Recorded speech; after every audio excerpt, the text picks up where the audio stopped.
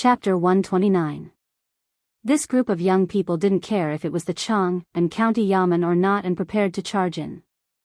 The Yamen runners at the entrance quickly stopped them. The Yamen is a restricted area. What do you want to do? Before he could finish his sentence, he heard a slap and felt a burning pain on his face. This Yamen runner was slapped by the young man in front of him. You, what about me? Get out of here. Call that bastard Cui Zhua out. That bastard. How dare he catch my brother? I'll skin him alive. The person who hit him was a burly young man. Beside him were two other young men who looked similar. Brother Chumo, why are you talking nonsense with them? Fight your way in and save Brother Zio. Another young man beside him shouted. Brother Yai, let's wait for Cui Zhua to come out first. After all, this is the Chang and County Yamen. If you fight your way in, aren't you afraid of being beaten by your parents? Another person beside him advised. The entrance of the Chang and County Yamen suddenly became very lively. The three brothers of the Qing family, Qing Chumo, his two younger brothers, Fang Ju and Fang's wife, and a group of children of the Tang dynasty. Du Ruhui's two sons, Du Go and Du He, Wei Zheng's eldest son, Wei Shuyu, Yuqi Jingda's twin sons, Yuqi Baolin and Yuqi Baoqi, Prince Consort Chai Xiao's son, Chai Lingguo, Niu Jinda's son, Niu Jingping. It could be said that most of the top playboys of the Tang dynasty's Xinguan era were gathered here. Some quick-witted Yamen runners immediately ran to the back hall of the Yamen. There were also Yamen runners who recognized Qing Chumo and the others and trembled in fear. Anyone would be afraid of such a group of top playboys in Chang'an. The reason why this group of playboys suddenly attacked the Chang and County Yamen was all because of Li Wangyu. Before he left to transport the grain, he roughly calculated the time and asked his beautiful superior to help him send an invitation to Qing Chumo, his brothers, and Fang Yai to visit the Li family in Dingzhou village. The invitation was sent 3 days ago by Su Changqin to the Qing residence and the Fang residence in Chang'an. The reason why invitations had to be sent 3 days in advance was an ancient Chinese custom. 3 days for inviting and 2 days for asking. In order to show respect to the guests, invitations must be sent out at least 3 days in advance.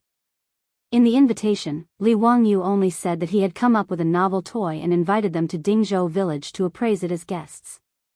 Originally, the invitation only invited the Qing brothers and Fang Yai, because in the Tang dynasty, Li Wangyu only knew these 4 foppish sons. Who would have thought that after Qing Chumo and his 2 brothers had eaten a pig slaughtering feast at Dingzhou village's Li family, they went around showing off, causing a group of dandy young masters to be very curious. In addition, Li Wangyu was now quite famous among the top nobles in Chang and city of the Tang dynasty. His poems and the incident at Zhang Liang's birthday banquet were all spread among the nobles, which made these playboys very interested in Li Wangyu. When they found out that Li Wangyu had invited the Qing brothers and Fang Yai to a banquet, this group of dandy young masters didn't care about etiquette and came uninvited. They followed the 4 of them to Dingzhou village in a grandiose manner, preparing to eat the rich. When the group of people arrived at the Li family, they saw Su Changqin coming out with tears on her face. She told them that Li Wangyu had been arrested by the Chang and County Yamen and was now imprisoned. It was unknown whether he was alive or dead. When Li Wangyu and the old villager went to the County Yamen to report, Niu Wu secretly followed behind them. He knew a bailiff at the County Yamen who had just received the news that Li Wangyu and the old villager had just been imprisoned by Magistrate Li. After Niu Wu confirmed that Li Wangyu had been imprisoned, he immediately rushed back to Dingzhou village on his horse. That was why Su Changqin had cried and complained. If Li Wangyu hadn't been imprisoned, they would have invited a big banquet as a way to bond. The beautiful superior's complaint was naturally an act. The reason why Li Wangyu had invited the Qing brothers and Fang Yai was to use the influence of these 4 top dandy young masters of the Tang dynasty to ferment the matter and at the same time protect himself. He and Su Changqin didn't expect that it wasn't just 4 dandy young masters who came, but a group of people. When the 3 Qing brothers and Fang Yai heard that Li Wangyu had been imprisoned, they immediately became anxious. They jumped on their horses, turned their horses around, and galloped towards Chang'an. The group of dandy young masters who came to join in the fun immediately followed. This kind of fun was what they liked the most. How could they not join in? When they arrived at the Chang and County Yamen, the previous scene happened. Cui Zhua, who had been informed by the bailiff, didn't even have time to put on his official uniform. He hurriedly ran out from the back hall of the Yamen and bowed to this group of dandy young masters while panting. "Greetings, young masters. May I ask what brings you to the Chang and County Yamen today?" In the Tang dynasty, not everyone could be called young master. Only the young nobles could be called young master. But this group of dandy young masters were all standard young masters. Although Cui Zhuo was a county magistrate above the 5th grade, he didn't have any prestige in front of this group of dandy young masters of the Tang dynasty. He even seemed a little humble. It wasn't his fault. In Noda's Chang and city, except for these dandy young masters' fathers, who wouldn't be afraid of these dandy young masters? Ching Chumo's loud voice roared, "Surnamed Shui, where is my brother? Let them out quickly, or I'll smash your county yamen today." Cui Zhuo was confused. Weren't the 3 Qing brothers in front of him? Were they the sons of Qing Yaojin's concubines? But why did they come to the Chang and County Yamen? "Child Chumo, did you make a mistake? My Chang and County Yamen wouldn't dare to catch the young masters of the Qing family." Cui Zhuo answered carefully. Qing Chumo said angrily, "It's Li Wangyu from Dingzhou village. He's my brother too. Let him out quickly, or I'll teach you a lesson." Fang Yai also stepped forward and grabbed Cui Zhuo's collar. "If Brother Zio loses even a hair in your county yamen, we'll smash your Chang and county yamen today." Cui Zhuo was about to cry. Damn it, he was threatened by a group of 1st and 2nd grade officials and the sons of the founding duke, and he still didn't know what was going on. He naturally knew about Li Wangyu. After returning from Dingzhou village that day, he asked around. After knowing about Li Jia Shaolang from Dingzhou village in Hu County, Cui Zhuo had long given up on finding trouble with Li Wangyu. He even wanted to mend the relationship between them. But after meeting him that day, he hadn't seen Li Wangyu again.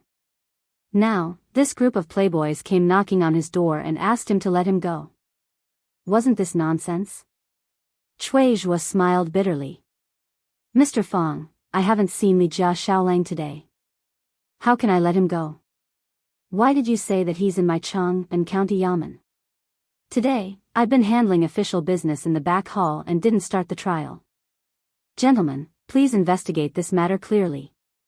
Is there a mistake in this matter?" Just as he was explaining that he didn't catch Li Wangyu, the Yamen runner beside him suddenly thought of something and his expression changed. The Yamen runner quickly moved to Cui Zhuo's ear and whispered a few words. However, Cui Zhuo's back was drenched in cold sweat. "Damned Officer Li. Are you trying to get me killed?" Chapter 130. The Yamen runner quietly informed Cui Zhuo that Chief Li had ordered them to lock up 2 people today. They seemed to be from Dingzhou village in Hu County. One of them was even the village chief of Dingzhou village. When Cui Zhuo heard this, large beads of sweat began to form on his forehead. It was almost certain that the 2 people locked up were Li Wangyu and the village chief of Dingzhou village. Nonsense. Who agreed to do this? Quickly go and ask Li Jia Shaolang to come out. Cui Zhuo urged. The Yamen runner received the order and immediately ran towards the county government prison. At this time, head warden Zhao had already returned from the county government prison. Because of a quarrel with his wife, head warden Zhao was in a bad mood. He wanted to teach the 2 new prisoners a lesson. Head warden Zhao led a few jailers to unlock the chains of Li Wangyu's cell and shouted at Li Wangyu, "You, come out."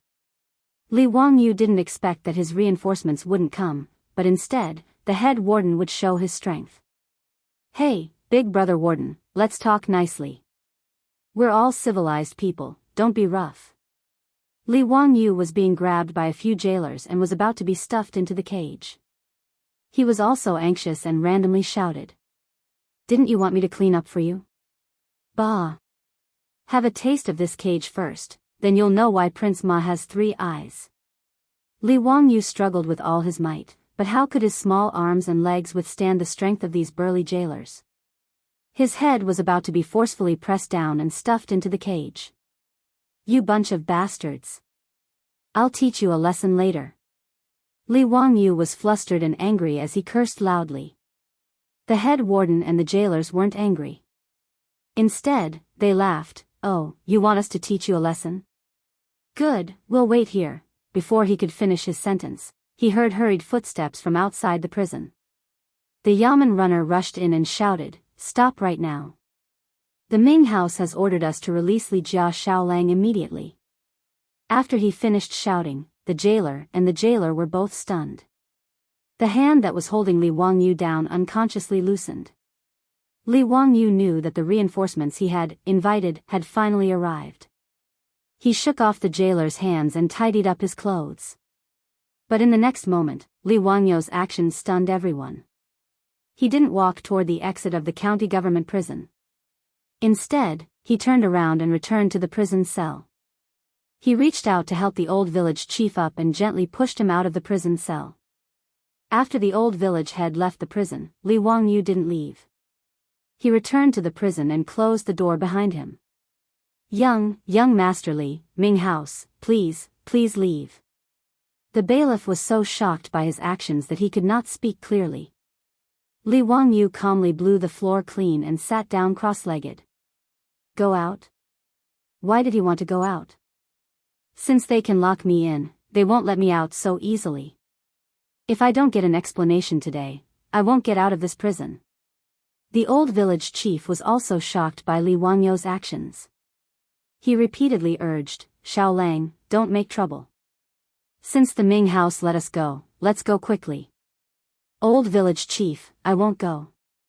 You go back first." "I'm fine.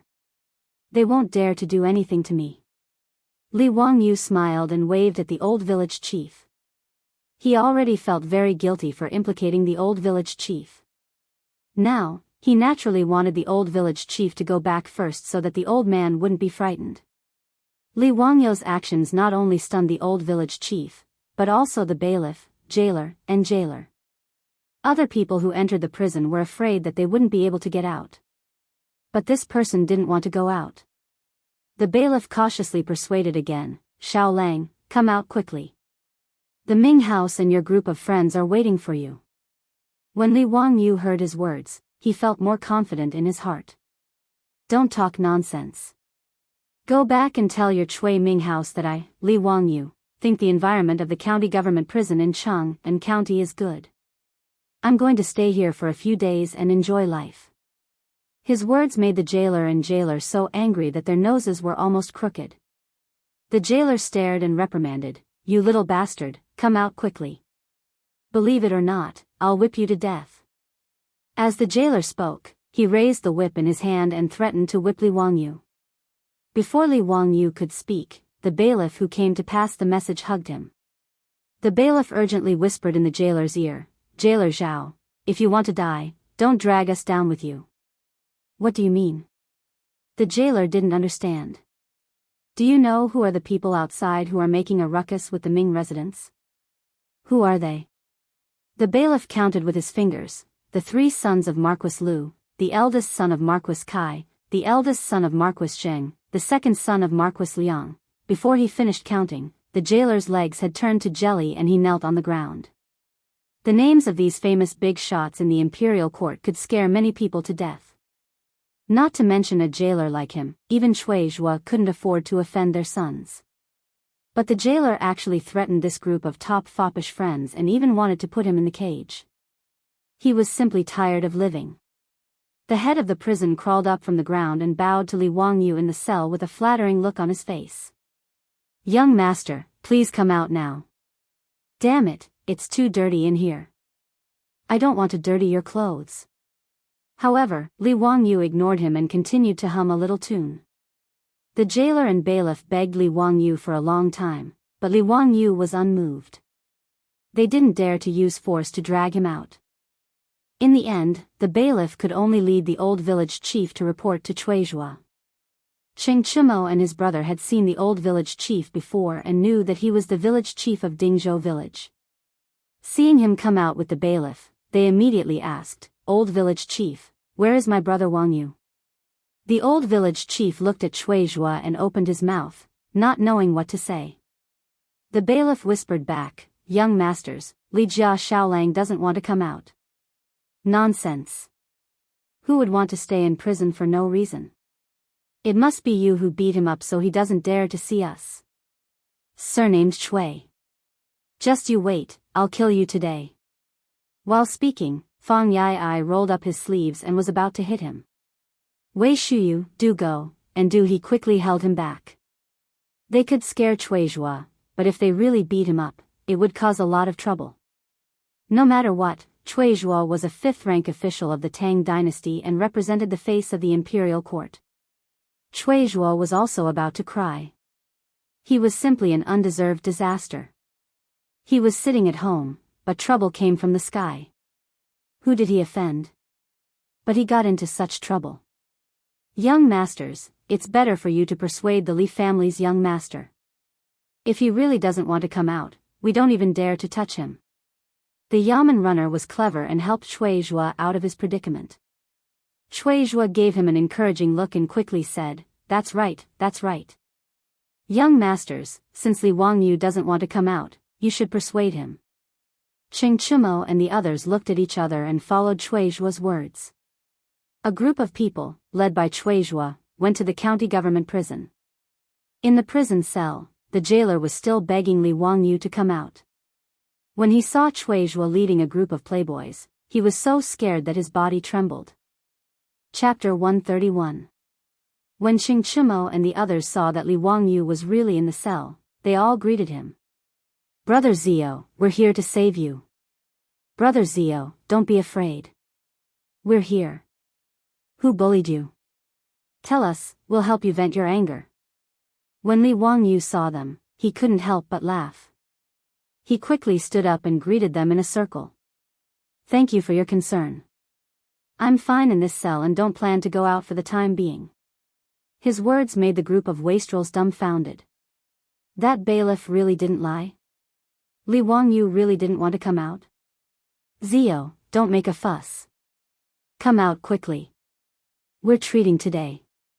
Let's go to Drunken Immortal restaurant and get drunk. Come, let me introduce you. This is Duke Zheng's eldest son, Wei Shuyu. This is... Qing Chumo pointed at Yuchi Baolin and the others and introduced them one by one. Li Wangyu was stunned. These were all sons of the top nobles of the Tang dynasty. Du Ruhui, Wei Zheng, Yuchi Jingda, Chai Shao, Niu Jinda, Qing Yao Jin, Fang Xianling. Li Wangyu felt a little dizzy. Did he go too far? Why did he only invite the Qing brothers and Fang Yai? Why did this group of people come in the end? He quickly greeted these wastrels. Everyone greeted each other courteously. The cell was as lively as a market. Cui Zhuo only felt a headache. He carefully said, Li Jia Shaolang, please come out of the cell. Today was all a misunderstanding. It would have been better if he didn't mention this.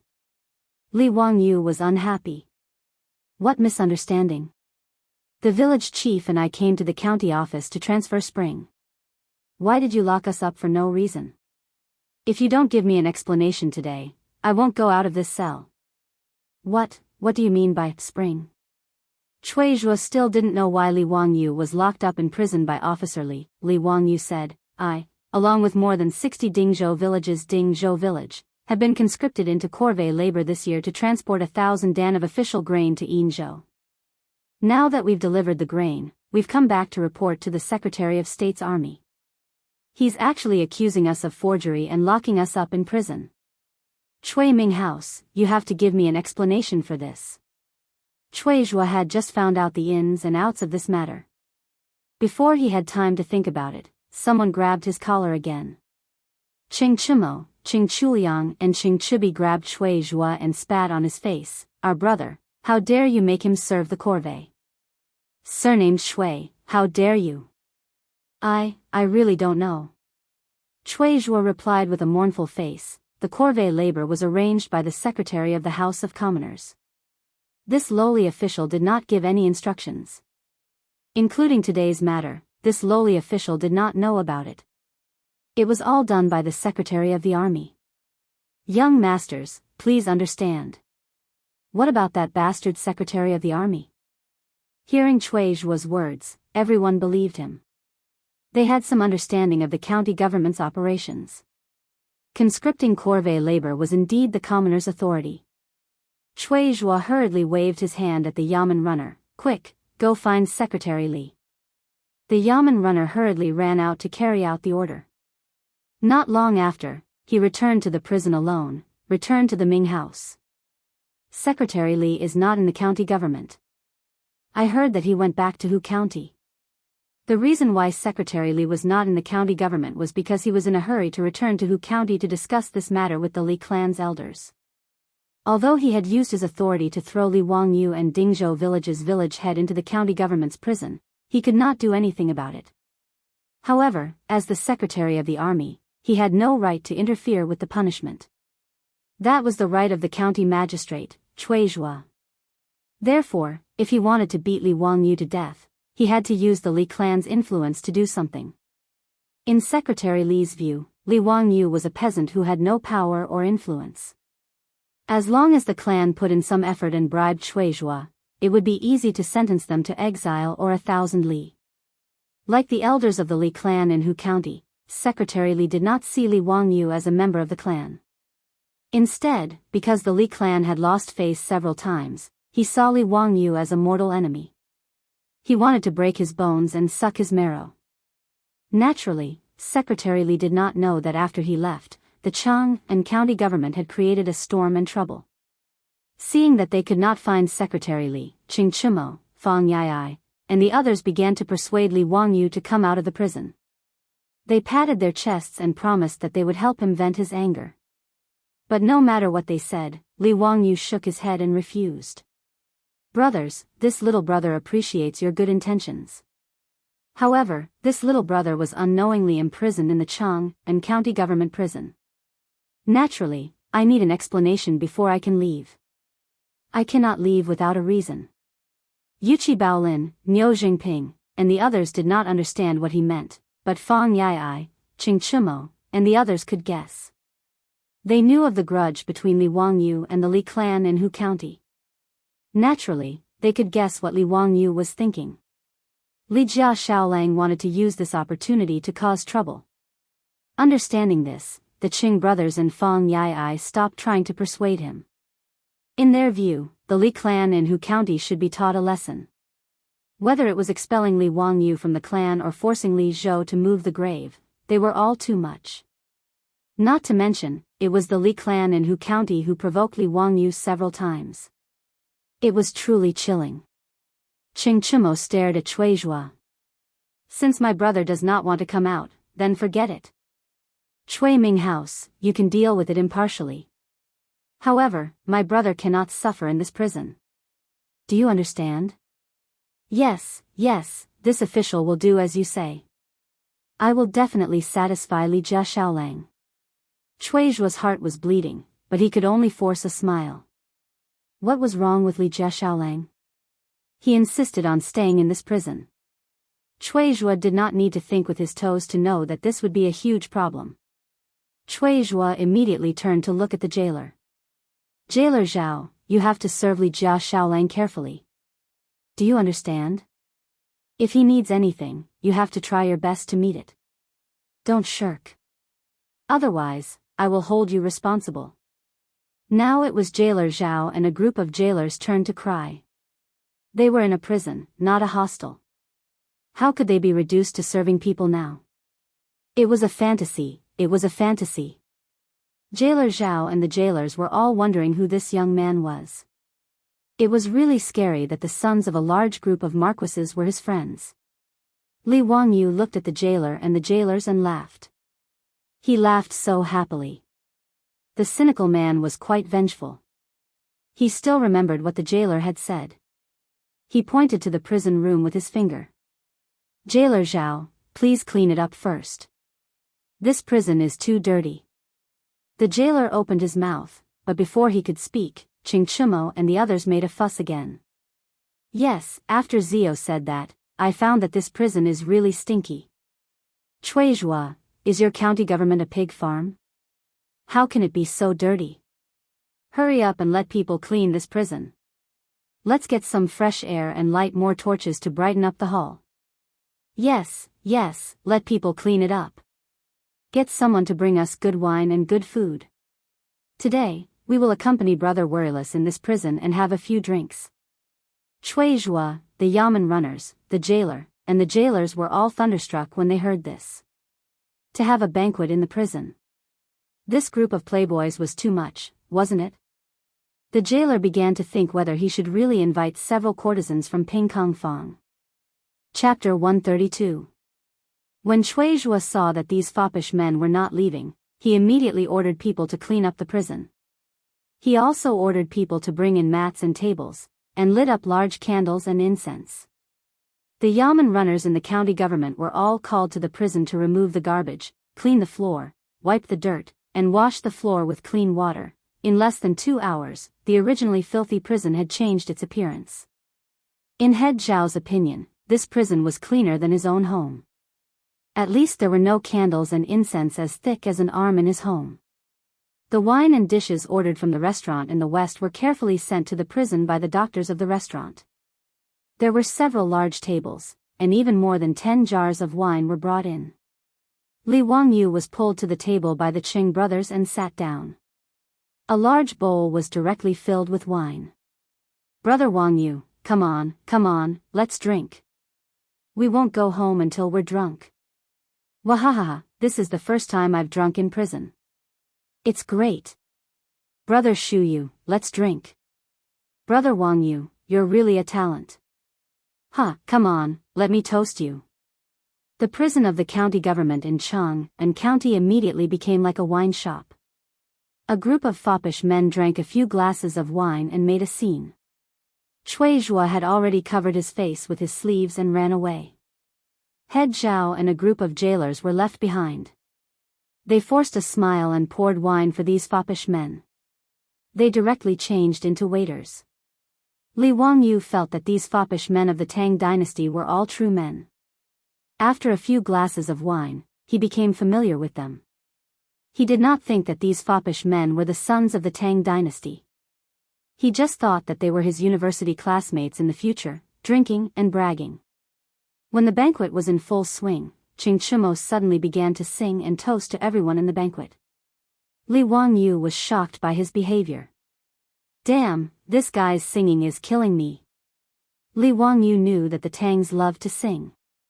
During the Tang dynasty, they digested and integrated the different styles of music and singing from the north and south, and also absorbed the music and singing culture brought by the Western barbarian merchants. Not only did the court music of the Tang dynasty form the famous Yi and Yan Yu 10 songs, but folk music also became colorful and vivid. But while other people enjoyed singing, Chingchumo's singing was deadly. However, Li Wangyu soon discovered that he was wrong. After Chingchumo took the lead in singing, everyone at the table also began to sing back. Apart from Wei Shuyu, Du Go, and Du He who were slightly better off, the others like Yuqi Baolin, Niu Jingping, and the others were the ones who were in a tragic state. Li Wangyu's face began to turn pale, and waves of nausea came from his heart. Before he could suppress the nausea caused by the ear-piercing noise, something even more shocking happened. Chai Lingwu was so happy that he pushed the table in front of him away. He stood up and started to twist his body and dance. Damn, not only was there a sound wave attack, there was also a King visual attack. Li Wangyu felt that his whole body was not good. Li Wangyu only felt that there were 100,000 alpacas galloping in his heart. He looked around to see if the others despised Chai Lingwu as much as he did. But he saw that this group of fops was actually watching with great interest. The Yuqi Baolin and Yuqi Baoqi brothers were all eager to have a dance competition with Chai Lingwu. Li Wangyu painfully held his forehead with his hand. These bastards, don't they have any sense of beauty? Actually, Li Wangyu was just curious because he had never seen anything like this before. The banquets of the Tang dynasty were all like this. Even when Pai Lupi hosted a banquet in the palace, it was also like this. Not only would the Pai Lupi dance in front of the crowd, but those dukes and ministers would also do the same. Under the influence of alcohol, this group of fops left the stage one after another. Niu Jinda's son, Niu Jingping, was injured when he was riding a horse in his early years. One of his legs was lame, so it was inconvenient for him to dance. He asked the jailer to find a drum so that he could play it to liven things up. Jailer Zhao's head was full of sweat. He hurriedly ran out to look for a drum, but he did not find it.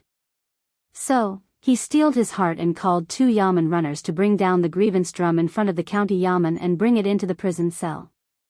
When Niu Jingping saw the drum, he was so happy that his back teeth were showing. He simply took off his clothes that were in the way and began to beat the drum with his bare upper body. Li Wangyu was completely dizzy. But he had to say, Niu Jingping's drumming was really good. The grievance drum was actually played with a strong rhythm by him, very much like the drumming of the later generations. When the impassioned drumming started, this group of fops who were drunk became even more excited. They took off their robes and bare upper bodies. They twisted their bodies and raised their arms, spinning and jumping. As they danced, their mouths made roaring sounds. Li Wangyu was grinning and laughing at the fop's ugly dance when he saw Ching Chumo flirting with him. No, he was waving at him. What does this mean? Does he want me to dance too? Help. Li Wangyu suddenly wanted to go home. He could no longer stay in the county yamen of Chang and County, being stared at by a group of fops. Li Wangyu had no choice but to brace himself and stand up. Anyway, if they were to lose face, they would all lose face together. Besides Jailer Zhao and the jailers, there was no one else in the prison.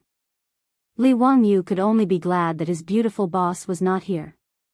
Otherwise, she would laugh at him to death. Li Wangyu did not know how to dance this kind of dance in the Tang dynasty. He simply threw caution to the wind and sang in his heart along with Niu Jingping's drumming, "My dad just killed him, just killed him." Uncle Bird's horse-riding dance crossed more than 1,300 years and arrived in the land of the Tang dynasty ahead of time. He straightened his back, leaned back slightly, spread his arms and made a walking with wind posture, crossed his arms in front of him and made a controlling the reins posture. At the same time, he got into a horse stance and began to shake his legs up and down along with the rhythm of the drumming. Li Wangyu's horse-riding dance immediately attracted the attention of the group of fops in the prison. Li Jia Xiaolang's dance seemed to be very moving. A moment later, the group of fops all changed to a horse-riding dance. They shouted along with Li Wangyu, "My dad just killed him, just killed him." After the horse-riding dance, Li Wangyu's drunkenness kicked in. In his excitement, he simply grabbed the drumstick in Niu Jingping's hand and beat the drum himself. As he beat, he loudly sang the song, "Loyalty to the Country." When the smoke of war rises, the mountains and rivers look to the north, the dragon rises, the horse neighs, the sword is like frost, the heart is like the yellow river, the water is boundless, who can resist 20 years of freedom? Where is the long sword of hatred? How many loyal brothers and sisters are buried in other homelands? After Li Wangyu finished shouting the lyrics, the passionate lyrics stimulated the group of noble disciples and made them feel their blood boiling. One after another, they began to shout and sing along with Li Wangyu. Li Wangyu became more and more excited and beat the drum with more and more strength. Finally, under Li Wangyu's heavy hammering, the drum could not bear the burden and broke with a crash. Chapter 133. The banquet in the prison of Chang and County finally came to an end. The group of foppish lords were all drunk. They were helped out of the prison by the bailiffs and sent back to their own mansions. Under the care of head warden Zhao and the jailers, Li Wangyu lay down comfortably on the brand new bedding and fell into a deep sleep. In his prison cell, not only did Shui Zhuo get someone to bring in new bedding, even the bed was moved in. Mats were even laid out and a few tables were placed on the table. This was comparable to the treatment in a hostel, or even better. At least there would be no guests sleeping in the hostel. There was also a group of jailers standing guard outside. While Li Wangyu was sleeping soundly with the foppish lords, Pai Lupi was discussing state affairs with Zhang Sun Wuji, Fang Xianling, Du Ruhui, and a group of important officials in the court. Only a few officials could enter the Yin and Yang palace to discuss state affairs with Pai Lupi. Therefore, they behaved casually. The relationship between the emperor and his officials in the Tang dynasty was not as strict as it was in later dynasties. There was a clear hierarchy. When the officials went to court, they all knelt in the main hall. When it came to the Song dynasty, they had to stand. There were no seats. When it came to the Tata Qing dynasty, they had to kneel. This was the so-called sitting in the Tang dynasty, standing in the Song dynasty, and kneeling in the Qing dynasty. In the Yin and Yang palace, Pai Lupi and the officials sat even more casually. They could sit cross-legged or even ask the chamberlain to bring them a table so that they could lean against it. Li Er was an emperor who treated his officials well. As for Qing Yao Jin, Li Jing, and the other founding generals, he did not set fire to the celebration building, nor did he give up military power with a cup of wine. It could be said that he was a broad-minded emperor. While they were discussing state affairs, a chamberlain quietly walked to Pai Lupi and whispered something in his ear. Pai Lupi could not help but grin. Xianling, Ruhui, you should hear about this. Pai Lupi gestured to the chamberlain, indicating that he should tell them. The eunuch bowed to the officials and then told them what had happened in Chang and county. When Fang Xianling and Du Ruhui heard that their son actually followed a group of playboys to make a scene in the county government, their faces couldn't help but twitch a few times. Fang Xianling and Du Ruhui hurriedly stood up and bowed to Pai Lupi. Your Majesty, I am ashamed of my incompetence. Pai Lupi smiled and waved his hand. They're just a bunch of young men. It's not worth getting angry over. Why did they make a scene at the Chang and county yamen? The latter question was directed at the eunuch. The eunuch hurriedly replied, Your Majesty, it's because Li Wangyu from Hu County was imprisoned in Chang and county. That's why they went to cause trouble and demanded Shui Ming House to release him. Fang Xianling and Du Ruhui, who were originally a little embarrassed, looked at each other when they heard the attendant's words. They were no longer anxious and sat back down. Everyone, including Zhang Sun Wuji, looked at Pai Lupi. Li Wangyu again? Why was he imprisoned in Chang and county? Pai Lupi coughed dryly and was about to ask about the situation when he heard the eunuch outside the hall announcing loudly, Her Highness the Empress is here. The Empress of the Tang dynasty was called Her Highness, not the Empress in the later TV series. Her Highness referred to the palace. Empress Zhangsun lived in the Lijiang Hall, so she was called Her Highness. Pai Lupi didn't have time to talk about this matter. He hurriedly stood up and ran to welcome his wife. The two were deeply in love and were a couple when they were young. Empress Zhangsun married Pai Lupi when she was 13. She gave birth to 2 sons and 1 daughter for Pai Lupi. The eldest son, Li Qingxian, was the crown prince of the Tang dynasty. Empress Zhangsun's position in Pai Lupi's heart was far beyond that of the concubines in the harem. Pai Lupi carefully supported Empress Zhangsun, who was 5 to 6 months pregnant, into the Yin and Yang palace. All the officials, including Zhangsun Wuji, bowed and greeted her. He asked the eunuch to bring a cushion and helped Empress Zhangsun to sit down. Pai Lupi then smiled and asked, Why is Guanyin maid here? You are pregnant. If there is anything, just ask the eunuch to tell me. Erlang, it's not the first time I'm pregnant. I'm not so delicate. The doctors at the Shangyao Bureau also asked me to move around more. Empress Zhangsun smiled and said, I cooked white dragon fish. Thinking that you are all discussing state affairs, I'm afraid you are all hungry. So I brought some for you all to try. She waved her hand and the eunuchs brought a bowl of fish soup to Pai Lupi and the officials. White dragon fish soup was made with mandarin fish. It was very fresh and thick and was the favorite of the Tang people. Thank you, Your Highness. I haven't tasted this white dragon fish soup for many years. Today, I'm basking in His Majesty's glory. Zhangsun Wuji teased. As his sister, Empress Zhangsun had a very good relationship with him. Big brother, can't you shut your mouth with food? Empress Zhangsun pretended to be angry. Pai Lupi didn't participate in the matters between the siblings. He only indicated for Fang Xianling and Du Ruhui to eat the fish soup. The fish soup had to be eaten while it was hot. It would be more fishy when it was cold. Erlang, I overheard the eunuch say that Li Jia Shaolang of Hu County was imprisoned by the Chang and county government. Why is that? Empress Jiangsun suddenly asked. Pai Lupi also didn't know the situation. He looked at the eunuch who came to report and asked him to explain the situation to everyone. The 100 Horsemen Department reported that 12 days ago, the secretary of the Chang and county government ordered Dingzhou village of Hu County to be transferred to Yinzhou warehouse in spring. Li Wangyu was also in the list of Dingzhou village. The eunuch bowed his head and reported. The 100 Horsemen Department was an organization set up by Pai Lupi after he ascended the throne. It was used to monitor the world. The eunuch was responsible for passing on information from the 100 Horsemen Department to Pai Lupi. Pai Lupi suddenly frowned and interrupted, "Wait, that boy from the Li family, I remember that he just turned 16. Why would the secretary of the Chang and county government order him to serve in the corvée?"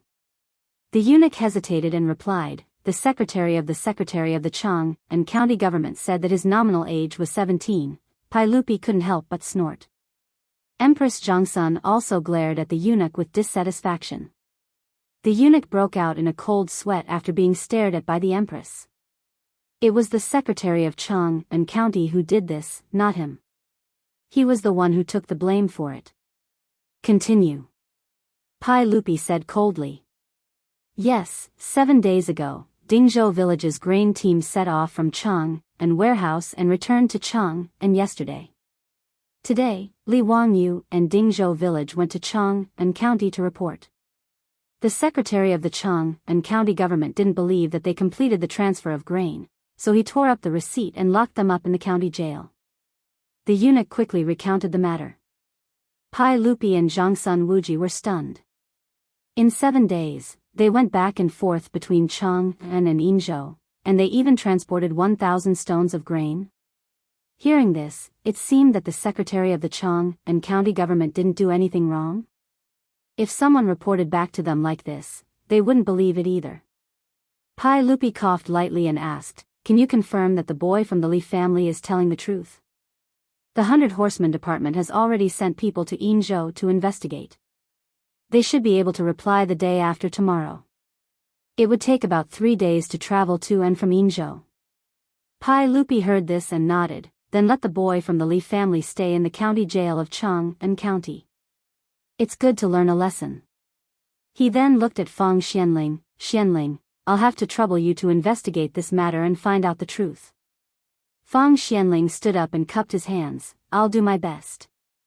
Empress Jiangsun said with dissatisfaction, "Erlang, no matter what, Li Jia Shaolang is only 16 and hasn't turned 20. His parents are dead and he's very pitiful. How can you throw him in the jail like this? How can he suffer such inhumane torture?" She didn't know that Li Wangyu wasn't suffering in the jail, but was very satisfied. Chapter 134.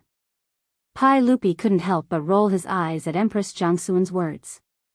He didn't know that ever since she saw the drunken Li Wangyu at the waterside pavilion, Empress Jiangsun had developed an inexplicable desire to protect him. In addition, eldest Princess Changel also felt that Li Wangyu's brother was very interesting. After returning to the palace, she couldn't forget about him. This made Empress Jiangsun even more fond of him. If it wasn't for Li Wangyu's drunken recitation of poems, she would have already summoned Li Wangyu to the palace and taught him a lesson. Okay, I will send someone to tell Chang and county not to make things difficult for that Li family boy. If that little bastard really lied, I won't forgive him." Pai Lupi felt his teeth itch when he talked about Li Wangyu. Jiangsun Wuji and Fang Xianling looked at each other with smiles in their eyes. In the eyes of this group of court officials, Li Wangyu was pretending to be smart. He wanted to get away with it because he was dissatisfied with the county yamen listing him as a servant. But regardless of whether the Secretary of State of Chang and county did the right thing or not, it was a big mistake to lie about the grain transportation mission. However, for the sake of Li Heir and Empress Jiangsun's face, Fang Xianling only planned to investigate clearly and raise him high before gently putting him down and teaching him a lesson. As for the Secretary of State of Chang and county, it was obvious from Pai Lupi's snort that he wouldn't be able to get away with it. Pai Lupi didn't even mention that the group of bastards, including his second son, caused a scene at the Chang and County Yamen. Fang Xianling naturally wouldn't ask for a snub and punish this group of foppish sons. Of course, after returning home, whether Fang Yai would receive intimate care from his father was another matter. While Li Wangyu was still sleeping soundly in the prison, the Chang and County Yamen received a message from the palace. He told them to keep a close eye on Li Wangyu and not to release him or humiliate him. Once the Duke of Wei, the left servant of the minister of Shangshu, and Fang Xianling found out the truth, they would deal with him separately. Originally, Cui Zhuo wished he could send Li Wangyu out as if he were the plague because of the playboys' quarrel. In the end, now that His Majesty had given the verbal order, they could not let him go. Instead, they had to treat him like an ancestor. Cui Zhuo was upset, so he could only send the Yamen runner to the prison to pass a message to jailer Zhao, instructing him to serve Li Jia Shaolang well. Listen to these words and serve him well. After prison head Zhao heard the Yamen runner's words, he felt like dying. Even the saint had spoken. How was he supposed to live? He was the head of the prison, not a servant who sold himself. However, even though he was cursing in his mind, his body was very honest. Li Wangyu slept soundly through the night after drinking. When he woke up, prison head Zhao and a group of jailers were already waiting outside the prison cell. Some were holding copper basins and towels to wash his face, some were holding bronze mirrors, some were holding food boxes, which contained the exquisite breakfast that Cui Zhuo had ordered people to buy, some were holding teapots for drinking water, and some were even considerately filled with warm water. Li Wangyu stood up and looked at the lineup. He quickly rubbed his eyes to make sure that he was not seeing things and could not help but feel happy. It seemed that Qing Chimo and the others had come to make a big fuss, and it was really effective. He did not know that this matter had already been made known to Pai Lupi. He thought that prison head Zhao and the others were just afraid of Qing Chimo and Fang Yai's despotic power. He accepted the attentive service of the jailers with a clear conscience. After washing up, a jailer immediately took out a comb from his pocket and helped him comb his messy hair. On the side, prison head Zhao was busy putting food on the table and asked him to take a seat. Seeing that the jailer's attitude was so humble, Li Wangyu naturally did not want to bother with them about the unpleasantness when he first entered the prison. After eating breakfast, he was bored, so he simply asked the jailers to find him some books to read to pass the time. However, the ancient books of the Tang dynasty were really obscure and difficult to understand. Moreover, there were no punctuation marks. Just reading the books gave him a headache. Li Wangyu flipped through a few pages of the books and then threw the books aside, thinking about how to pass the time. In his mind, this matter should be solved soon. Since it had already come to this point, Cui Zhuo should not deal with the Li clan's Minister of Civil Affairs, right? He did not know that the matter had already been blown out of proportion, and now Cui Zhuo could not make the decision. Only Fang Xianling could personally handle the case. Feeling bored, Li Wangyu suddenly thought of what he should do. He asked jailer Zhao to find him some cardboard and mulberry paper. He cut them into pieces of paper of suitable size. Then he asked jailer Zhao to find him a map of Chang and market. He asked for a pen and ink. Then he started to write and draw on the cardboard. Prison head Zhao and the jailers were curious about what Li Jia Shaolang was doing. They stretched their necks and looked at him for a long time, but they did not understand what he was writing and drawing. They only saw a row of grids on the cardboard, and the names of Shi Market, Dong Market, Ping Kong Market, Chongren Market and so on were written on it. After drawing on the cardboard, Li Wangyu picked up the cut mulberry paper and began to write and draw on it. This made the jailers even more confused. What do you mean by 1 stroke, 10 strokes, and 100 strokes? If the beautiful boss was here, she would immediately cry out, Monopoly. Yes, Li Wangyu was bored and was making a game of Monopoly. When he was a child, there was no computer version of Monopoly. For a long time, the board game of Monopoly was popular. However, Li Wangyu did not have the money to buy it at that time, so he simply borrowed a Monopoly from a classmate and made one himself with cardboard and paper. This left a deep impression on him. But now in the Tang dynasty, the original names on the Monopoly board were not suitable. Therefore, Li Wangyu simply asked for a map of Chang and market and used the names of the markets to replace the names of the land on the original map. As for the paper money, he replaced it with a pair of copper coins.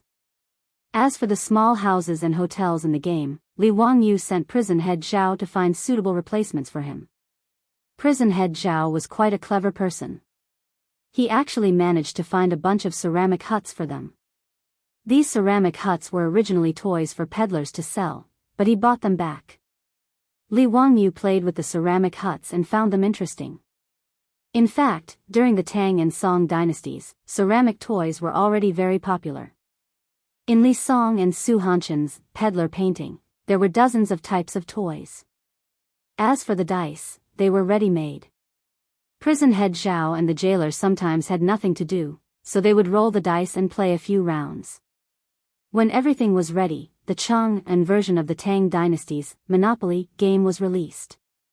Li Wangyu called prison head Zhao and the jailers to his side and taught them in detail how to play Monopoly.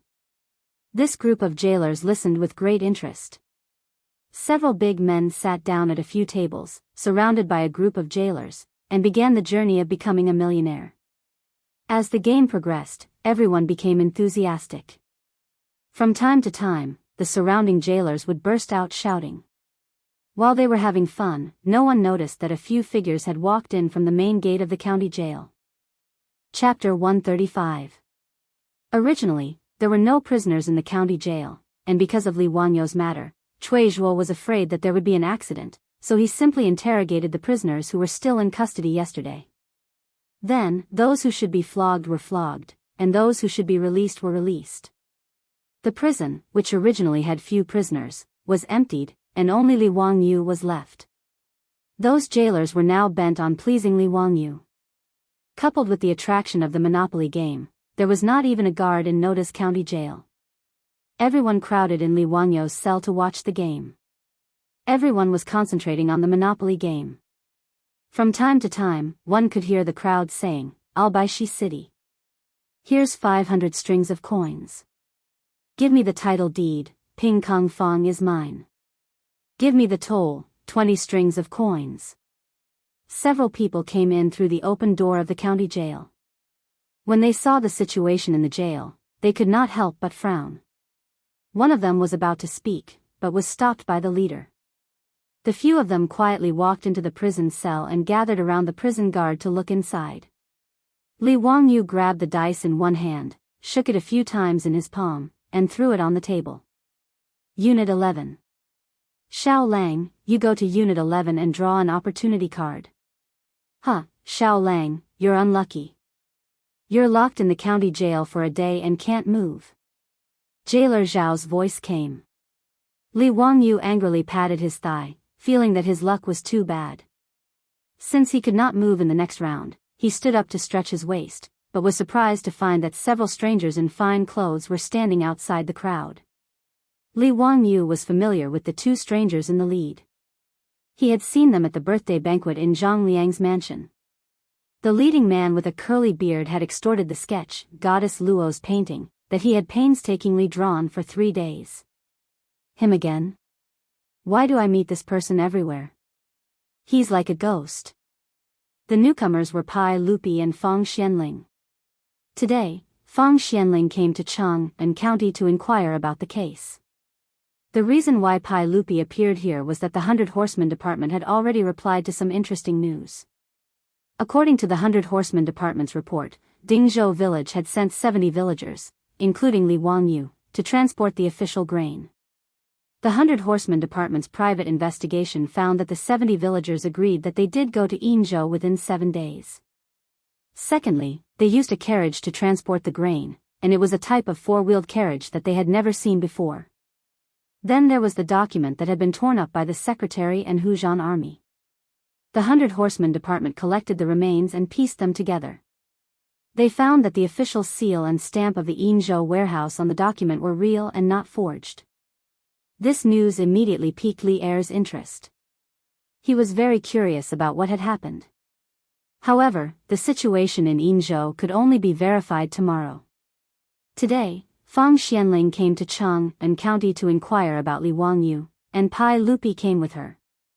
The two of them did not inform Chuizhua. They only brought a few guards and broke into the prison of Chang and County. Unexpectedly, there was no one guarding the prison, and the door was wide open.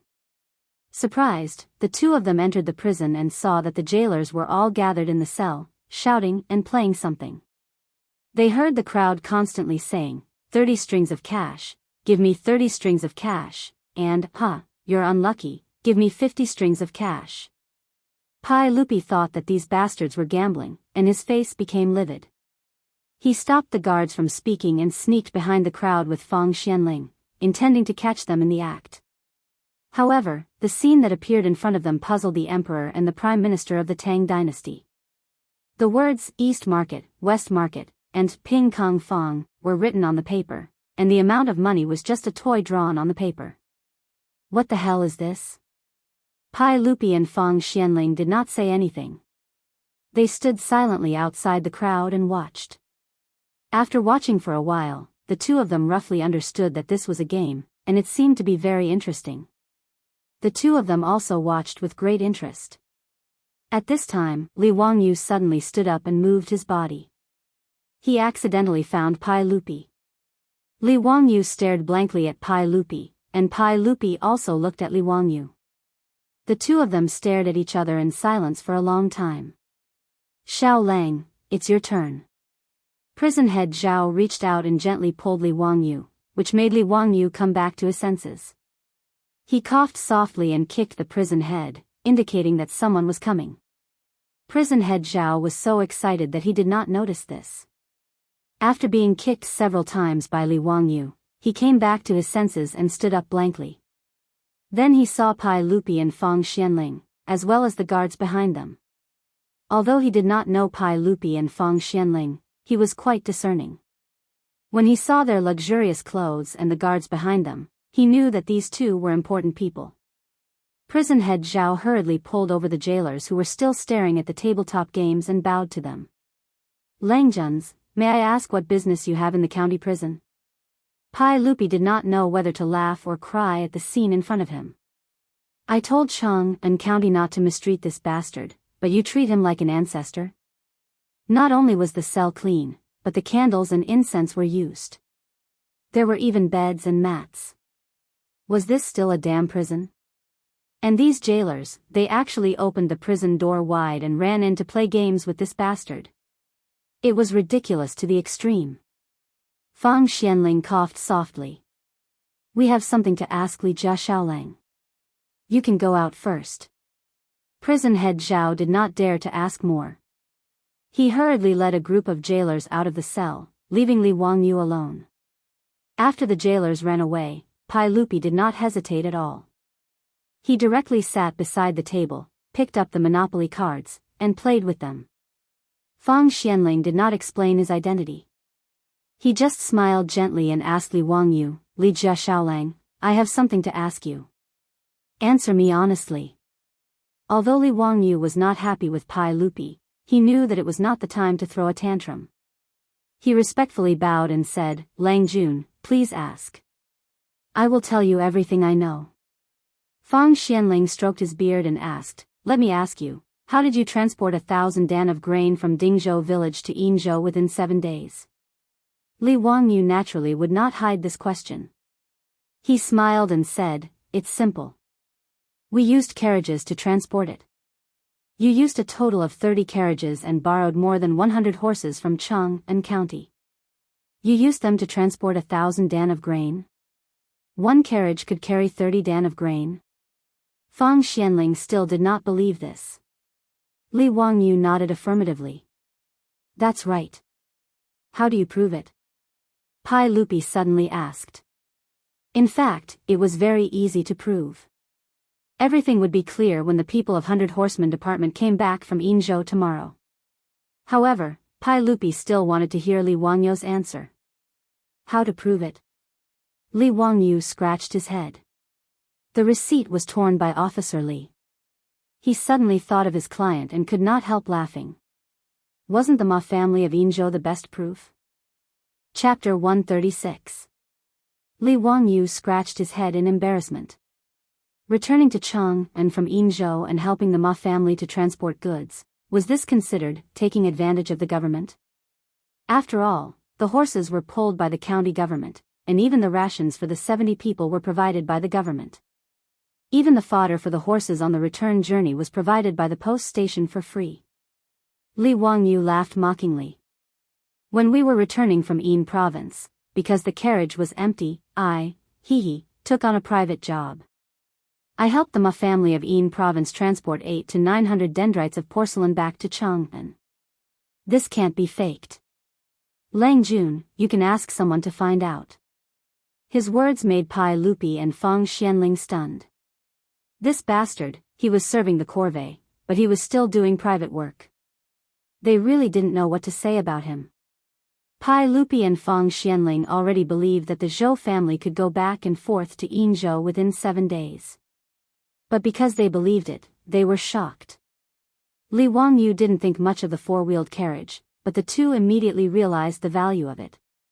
Fang Xianling immediately reached out and summoned a guard. She whispered a few words and asked him to go to the Ma family in Shi City to verify the truth of Li Wangyu's words. Fang Xianling asked again, Li Jia Xiaolang, is this four-wheeled carriage your work? Li Wangyu nodded embarrassedly and said, yes, I was forced to do the task of transporting grain by the county government, so I suddenly had the idea to make it. How much weight can this carriage carry? What's the speed? It has 4 horses and 2 coachmen.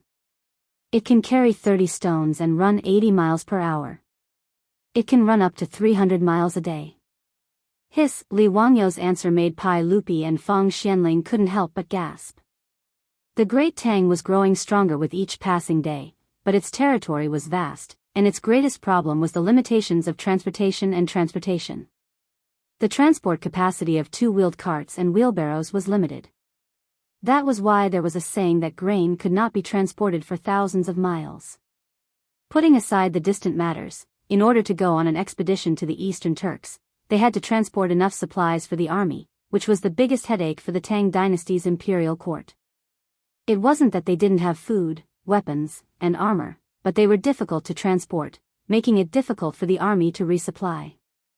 Moreover, as the Tang dynasty gained more and more land, the transportation difficulties also led to a decline in the actual ruling power.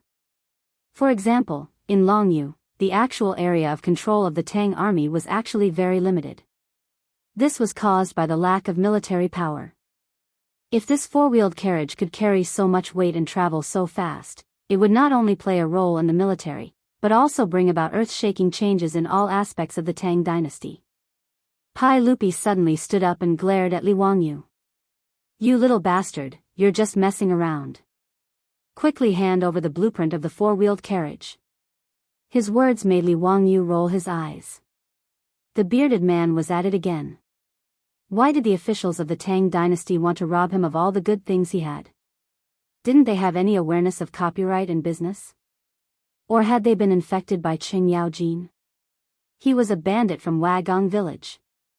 Li Wangyu cupped his hands and said, I can give the blueprint of the four-wheeled carriage to the imperial court, but I have a condition.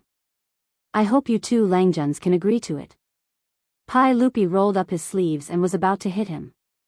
He really didn't treat Li Wangyu as an outsider now. This tired guy was simply a treasure given to the Li clan by God. Therefore, the more he didn't treat Li Wangyu as an outsider, the more impolite he was and directly put on the attitude of an elder.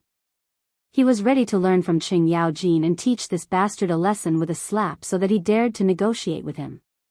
Seeing that the bearded man was about to hit him, Li Wangyu quickly hid behind Fang Xianling and shouted, a gentleman uses his mouth, not his fists. Let's talk nicely. Fang Xianling didn't know whether to laugh or cry at this uncle and nephew pair. Speaking of which, Pai Lupi should be regarded as Li Wangyu's distant uncle. Their relationship hadn't gone beyond the 5 generations. The 5 generations included the male descendants and their spouses from the great ancestor to the great ancestor. The 9 generations from the great ancestor to the great ancestor were usually called the 9 clans of the clan. Li Wangyu's father, Li Zhou, and Pai Lupi were cousins. Pai Lupi was Li Wangyu's 4th uncle, and Li Wangyu was Pai Lupi's 2nd nephew. As the saying goes, relatives don't go beyond the 5 generations. If they went beyond the 5 generations, they really weren't relatives. However, Pai Lupi knew this, but Li Wangyu didn't know that the bearded man in front of him was his uncle, Li Shimin, the emperor of the Tang dynasty. Fang Xianling grabbed Li Wangyu and said, "Xiao Lang, tell us, what are your conditions?" Li Wangyu confirmed that Pai Lupi wouldn't hit him for the time being, so he replied carefully, "Hey, I don't ask for much. Just give me Chang and city." His words almost made Pai Lupi and Fang Xianling faint. How could this guy say that? Give him Chang and city? Pai Lupi began to roll up his sleeves again. This bastard, I can't let him go without beating him. When Li Wangyu saw that Pai Lupi was about to roll up his sleeves again, he knew that he didn't make it clear. He hurriedly explained, "I'm going to organize the people in the village to use 4-wheeled carriages for transportation. What I mean is that I'll be responsible for the transportation of the merchants in Chang and city." Pai Lupi stared at him and said, "Make it clear. I'll use the blueprint of the 4-wheeled carriage in exchange for the concession in Chang and city. All the merchants in Chang and city who want to use 4-wheeled carriages to transport goods can only find the 4-wheeled carriages of our Dingzhou village. What do you think?" Li Wangyu asked carefully. Chang and city was the most prosperous and affluent place in the Tang dynasty. As long as the 4-wheeled carriage transportation business in Chang and city belonged to him, wouldn't he make a lot of money? Pai Lupi understood his plan and his expression eased a little. However, he still snorted coldly and said, "Humph, you don't want to make progress. Since you're so talented, why don't you take the exam and become a scholar? You think about these merchants every day. You're really a disgrace to your parents." His words made Li Wangyu dislike him even more. "Who are you? Are we close? How dare you scold me in such an elder tone? My parents didn't give me any advice before they passed away. They only left me with a debt of $2 million. Why can't I make money with my own ability? I don't steal or rob. It's better than someone who takes other people's things, right?" Li Wangyu was implying that Pai Lupi stole his 4-wheeled carriage blueprint. Pai Lupi was so angry that he almost went berserk again. When Fang Xianling saw that the uncle and nephew were going to quarrel again, he hurriedly said, "Xiao Lang, your condition." He stole a glance at Pai Lupi and saw him nod slightly. He continued, "I can agree to your condition. Give me the blueprint of the 4-wheeled carriage." Seeing that he agreed, Li Wangyu hurriedly asked, "May I ask who you are, Lang Jun? Will the imperial court approve of what you've promised?" Fang Xianling stroked his beard and laughed, My surname is Fang and my name is Xianling. I'll be the left servant of the minister." "Xiao Lang, do you think this will count?" "Fang Xianling? The prime minister of the Tang dynasty? Fang Yi loves his father?"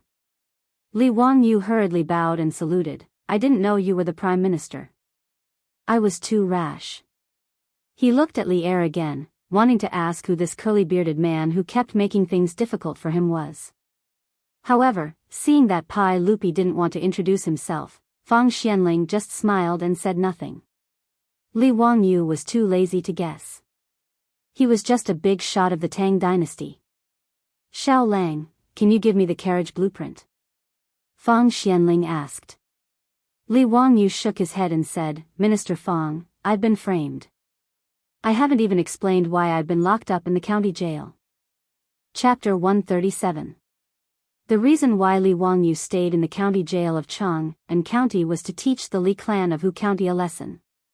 The sudden appearance of Fang Xianling and the bearded man gave Li Wangyu a clear signal that his matter had been known by the officials of the imperial court. Although Li Wangyu didn't know why such a small matter would alarm Fang Xianling, he had to seize this rare opportunity. He did so many things just to make a big deal out of it. Even the prime minister of the Tang dynasty came out. This matter was big enough. When Li Wangyu mentioned that he was wrongly imprisoned, Fang Xianling hesitated a little. He had a general understanding of this matter. It was basically certain that the Li clan of Hu County was behind it. They wanted to frame Li Wangyu and the villagers of Dingzhou village. He and Pai Lupi also knew the cause of this matter through the report of the 100 Horsemen Department.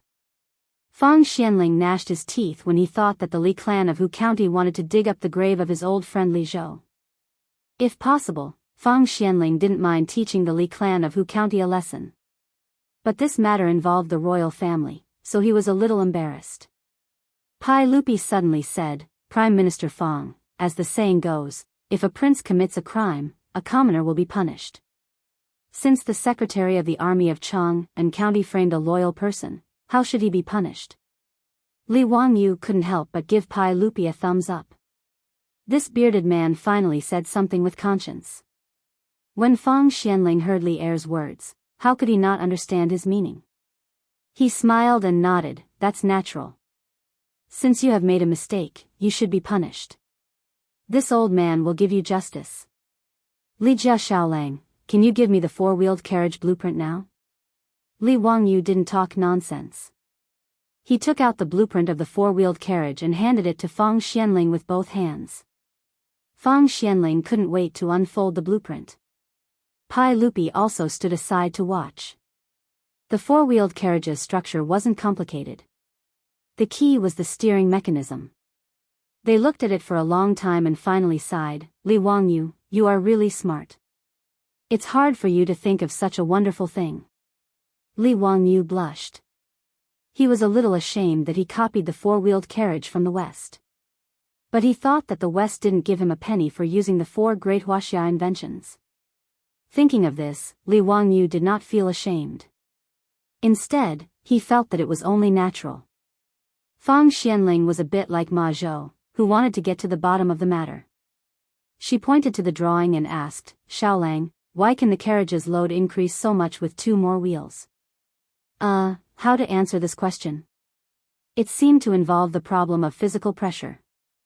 4 wheels were more uniform than 2 wheels, so the pressure on the ground was less, so it was easier for the horse to drag it. In addition, the load of the wheels was not borne by the horse. The horse could pull the carriage with all its strength. It seemed to be the truth. Li Wangyu, a second-rate liberal arts student, could only explain it in this way. But how could he explain to Fang Xianling what pressure was? Li Wangyu blinked for a long time and finally said, "A horse has 4 legs, and it runs faster than a man with 2 legs. It's the same principle." He was being unreasonable. Why didn't he say that a turtle also had 4 legs? Fortunately, Fang Xianling didn't really want to do scientific research, so she didn't continue to ask this question. "All right, Li family's young man, you should go home now. Minister Fang, when will you give me the Chang and four-wheeled carriage franchise?" Li Wangyu didn't hurry to leave and asked hesitantly. Pai Lupi's eyes widened again. Fang Xianling quickly replied, "Are you still worried that I won't keep my word? Tomorrow I will ask someone to send you the documents. You can rest assured now, right?" "Thank you, Minister Fang." I thank you on behalf of the 127 villagers of Zhou village." Li Wangyu bowed deeply again. "Well, you exchanged this with the blueprint. There's no need to thank me. I should thank you on behalf of the people of the Tang dynasty." Fang Xianling patted the blueprint in his hand and sighed with emotion. With this 4-wheeled carriage, the Tang dynasty could reduce the number of villagers and save a lot of food and horses. This was a great contribution for 1,000 years. Li Wangyu saw that he had achieved his goal. He was afraid that Su Changqing would worry about him at home, so he bowed to Fang Xianling and Pai Lupi and left the county jail. Seeing that Li Wangyu was finally leaving, Head Zhao and the jailers almost burst into tears. This ancestor was finally leaving. Head Zhao decided that after today's shift, he would go to the temple to burn incense and thank Buddha for his blessings. Li Wangyu just walked 2 steps out of the county office when he unexpectedly saw Niao Wu squatting in front of the county office. "Erlang, why are you here?" Li Wangyu asked curiously. Did Niao Wu know that he was going home today? Niao Wu was overjoyed when he saw him coming out of the county office. He quickly ran to him and said, "Madame Su was worried about you, so she asked me to wait for you outside the county office." "Lang Jun, has everything been settled?" "Yes, everything is done. This time there was an unexpected gain. Let's go home and talk about it." Niao Wu brought 2 horses from home. They mounted the horses and slowly went to the illustrious Virtue Gate. Pai Lupi and Fang Xianling appeared in front of the county office. Looking at Li Wangyo's back, Fang Xianling suddenly said in a low voice, "Your Majesty, we owe this child a lot." The emperor of the Tang dynasty had a complicated look on his face, but he nodded silently and did not say anything. As for Li Wangyu and Niu Wu, after exiting the city gate, they rode their horses and rushed back to Dingzhou village in 2 hours. When they just entered the village, a sharp-eyed villager saw Li Wangyu on horseback and immediately shouted, Li Jia Shaolang is back. Muramasa, come quickly, Li Jia Shaolang is back. More and more villagers gathered around and bowed to Li Wangyu. Some excited villagers even knelt down and kowtowed to Li Wangyu. The villagers of Dingzhou village all knew in their hearts why Li Wangyu was arrested and thrown into the county Yamen prison. Now that they saw him out of prison, they were truly grateful for everything Li Wangyu had done for the village. Li Wangyu also felt a fire burning in his heart and was very touched to be remembered by the villagers like this. However, Li Wangyu also felt embarrassed that so many people knelt to him. He quickly jumped off the horse and helped the villagers up. "What are you doing? You're too kind. Please get up, get up." The old Muramasa also rushed over when he heard the news. He excitedly grabbed Li Wangyu and said, "Shaolang, it's good that you're back. It's good that you're back. If you didn't come back, I was going to take everyone to beat the drum." The villagers surrounded Li Wangyu for a long time before they finally let him go home. Li Wangyu remembered what Fang Xianling had promised him today. He quickly grabbed the old Muramasa and said, "Muramasa, come to my house. I have something to discuss with you." Chapter 138. Li Wangyu's return also made the beautiful boss breathe a sigh of relief.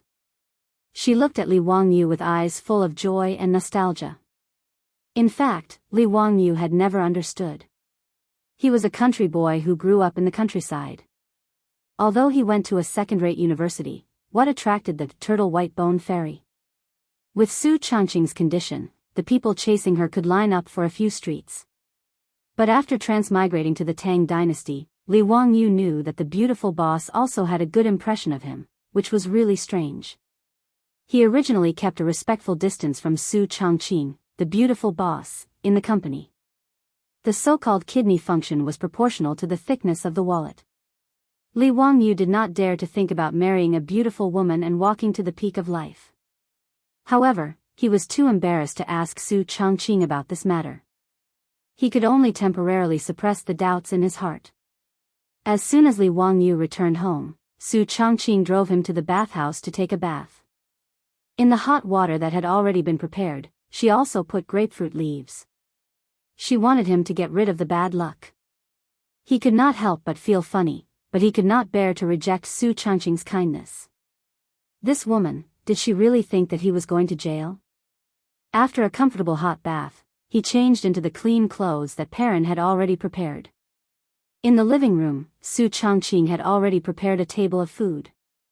Li Wangyu quickly asked the old villager who had been waiting for a long time to sit down together. They chatted while eating. "Changqing, old villager, guess who I saw in the county prison today?" "Who?" "He, the Prime Minister, Minister-left servant, Fang Xianling." Li Wangyu picked up a chopstick and said while eating. Su Changqing could not help but exclaim softly, "Ah, Fang Xianling? That's a famous person in the Tang dynasty." As soon as she said this, she suddenly felt that something was wrong. The old villager was still there, so she quickly covered her cherry mouth with her hand. The old villager did not notice that she had mentioned some famous people of the Tang dynasty. The old man was also shocked by Li Wangyu's words. After a long time, he asked, "Shaolang, does Prime Minister Fang want to see you for something?" "Heh, you can say that. Today, I made a deal with Minister Fang," Li Wangyu said proudly. The old villager was even more surprised. "Ah, you are doing business with the landlord? What's the matter? Tell me about it." "I gave the blueprint of the four-wheeled carriage to Minister Fang in exchange for the exclusive right to operate four-wheeled carriages in Chang'an City." Haha. The old man was confused by his words. What do you mean by exclusive management rights? Li Wangyu took a sip of wine and said with a smile, in the future, if the merchants in Chang and city want to use four-wheeled carriages to transport goods, they must ask for the carriages of Zhou village. What? Wouldn't that become the government's monopoly? Is there such a good thing? The old villager could not believe his ears. Even though he was just a small villager, he knew that the word monopoly had great benefits. In Chang and city, there were no less than thousands of merchants' shops. If they all used the four-wheeled carriages of Zhou village to transport goods, it was simply unimaginable. After a long time, the old villager said, Xiao Lang, there are only more than 100 families in Zhou village. Even if all of them go to drive carriages, I'm afraid that it won't be enough for the merchants in Chang and city, right? Of course, old villager. When the time comes, we will issue exclusive licenses to others. Before Li Wangyu could answer, Su Changqing explained for him with a smile. It was like the capital of the future. If all the taxis were only allowed to be operated by Li Wangyu and others, and it was illegal for others to run taxis, then they could make a lot of money just by selling the right to operate taxis. This was the advantage of monopoly. In the future, it was naturally impossible for anyone to monopolize the transportation demand of a city. But in the Tang dynasty, Li Wangyu believed that with the order of Minister Feng Xianling, the monopoly was necessary. Thinking of this, Li Wangyu wanted to laugh. The entire Tang dynasty, or even the richest city in the world, had thousands of merchants. How many four-wheeled carriages would they need to meet the demand? In the future, just selling the right to operate the special carriages would make a lot of money. 10 strings of cash for a four-wheeled carriage should not be a lot, right? 1,000 carriages would be 10,000 strings of cash. How about 10,000? Li Wangyu only felt that the beautiful days he had been looking forward to were waving at him. However, the profits would not be seen so quickly. It would take time for the four-wheeled carriages to become popular. Moreover, the cost of purchasing a four-wheeled carriage was not low. Just the 4 horses alone would cost about 40 strings of cash, and this did not include the cost of the carriage. The carriages that they built for this trip to Yinzhou were all made in a hurry. They did not use much iron and the workmanship was also very rough. On the way back, many of the carriage's axles were broken. Fortunately, they had considered this situation before they set off and brought a lot of spare axles, so they did not waste any time. Even so, after running nearly 2,000 miles to and from Yinzhou, the four-wheeled freight carriages that were made in a hurry were almost in a half-broken state. Since the convoy came back, the village's carpenter Lu had been busy repairing and improving the carriages with his 3 sons. Therefore, if they wanted to popularize the four-wheeled carriages, they would have to invest a lot of money first. Li Wangyu estimated that it would take at least half a year for the four-wheeled carriages to become popular in the Tang dynasty and become the main means of transportation. The old villager finally digested the good news that Li Wangyu brought back and asked, Xiao Lang, what are you going to do about this? Li Wangyu looked at his beautiful boss with a smile. Su Changqing was better at this kind of thing than he was, so it was better to let her plan it. When it came to business, the beautiful boss immediately recovered the shrewdness of an elite woman in the modern workplace. After thinking for a while, she replied, Old villager, what I mean is that my Li family and the 127 families of Dingzhou village will cooperate to do this business. How do we cooperate? My Li family will take 50% of the profits from the four-wheeled carriage franchise in Chang'an. The village will use copper coins to contribute. This time, we earned more than 900 strings of cash. Each family will contribute a little more to gather 1,200 strings of cash, which will be used to buy horses and build carriages. This will also take 50% of the profits. The 50% of the profits in the village will be divided equally between each family. What do you think? Su Changqing's words made the old villager wave his hand again and again. Madam Su, this can't be done, can't be done. The carriages were all made by Xiao Lang. This time, we can earn money because of Xiao Lang's contribution. Not to mention, the Chang and carriage franchise is more than 50% of the profits. The old villager repeatedly refused. Su Chongqing's suggestion made him feel that he was taking advantage of the Li family. Su Chongqing didn't feel that she was at a disadvantage. Although technology was productivity, in the end, it couldn't be separated from the simple and honest villagers of Dingzhou village. At the same time, Su Chongqing also deliberately wanted to tie the 127 families of Dingzhou village to the Li family. She couldn't be blamed for thinking this way. For her beautiful boss, there was no sense of security in the Tang dynasty. Especially this time, Li Wangyou's imprisonment. Although it was his own plan, it also made Su Chongqing realize that the Tang dynasty, where officials were based on power, wasn't necessarily so beautiful. While the old villager and Su Chongqing were discussing the shares, the Li clan of Huxian ushered in a storm. Chapter 139. 2 days ago, after the Li clan's secretary and Hu army had Li Wangyu and the village chief locked up in the county jail, he hurriedly rode back to Hu County with his servants. He found the clan elder and the clan elder to discuss how to use this opportunity to kill Li Wangyu. The group of people discussed in the clan leader's house for an entire night. Everyone felt that Li Wangyu would not be able to escape this time, so they ordered people to set up a banquet. They toasted each other and drank to their heart's content. The next day, when Sihuli woke up, he felt a bit unwell. He was too lazy to go back to the county office for roll call, so he sent his servants back to the county office to ask for leave while he prepared to stay at his home in Hu County for 2 days.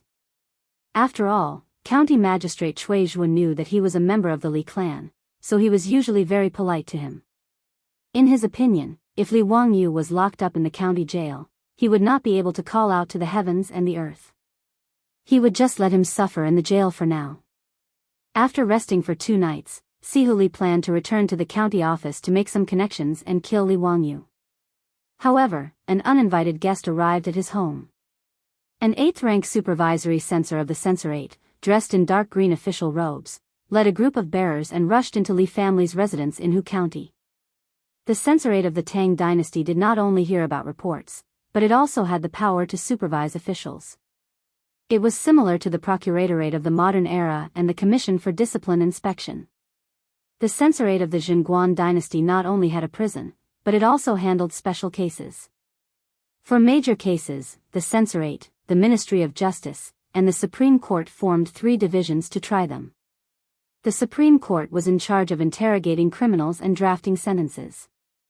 The Ministry of Justice was in charge of reviewing the cases and reporting them to the censorate.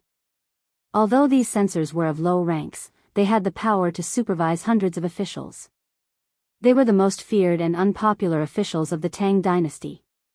Before Sihuli could react, he was forcefully taken away from the house of the Li clan by the censor, leaving behind a group of crying women and children. When the Li clan leader and clan elders heard the report, they all felt as if they had been struck by lightning on a sunny day. Everyone was at a loss as to what to do.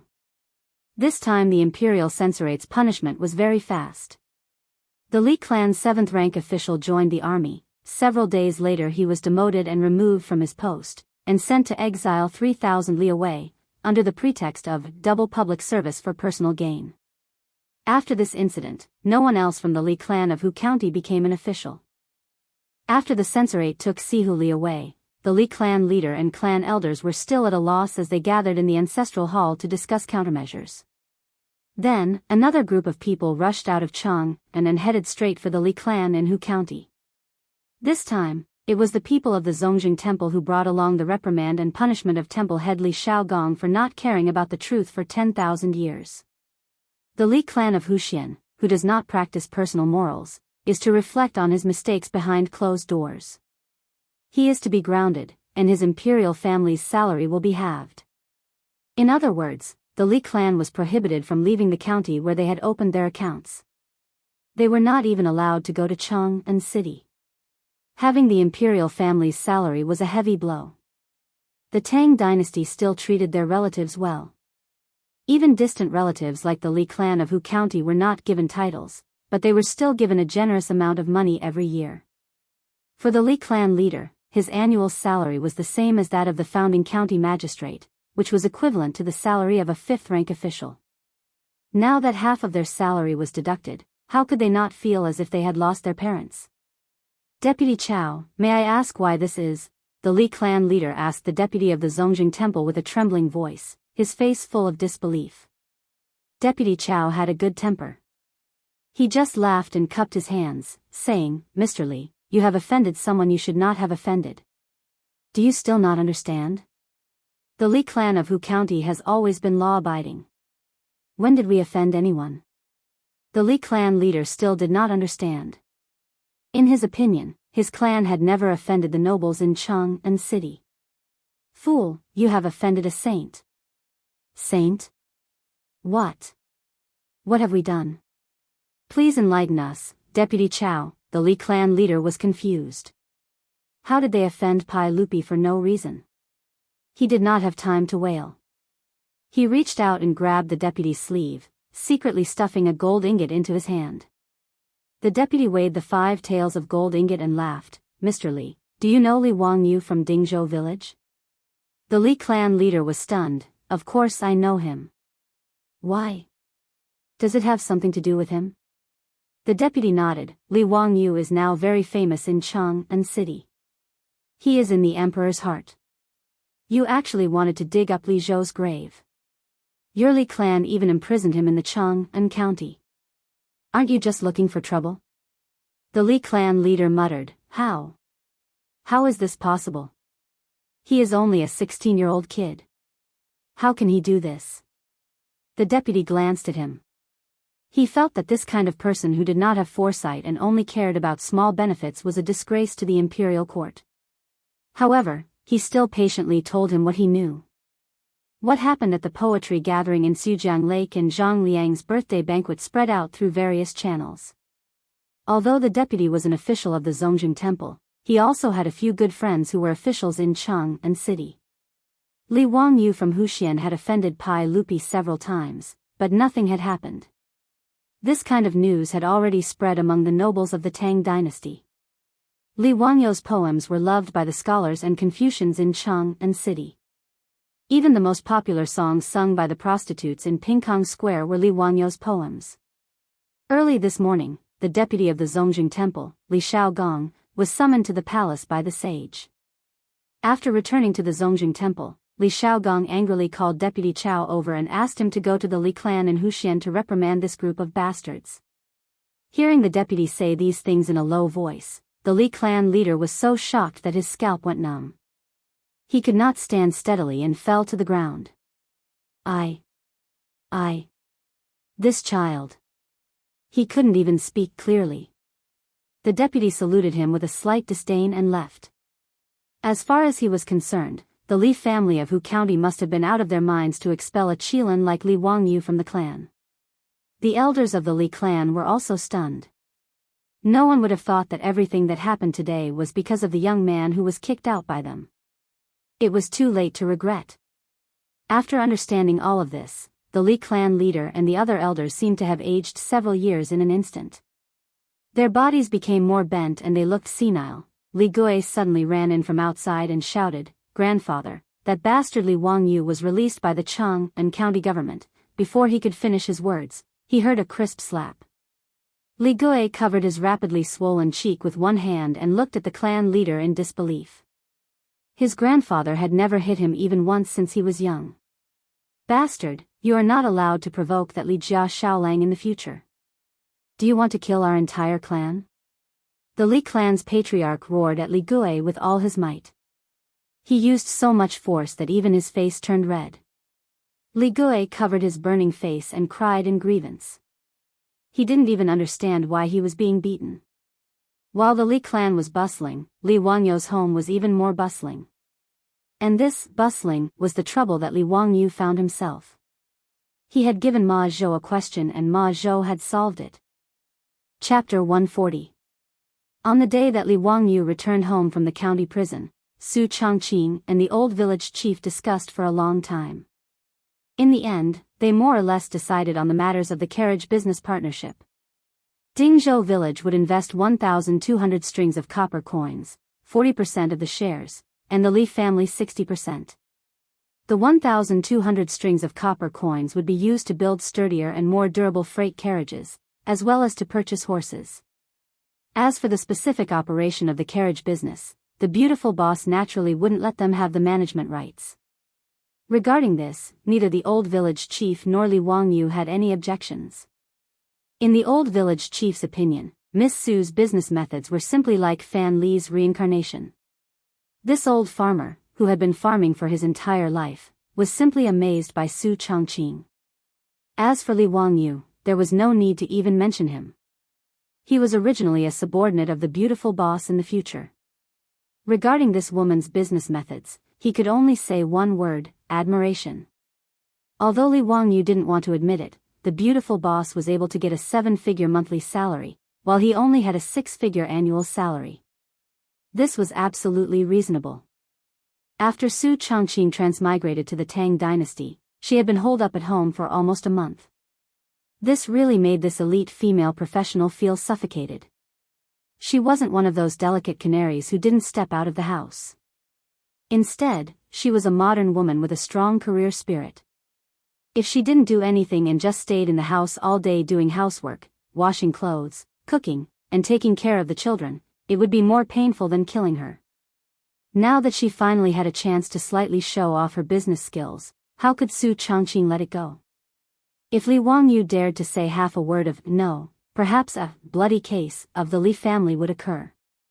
Seeing that Su Changqing took the initiative to take over the carriage business, the old housekeeper Li Hang and Perrin secretly looked at each other. Both of them secretly let out a sigh of relief. There was no other reason other than the two of them didn't want Li Wangyu to be involved in the business of merchants. Whether it was the old housekeeper Li Hang or the little girl Perrin, they both hoped that their Lang Jun would take the imperial examinations and obtain scholarly honors in the future. Like their old master, he would patrol the heavens and enlighten the people. This was the right path. Merchants, on the other hand, were not allowed to participate in the imperial examination. If Li Wangyu wanted to operate the 4-wheeled carriage, these two people would definitely stand out to dissuade him. Perhaps even Li Hang would try to persuade him again. Now that Madame Su was willing to take over this matter, it couldn't be any better. After the matter was settled, the old villager got up and said goodbye. He had to find the old man in the village to discuss this matter again. After respectfully sending the old village chief out, Li Wangyu drank the Medicine King tea in the central room, but he always felt that he seemed to have forgotten something. Li Wangyu looked left and right for a long time, then suddenly slapped his forehead. He had forgotten about Ma Zhou. After returning home from the county yamen, he almost forgot about Ma Zhou's existence. It was really embarrassing. Ever since Ma Zhou was kidnapped by Li Wangyu and brought back to the Li family, he had been holed up in his room, fiddling with the weighing apparatus and copper coins as if he was possessed. Even his meals were brought in by the maidservants. Ma Zhou didn't even know that Li Wangyu had been locked up in the county yamen prison. He was wholeheartedly trying to solve the problem that Li Wangyu had given him. The beautiful superior was also helpless against Ma Zhou's desperate spirit. She could only instruct the maidservants to take good care of him and let him be. Changqing, is Ma Zhou okay? The beautiful superior was speechless and rolled her eyes. You finally remembered that there is still someone in the family? You are really good. After bringing Ma Zhou back, you didn't care about him at all. He is fine. Every day, he will be in his room calculating the 12 copper coins. You are so wicked. Let's see how you will explain if Ma Zhou gets sick. Li Wangyu smiled sheepishly and said, hee, I was also forced into a corner. Who asked him to suddenly think of taking someone as his master? Before he finished his words, he heard a figure running in from outside the central room. As he ran, he shouted, Teacher, teacher. I calculated it. I calculated it. This voice involuntarily caused Li Wangyu's face to turn white. Su Changqing, who was at the side, lightly covered his red lips with his hand, smiling until his eyes were curved. This person, he really couldn't be nagged. Li Wangyu's face was bitter. He looked at Ma Zhou, whose eyes were red and hair was messy. Brother Bin Wang, don't worry about that problem. Come, try the Medicine King tea. This is made by the old immortal Sun Simiao himself. It is very rare. He wanted to change the topic, but before he could finish, Ma Zhou rushed to the table, grabbed the teacup and drank it in one gulp. Ma Zhou put the empty teacup on the table and wiped his mouth with his sleeve. He didn't care what he had just drunk and put a piece of paper in front of Li Wangyu. "Teacher, please take a look. You only need to divide the 12 copper coins into 3 groups." Ma Zhou explained the correct answer that he had finally figured out after thinking hard for a few days. The solution to this problem was so difficult, but it made Ma Zhou even more determined to take Li Wangyu as his teacher. Li Wangyu really didn't expect that Ma Zhou could really solve this logical reasoning problem. This made him feel a little awkward. "Hee, Brother Bin Wang, this problem, yes, your answer is correct. Come, have some tea, have some tea." Li Wangyu wanted to change the topic again. Ma Zhou didn't give him the chance. He stared at Li Wangyu seriously and asked, "Teacher, can you accept a disciple now?" Hearing Ma Zhou's words, Li Wangyu felt a headache coming on. He looked at Su Changqing for help, hoping that she could help him say a few words to resolve the situation. The current situation was too awkward. Su Changqing smiled sweetly and said to Ma Zhou, "Ma Zhou, Wang Yu will keep his word." "How can a man not keep his word?" "A gentleman keeps his word, hee." "What the hell? Surnamed Su. Don't think that you can hit someone when they're down just because you're good looking." Li Wangyu almost choked to death by Su Changqing's words. Was that what he meant? He looked at Ma Zhou with a bitter face. "Brother Bin Wang, let's discuss this matter again." However, Ma Zhou replied firmly, "Teacher, Lady Su said that a gentleman's word cannot be taken back." Is there really no room for discussion? No room for discussion. You forced me to do this. Li Wangyu suddenly stood up, scaring Su Changqing and Ma Zhou. What was he doing? He suddenly touched his stomach with his hand and said with an exaggerated expression, "Ouch, my stomach hurts. Brother Bin Wang, I have to go to the toilet. I'll be back soon." As soon as he finished speaking, Li Wangyu turned around and ran to the backyard. His speed was as fast as lightning. Even Niu Yong felt that his Lang Jun was agile and had a good talent for martial arts. Seeing Li Wangyu shamelessly use the defecation escape, the beautiful superior blushed. It wasn't because she was shy, but because she was angry at this lazy guy. She asked you to accept a disciple, not to commit crimes. Was it so difficult? Su Changqing said to the dumbstruck Ma Zhou, "Ma Zhou, you wait a moment, I will go and catch him." After saying that, he stood up, his small waist swaying as he walked towards the rear courtyard. Li Wangyu hid in the bathroom in the backyard for a while. He felt that he could hide for a while. Just as he opened the bathroom door sneakily and was about to sneak back to his room, a slender hand reached out from behind the door. Before Li Wangyu could react, the hand grabbed his ear and twisted it gently. Above Dingzhou village, there was a mournful howl that made those who heard it cry and those who heard it cry. Chapter 141. The beautiful boss grabbed Li Wangyu's ear and laughed happily. "Changqing, let go. My ear is going to fall off." Su Changqing glared at him angrily and let go. "Are you going to run or not?"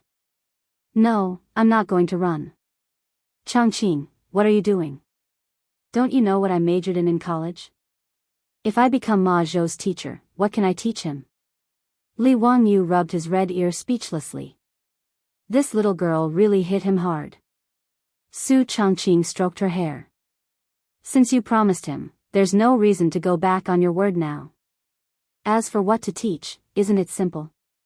Astronomy, geography, physics, and mathematics are all fine." In fact, Su Changqing also had her own thoughts. Since she knew that Ma Zhou's future was limitless, Su Changqing was naturally willing to play matchmaker if he wanted to worship Li Wangyu as his teacher.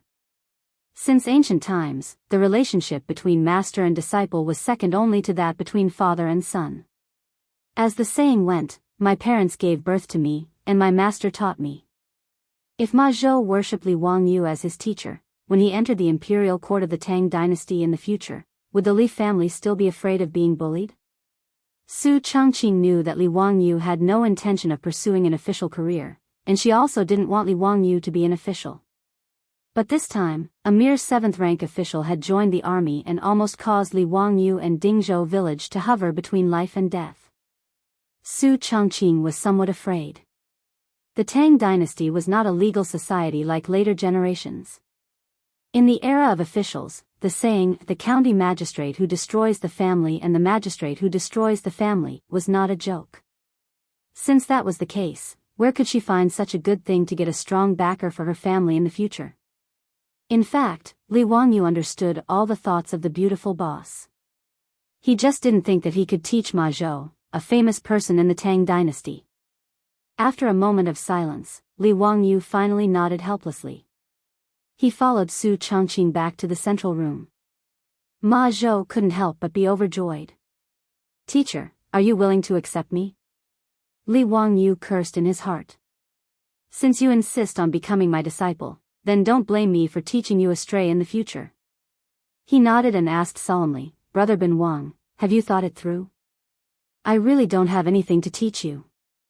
All I know is some miscellaneous things like essays, poems, political theories, laws, scriptures, and moi. I'm not good at these." Li Wangyu also didn't want to cheat Ma Zhou. The knowledge he had was basically useless in the Tang dynasty. Whether it was to participate in the imperial examination or become an official, it was useless. Ma Zhou didn't hesitate at all. He directly knelt down and kowtowed to Li Wangyu 3 times. "I'm willing to learn. It's my honor to be taught by you." Seeing Ma Zhou so determined, Li Wangyu didn't argue. "In that case, I'll accept you as my disciple. Get up." Hearing Li Wangyu's words, Ma Zhou couldn't help smiling. He went to the table and poured a cup of tea. He respectfully handed it to Li Wangyu. This was the tea for the apprenticeship ceremony. Li Wangyu took the teacup, took a sip, and put it back on the table. It was the completion of the apprenticeship ceremony. Since ancient times in Wuxia, the apprenticeship ceremony was like this. The establishment of the apprenticeship relationship was relatively simple. It was just a ceremony of admiration and cultivation.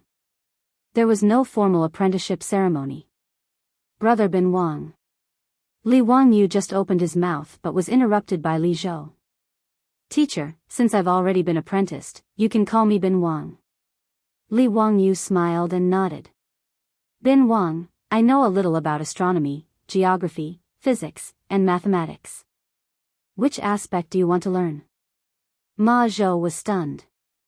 Astronomy, geography, physics, and mathematics? The little teacher he apprenticed to knew a lot. He was excited and deeply bowed. "If possible, I want to learn all of them." Li Wangyu nodded and was about to send Ma Zhou back to rest. Suddenly, he remembered that in a TV series, when a master accepted a disciple, he would say something pretentious to teach him a lesson. He thought for a moment and thought of a sentence. "Bin Wang, you can stay in my residence and learn slowly. I only have one sentence for you. Constantly strive for self-improvement and be virtuous." I hope Bin Wang will remember it in your heart. Constantly strive for self-improvement and be virtuous. Ma Zhou heard it and couldn't help but murmur. His eyes lit up.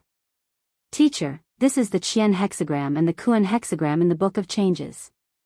A gentleman should be unyielding, not avoid difficulties and constantly strive for self-improvement. A gentleman should increase his virtue and be tolerant of all things. Thank you, teacher, for your advice. I will remember it." Li Wangyu pretended to be profound and smiled but didn't say anything. After Ma Zhou left, the beautiful superior leaned close to his ear and whispered, "Wicked or not, copying the motto of Tsinghua University and using it as a lesson for your own disciple?" The phrase, "constantly strive for self-improvement and be virtuous," was the famous motto of Tsinghua University in the future. It was put forward by Liang Qichao in a speech at Tsinghua University. "Hee, why don't you think of a better one for me?" Li Wangyu replied with a smile. The beautiful superior rolled her eyes at him and got up to leave. However, she was stopped by Li Wangyu. "What? Don't go. Help me think of what to teach Ma Zhou. How to do the lesson plan." Li Wangyu pulled the beautiful superior's sleeve and said. Su Chongqing wrinkled her small and tall nose and snorted discontentedly. Humph, what does this have to do with me? Li Wangyu said angrily, why doesn't it have anything to do with you? Just now you forced me to accept Ma Zhou as my disciple. Now you can't run away. Besides, I'm just a second-tier e-commerce major. I can't compare with you, a graduate of the business administration major of the University of Pennsylvania.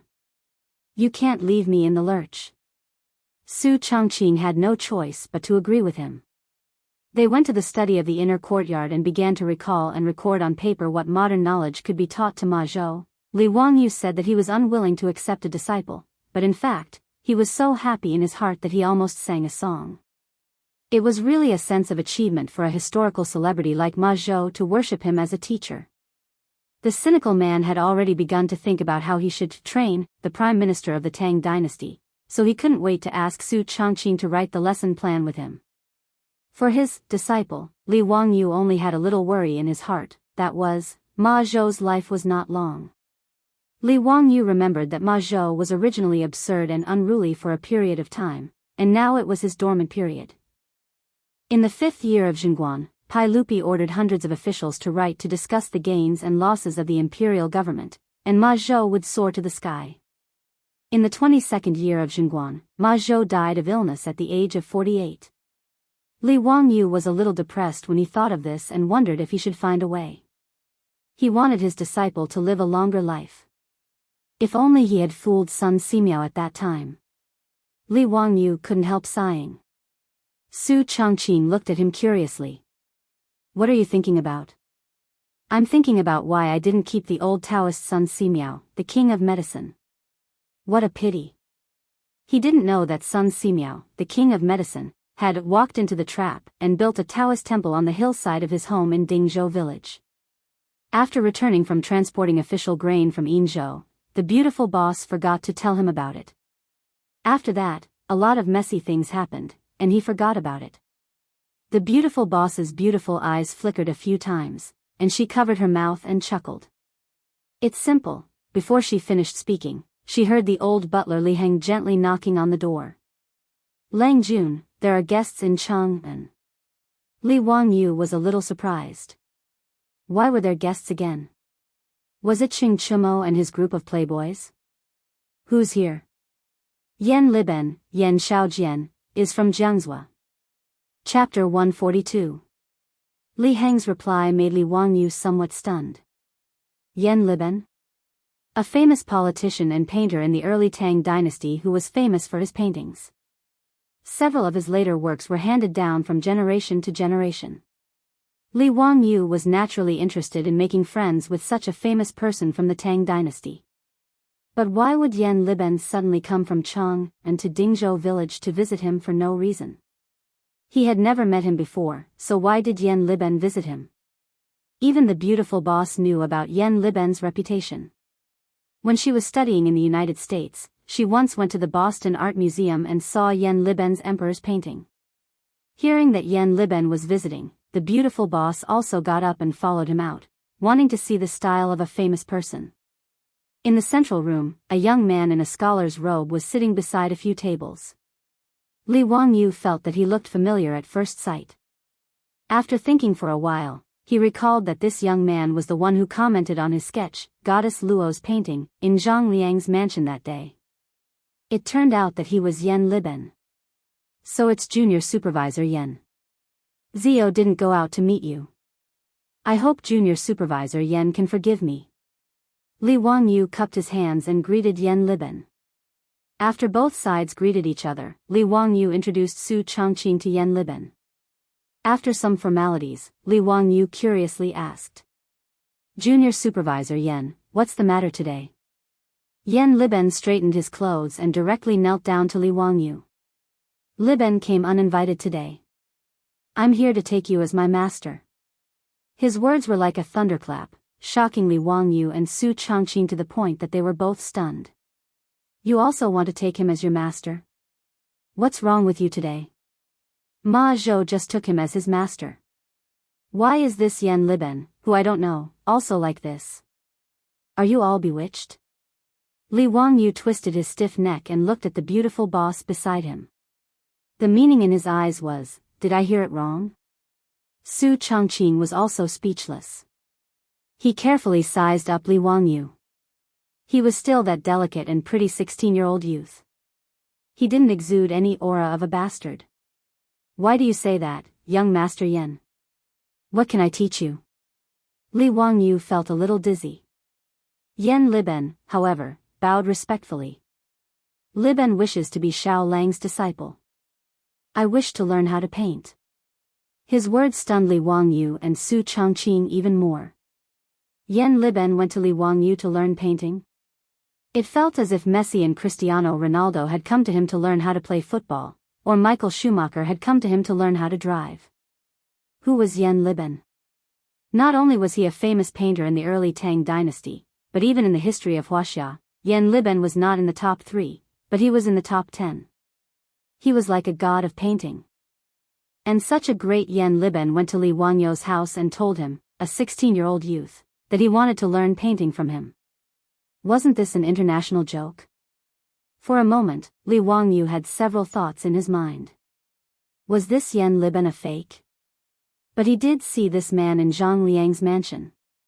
He was obviously a nobleman of the Tang dynasty. Did Yen Liben drink too much today?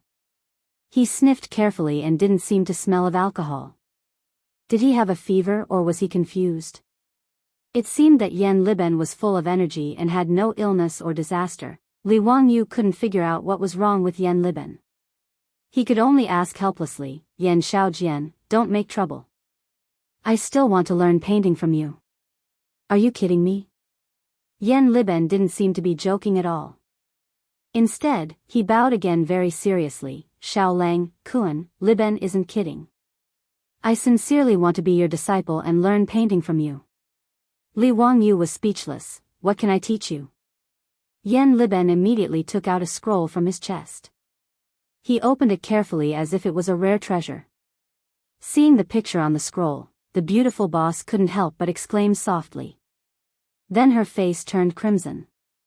She secretly stretched out 2 slender fingers and pinched the soft flesh on Li Wangyu's waist. Li Wangyu also cried out. It was not because of anything else, but because he was really in pain from the pinch. Where did this little girl learn such a sinister trick? On the scroll, there was a framed portrait of a naked woman. This was one of the 2 naked sketches that Li Wangyu drew when he went to Chang and to earn money to buy food. At that time, one of the 2 sketches was sold to the fatty Cho Kun. The other one was not sold. Later, Li Wangyu gave it to Cho Kun. And this naked sketch, the beautiful boss knew at a glance that it was drawn by Li Wangyu. In the Tang dynasty, and even in the whole world, at this time, no one except Li Wangyu would draw this sketch. She fiercely glared at Li Wangyu. Stinky hooligan, he actually drew a naked woman. Li Wangyu also felt his face burning. How could this thing he did be exposed by Yen Liben? How could he endure this? Cough, Yen Xiaojian, what do you mean by this drawing? Li Wangyu pretended to cough lightly. Yen Liben acted as if he had seen a priceless treasure. His fingers lightly stroked the scroll. Xiao Lang, Kun, this drawing was made by you, right? Li Ben wants to learn this unique painting technique. I hope Mr. can teach me. Li Wangyu subconsciously prepared to refuse. In front of the beautiful boss, no matter what, he could not admit that this drawing of a naked woman was drawn by him. Although everyone was well aware, he did not intend to admit it. Yen Xiaojian, why do you say this? This drawing is very unique. This is also the first time I've seen it. How can I teach you any drawing technique? Yen Liben raised his head in shock and asked in confusion, Xiao Lang, Kun, at Chongping County Duke's residence, wasn't it you who presented the goddess of Luo painting? Why do you say this is the first time you've seen it? Li Wangyu was choked by his words. He almost choked to death on his own saliva. *CK, I forgot about this, cough, cough, cough, this is the second time I've seen it. But I went to the Cho residence. Duke Cho admitted that this drawing was made by Xiao Lang, Kun and gave it to me. Yan Liben said with a smile, his eyes revealing a trace of craftiness. Li Wangyu was speechless. He thought that Yan Liben was an honest person. He could imagine that as a fourth-rank assistant minister of the Ministry of Justice, a junior supervisor, going to a merchant family like the Cho family to ask about him, the Cho family might not keep it a secret for him. The truth was so. Yan Liben could tell that the drawing that Li Wangyu made was not an ancient drawing. However, he was smart enough not to say anything. After the birthday banquet at Zhang Liang's residence, he went to the Cho family in Chang, and who presented the drawing. Using this point, he was able to trick Cho Yuanliang into revealing that the person who drew the drawing was Li Wangyu from Hu County who presented the drawing that day. This drawing was also sold to him by the Cho family. After receiving the drawing, Yan Liben loved it so much that he could not put it down. He framed it and studied it every day. He also tried to copy it, but he could not get the hang of it. After studying it for many days, Yan Liben finally could not hold back his desire for this unique drawing technique and came to ask for a master. After the beautiful superior came back to her senses, she kept blinking at Li Wangyu. There was only one meaning: quickly accept this disciple. Chapter 143. In the eyes of the beautiful superior, one sheep was the same as herding a flock of sheep. Ma Zhou was just a potential stock, while Yan Liben was a blue chip. A fourth-rank official wanted to be Li Wangyu's disciple. Where else could you find such a good deal? Li Wangyu hesitated. It wasn't that he didn't want to teach him sketching skills, but he suddenly thought of a sentence that Yan Liben once said to his descendants in history. Old Tang Dynasty, the biography of Yan Liben, recorded, "When I was young, I was fond of reading. Fortunately, I was spared from facing the wall. But with my insight, there is no greater humiliation than being a servant. You should be warned not to learn this." This was what Yan Liben said himself. He meant that he had read books and poems since he was a child. Whether it was writing or discussing policy, he was definitely not inferior to his colleagues. Now, he also held an important position, but because he was good at drawing, he was called a painter, and was ordered around like a lowly servant. He felt deeply humiliated by this, and they should also learn from it. Don't let this small trick bring shame to them. Li Wangyu once saw Yan Liben say this in a history book. He deeply sighed about the low status of painters in the Tang dynasty. Even Yan Liben, who used to be a prime minister, felt that being a painter was a disgrace, let alone other people. So when he heard that Yan Liben wanted to learn sketching skills from him, Li Wangyu was very hesitant. He felt that he should persuade Yan Liben not to be obsessed with this small trick, so that he wouldn't regret it in the future. Young Master Yan, drawing is just a small trick. Why be obsessed with it? It's fine if you're bored. If young Master Yan is really interested, we can exchange ideas. There's no need to be a disciple. In response to Li Wangyu's sincere persuasion, Yan Liben was silent for a moment before he said in a deep voice, "I appreciate Mr. Xiao Lang's kindness. Although drawing is just a small trick, I love it deeply and have never thought of giving it up. So, please accept me as your disciple and teach me drawing skills, Mr. Xiao Lang." "Young Master Yan, I'm just a commoner, and I'm only 16 years old. If you want to take me as your master, it won't be good for your reputation," Li Wangyu persuaded again. "Don't worry about it. Confucius said, among the three of us, there is bound to be a teacher. Choose the good one and follow him. Xiao Lang, Kuan is skilled in martial arts. Since I am your disciple, it has nothing to do with age or official position. Please grant my wish, Xiao Lang, Kuan." "Fine, it's this sentence again. Why is it the same emphasis as Ma Zhou?" In the face of such a stubborn artist, Li Wangyu had nothing to say. Gritting his teeth, Zhang Xian nodded in agreement. "Damn it, isn't it just accepting a disciple? Since I have already accepted Ma Zhou, I don't mind accepting another Yan Liben." Seeing that Li Wangyu really agreed, Yan Liben couldn't help but be overjoyed. Ignoring his age and official position, he immediately knelt down respectfully and kowtowed to Li Wangyu. Then, he poured tea for Yan Liben, completing the ceremony. Within a day, their Lang Jun had accepted 2 disciples. This made the old housekeeper and the others smile so widely that they couldn't close their mouths. For them, Ma Zhou wasn't a big deal, but Yan Liben was a fourth-rank official. For such a person to become their Lingjuan's disciple, Li Heng and the Niu brothers couldn't help but straighten their backs. Especially Niu Wu, his admiration for his elder brother was unparalleled. No wonder his elder brother wanted to become a member of the Li family. His foresight, tsk, there was nothing to say. Previously, the county magistrate of Chang'an County was only a sixth-rank official, but he dared to order people around. Now that a fourth-rank official had become his Lingjuan's disciple, let's see who would dare to cause trouble for the Li family in Dingzhou village. Li Wangyu found Ma Zhou and introduced him to Yan Liben. Hearing that the other party had become Li Wangyu's disciple, Xiao Lang's disciple, Ma Zhou and Yan Liben both felt a sense of closeness. Student Ma Zhou, courtesy name Bin Wang, greets brother Liben. Student Yan Liben greets brother Bin Wang. The two of them were the same age and had become Li Wangyu's disciple on the same day. This made the two of them feel like they hit it off.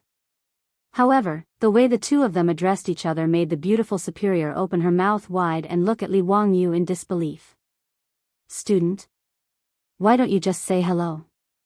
You also transmigrated? What are the two of them talking about? Student? Su Changqing bit Li Wangyu's ear and asked softly. Li Wangyu was stunned for a moment and then laughed loudly. After a long time, he explained in a low voice, student isn't something that only exists in the future. It's in the Book of Han. People who are under the same teacher can be called students. Su Changqing knew that she had made a mistake again. Her face turned slightly red and her fingers secretly pinched Li Wangyu's waist. Li Wangyu wanted to slap himself. How could a beautiful woman be made fun of so casually? This was retribution. After Yan Liben became his disciple, Li Wangyu didn't hide anything and introduced him to the basics of sketching. Ma Zhou also listened with great interest.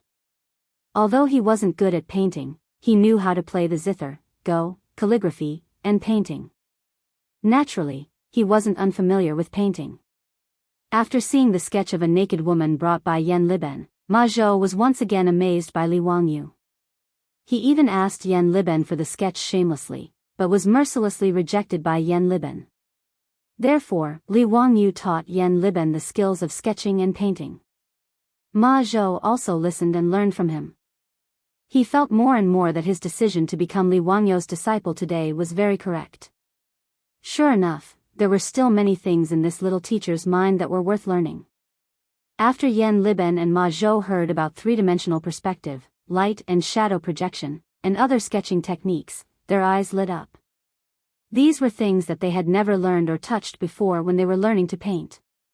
Teacher, how long do you think you can teach me these? Yan Liben rubbed his hands excitedly and said. Li Wangyu was speechless. He was really a painting addict.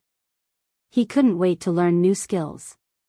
Seeing that it was still early, he simply asked Li Heng to get charcoal and paper and started the first painting lesson in the history of the Tang dynasty. When the sun set in the west, Yan Liben reluctantly said goodbye and left.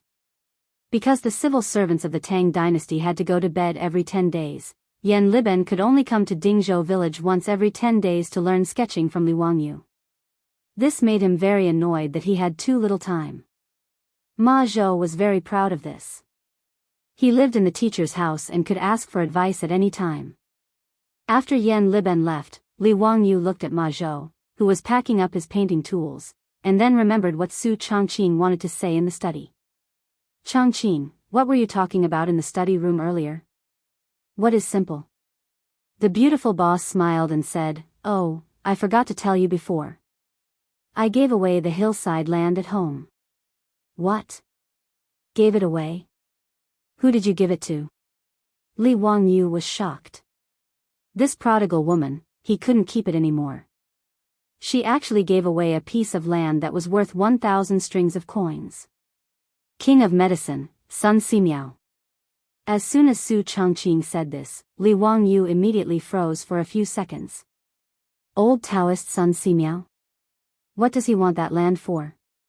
Taoist temple. Li Wangyu immediately understood. He laughed a few times, pulled the beautiful boss and ran out of the door. Let's go, take me to see it. Chapter 144. Under the setting sun, smoke rose from kitchen chimneys in Noda's Dingzhou village. The farmers who had worked in the fields for a day carried their tools and animals back to the village in exhaustion, but they had smiles on their faces. Chickens crowed and dogs barked in the village. The half-grown children played with each other and ran around. Occasionally, they would be yelled at by their elders to go home for dinner.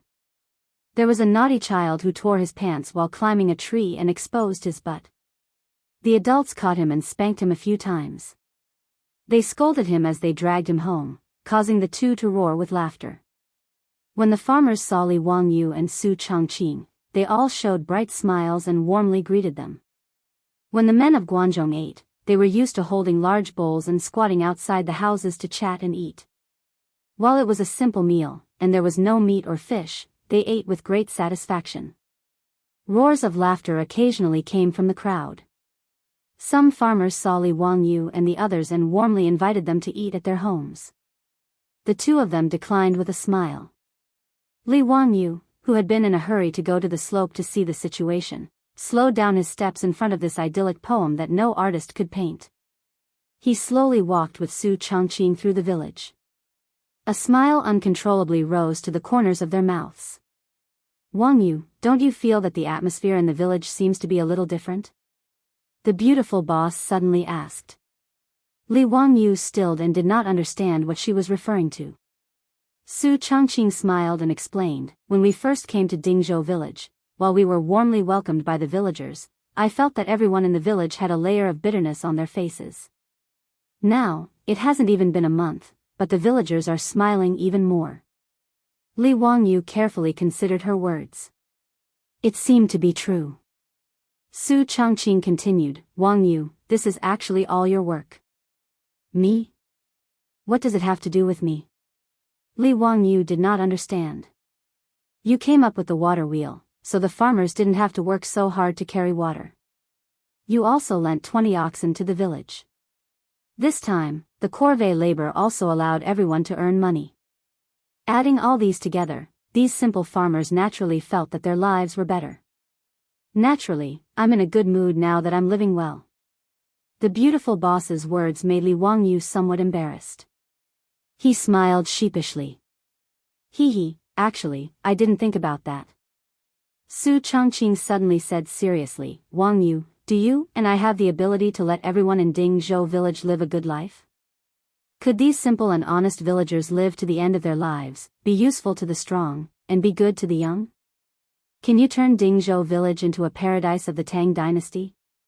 Why do you suddenly think so? Li Wangyu was somewhat puzzled. Why would Su Changqing suddenly say this? The land is flat and spacious, and the houses are upright. There are fertile fields, beautiful ponds, mulberry and bamboo trees. Along the crisscrossed paths, chickens and dogs could be heard. Among them, the people who come and go, the men and women's clothes are known as outsiders. Yellow hair hangs down, and happy. Su Changqing suddenly recited a passage from a text she learned in middle school, Peach Blossom Spring.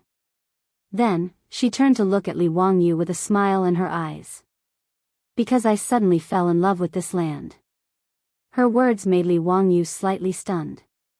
He seemed to understand something and couldn't help but reach out to hold his beautiful boss's soft hand. Changqing, you will. Dingzhou village will definitely become a paradise of the Tang dynasty. I promise you. Whether it was Li Wangyu or Su Changqing, they both had their own relatives in the modern world. Li Wangyu's parents were still alive, but they could no longer see each other. It was the same for Su Changqing. Her parents, her friends, and her life had all become impossible to find because of this inexplicable transmigration. Everything had become memories. Li Wangyu heard Perrin whisper to him several times that Sister Su secretly cried alone in bed at night. He knew that his beautiful boss was homesick. She missed the home that she couldn't go back to after more than 1,300 years, therefore, Su Changqing had always resisted the fact that she had transmigrated to the Tang dynasty. In her heart, this was an unreal dream. Everything was like a game.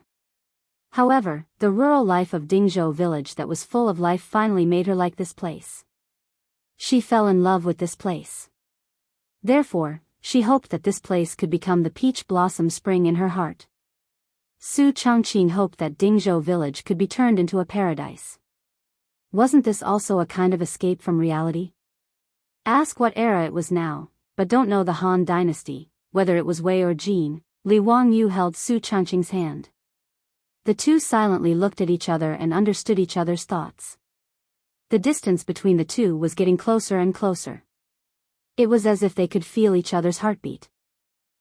Li Jia Shaolang is embarrassed. Li Wangyu and Su Changqing both turned their heads in surprise. They saw a group of small children in the village surrounding them. They were making funny faces and singing nursery rhymes. The beautiful boss immediately realized that her hand was still held by Li Wangyu. She couldn't help but blush and struggle to break free. One must know that this was still the Tang dynasty. It wasn't the era where men and women hugged and kissed on the streets of the modern world. The two of them holding hands in the village could be considered a very out-of-line action. Therefore, these half-grown children in the village all ran over to watch the commotion. Even the villagers who were squatting at the door chatting and eating in the distance occasionally let out kind laughter. This made Su Changqing's face burn even more. He glared at Li Wangyu reproachfully before turning around and running back home. Li Wangyu was thick-skinned. He smiled at the group of children and said, "You little brats, what do you know? Do you know what a wife is?" "I know, it's a wife. My father said that he would marry a wife for me in the future." A little brat shouted, causing the surrounding children to start to kick up a fuss. Li Wangyu smiled and patted their heads intimately. Then, he turned around and chased after the beautiful boss. In front of a beautiful woman, there was no need to look at the old Taoist's lousy temple. "Changqing, wait for me." "Hee, why are you running?" Li Wangyu shouted shamelessly, but it made Su Changqing walk faster. The beautiful boss let go of the knot in her heart, and the relationship between Li Wangyu and her quickly warmed up. When no one was around, Li Wangyu had already touched first base. From time to time, he could hold the beautiful boss's smooth and tender hand. However, it was limited to this. Although Su Changqing studied in the United States, her thoughts were quite traditional. Li Wangyu wanted to go one step further and hit second base, but he didn't succeed. This made him feel very regretful. A home run was far away in the future. Su Changqing began to busy herself with the four-wheeled carriage company of Dingzhou village. She put in a lot of enthusiasm for this matter. The Li family and Dingzhou village's partnership to open a four-wheeled carriage company had been unanimously agreed by the villagers. Many villagers were even grateful for the Li family's decision. They thought that the Li family was benevolent and wanted to make the whole village rich together. Recently, the beautiful boss would lead Miao Yong and the old village to Chang'an City at dawn. They would only come back at sunset. They were very busy. Li Wangyu, on the other hand, was very idle every day. Other than taking some time to teach Ma Zhou, he would ride around the village on his horse. He also went to the construction site of Sun Simiao's Taoist temple on his own hillside. He also met Lu Shenwei, which made him very surprised. Li Wangyu also patted his chest and promised Lu Shenwei that after the Taoist temple was completed, he would let Yan Liben paint the murals for the temple. This made Lu Shenwei have a good impression of Li Wangyu. The two of them felt like old friends at first sight. They regretted not knowing each other earlier. In his spare time, Li Wangyu either went fishing by the Gan River or played mahjong with Ma Zhou and Lu Shenwei at home. His days were very comfortable. However, after a few days of leisure, a group of troubles came to his door. Chapter 145. They were called a group of troublemakers because they came in groups. The Qing brothers, the Du brothers, the Yuqi twins, Fang Yai, Wei Shuyu, Chai Linggu, Niu Jingping. A large group of the top playboys of the Tang dynasty came to Dingzhou village and captured Li Wangyu alive. "Ha, Zio, you brat. Why didn't you go to Chang'an to find your brothers after being released from prison in Chang'an? You deserve a beating. Let's go to Chang and drink. We're not going home until we're drunk. Ching Chimo dragged Li Wangyu out of the house and pushed him onto the back of a horse. Li Wangyu saw the situation and knew that he could not escape today, so he resigned himself to his fate. He laughed and greeted the group of playboys, and then the group of them rode towards Chang'an. Li Wangyu was actually very willing to make friends with this group of top playboys of the Tang dynasty. It was not that Li Wangyu was snobbish, but that this group of playboys was to his liking. They were unpretentious, straightforward, just like the group of good friends he had in the university in his previous life. No one despised Li Wangyu because he had nothing to his name. No one despised his poor family background or the fact that he was in debt. Although Li Wangyu was somewhat talented, his status was still far from that of these foppish sons of rich families at the moment. Even so, this group of playboys was willing to cause trouble in the Chang and county government for him, and they were even willing to sit in prison and drink with him. Li Wangyu could not say anything about such playboys. The group of playboys rode into Chang'an, laughing. When the colonel guarding the illustrious Virtue Gate saw this group of playboys, he hurriedly ordered the soldiers to move aside. He even chased away the caravans that were queuing to pass the customs to make way for them. This was the first time Li Wangyu entered Chang'an without going through the public inspection, and he also enjoyed the treatment of a privileged class. Although the playboys loved to play around, they did not dare to gallop their horses after entering Chang'an city. They all obediently reined in their horses and moved forward slowly. In Chang'an city, no one dared to gallop on horseback except to deliver urgent official documents. If they were caught by the patrolling marquis, he would not let them go just because they were the sons of important ministers of the marquis. They might even be beaten. Li Wangyu thought that they were going to the restaurant in the East City to drink, but he didn't expect that they would lead him to the West City. When the group of wastrels dismounted in front of a wine shop, Li Wangyu suddenly thought of something. His face couldn't help but flush, his heart beating wildly. He was here to drink wine with girls. Li Wangyu wasn't a pure and innocent virgin in his previous life. When he was running errands for clients, he often went to all kinds of nightclubs. However, how could those nightclubs of the future be compared with the taverns of the Hu people in Chang'an city and West City of the Tang dynasty? This place was full of foreign girls, Hu Ji. In the taverns of the West City, there were many Hu Ji. Moreover, their singing and dancing skills were exquisite and full of strong exotic charm, attracting countless literati to stop and indulge in wine and women. Even Li Bai wrote a poem for the taverns of the West City. In the wooling year, young men in the East City, silver saddles and white horses ride the spring breeze. Where do the falling flowers travel? Laughing into the Hu Ji wine shop. It could be seen that the banished immortal Li Bai was also a romantic figure. In the Tang dynasty, Hu Ji referred to the Sogdian women of the western region, who were also Persians. However, there were also women from Tokaria, Central Asia, India, and even distant Europe who were called Hu Ji in the Tang dynasty. The Tang dynasty was prosperous, and the Silk Road endlessly transported wealth between the East and the West. Besides spices and gems, the goods transported from the West City to the Tang dynasty were mostly female slaves.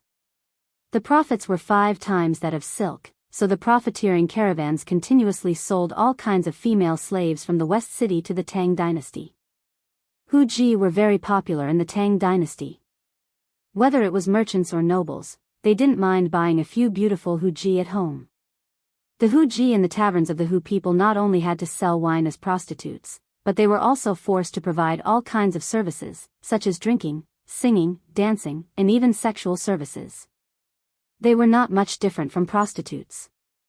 The Silk Road was the nightmare of these young women in the West City. Driven by the huge profits, these beautiful women were given away and played with like goods. In the end, they died in a foreign land, never to return to their homeland.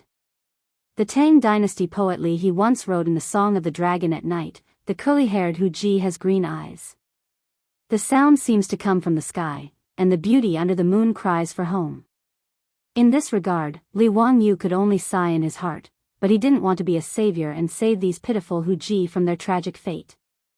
Seeing Li Wangyu in a daze at the entrance of the tavern, Fang Yai went forward and put his arm around his shoulder.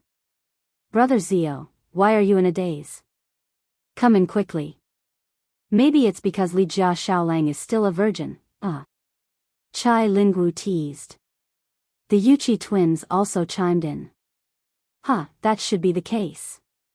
Today, we brothers will treat you and find you a beautiful Huji, so you can enjoy what it means to be a man."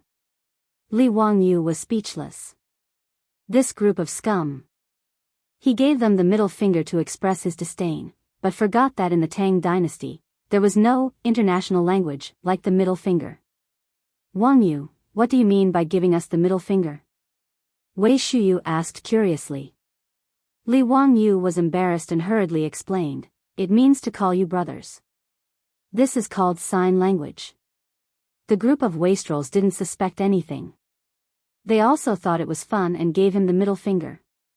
Seeing Ching Chimo laughing happily at his two younger brothers' middle fingers, Li Wangyu was sweating like a waterfall.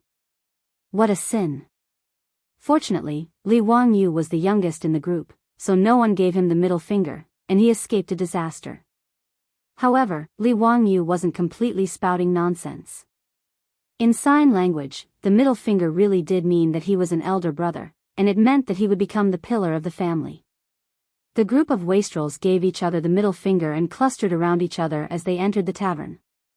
The Hu taverns in Shi City were expensive. Those who weren't from influential families or merchant families wouldn't dare to patronize them.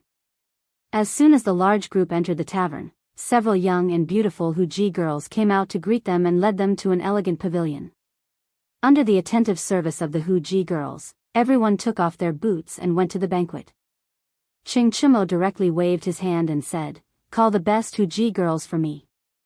If you dare to use any ugly ones to make up the numbers, I will smash your tavern." The Hu shopkeeper of the wine shop had already rushed over. He smiled apologetically and replied in the great Tang official language with an accent, "Little Duke, what are you saying? Even if I deceive anyone, I would not dare to deceive Little Duke. I will immediately ask the Huji girls to come over and serve you." Ching Chimo and his group of wastrels were all regular customers of Hu taverns. The Hu tavern manager didn't dare to neglect them. "Wait, are there any new Huji girls? This is the first time for my little brother. Find him a clean and refreshing Huji girl to serve him." Wahahaha. Ching Chimo pointed to Li Wangyu and said. Ching Chimo's words made the group of wastrels look at Li Wangyu and laugh, making Li Wangyu blush. These bastards. He wished he could pull out his 40-meter-long broadsword and chop them to death. However, Li Wangyu, the cynical man, didn't say anything against it. Instead, he was a little expectant. It was wise not to take Niu Wu out today. No one would tell the beautiful boss, right? Chapter 146. As a healthy man with a normal mind, Li Wangyu would be lying if he said that he was untainted by the mud and that he wanted to learn from Liu Xiahui. Although there was an ambiguous relationship between him and his beautiful superior, it did not affect the uncontrollable ripples in his heart. Ching Chimo's words made him look forward to it even more, but he heard the Hu shopkeeper reply hesitantly, replying to the young duke, "There is a new Hu concubine in the inn. She is also very beautiful. But her temper is fierce and she has not been trained well. I am afraid that she will spoil the young duke's mood." She is just a Hu concubine, how fierce can she be? Just call her over, my little brother can handle her. Ching Chimo waved his hand without a care, indicating for him to call the Hu concubines over. The Hu shopkeeper did not dare to say anything else and turned to leave, arranging for the Hu concubines to accompany them. Not long after, a group of young and beautiful Hu concubines dressed in foreign attire entered the courtyard. They were dressed to the nines, each with a different style. For a moment, the courtyard became enchanting and charming. It was very tempting. The group of debauches each chose a pleasing Hu concubine to accompany them, but did not let the rest go. They had them play music and dance to entertain them. Li Wangyu sat on his seat and saw the debauches and Hu concubines on his left and right, making him feel dry in the mouth. These bastards, they are too indulgent. TSK, Fang Eai, this bastard, where did your hand go? Yuchi Bao Lin, can you be any more vulgar? This group of Hu concubines, they are too lacking in self-respect. Being taken advantage of like this by this group of debauches, they were just short of doing that kind of thing, yet they were all smiling so seductively. In broad daylight, under the clear sky, they actually did such a thing. It really made Li Wangyu angry. He really wanted to say loudly, I don't want any chicks, give me a dozen of these unrestrained Hu concubines. However, for the sake of his own face, Li Wangyu could only act like a gentleman. He sat in the pavilion and waited for the arrival of his huji. Suddenly, a commotion could be heard outside the pavilion.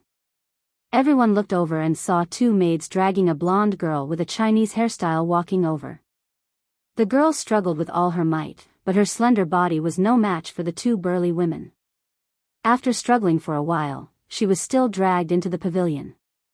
However, that huji girl was very unyielding. She actually opened her mouth and bit one of the maids. Under the sudden pain, that maid slapped her, causing that huji girl to fall to the ground. The blonde, blue-eyed huji girl was also tenacious. Seeing that she was being hit, she only covered her face and stared at the two maids without saying a word. Enraged, one of the maids raised the whip in her hand and was about to lash out. Li Wangyu's sense of justice rose again. He pushed the table and stood up, shouting, "Stop!" Seeing that the guest in the pavilion had spoken, the two maids didn't dare to act rashly and quickly retreated to the side. Li Wangyu took a few steps forward, wanting to see if the huji girl was badly beaten. He was almost shocked when he saw it. Oh my God! Angelina Jolie also transmigrated? Is this AF** King movie? The girl in front of him looked younger, at most 14 or 15 years old, but her appearance was almost exactly the same as Angelina Jolie's. One of Li Wangyu's favorite Hollywood actresses was Angelina Jolie, the female lead of the movie Tomb Raider. He would never admit that he was attracted to Angelina because of her devilish figure, although she was indeed very attractive. After a long time, Li Wangyu finally calmed down. He swallowed his saliva and asked the huji girl in a gentle tone, "Are you okay?" Angelina Jolie, oh, no, the huji girl, glared at Li Wangyu with her eyes full of vigilance. She crossed her arms in front of her chest, frightened but stubborn. She just bit her sexy red lips and didn't say a word. Huji's inadvertent action made Li Wangyu's heart beat faster. He couldn't take it. In his previous life, the sexiest thing about Angelina Jolie besides her devilish figure was her alluring red lips, which could make people fall head over heels for her. Her lips had the title of Wild Lips.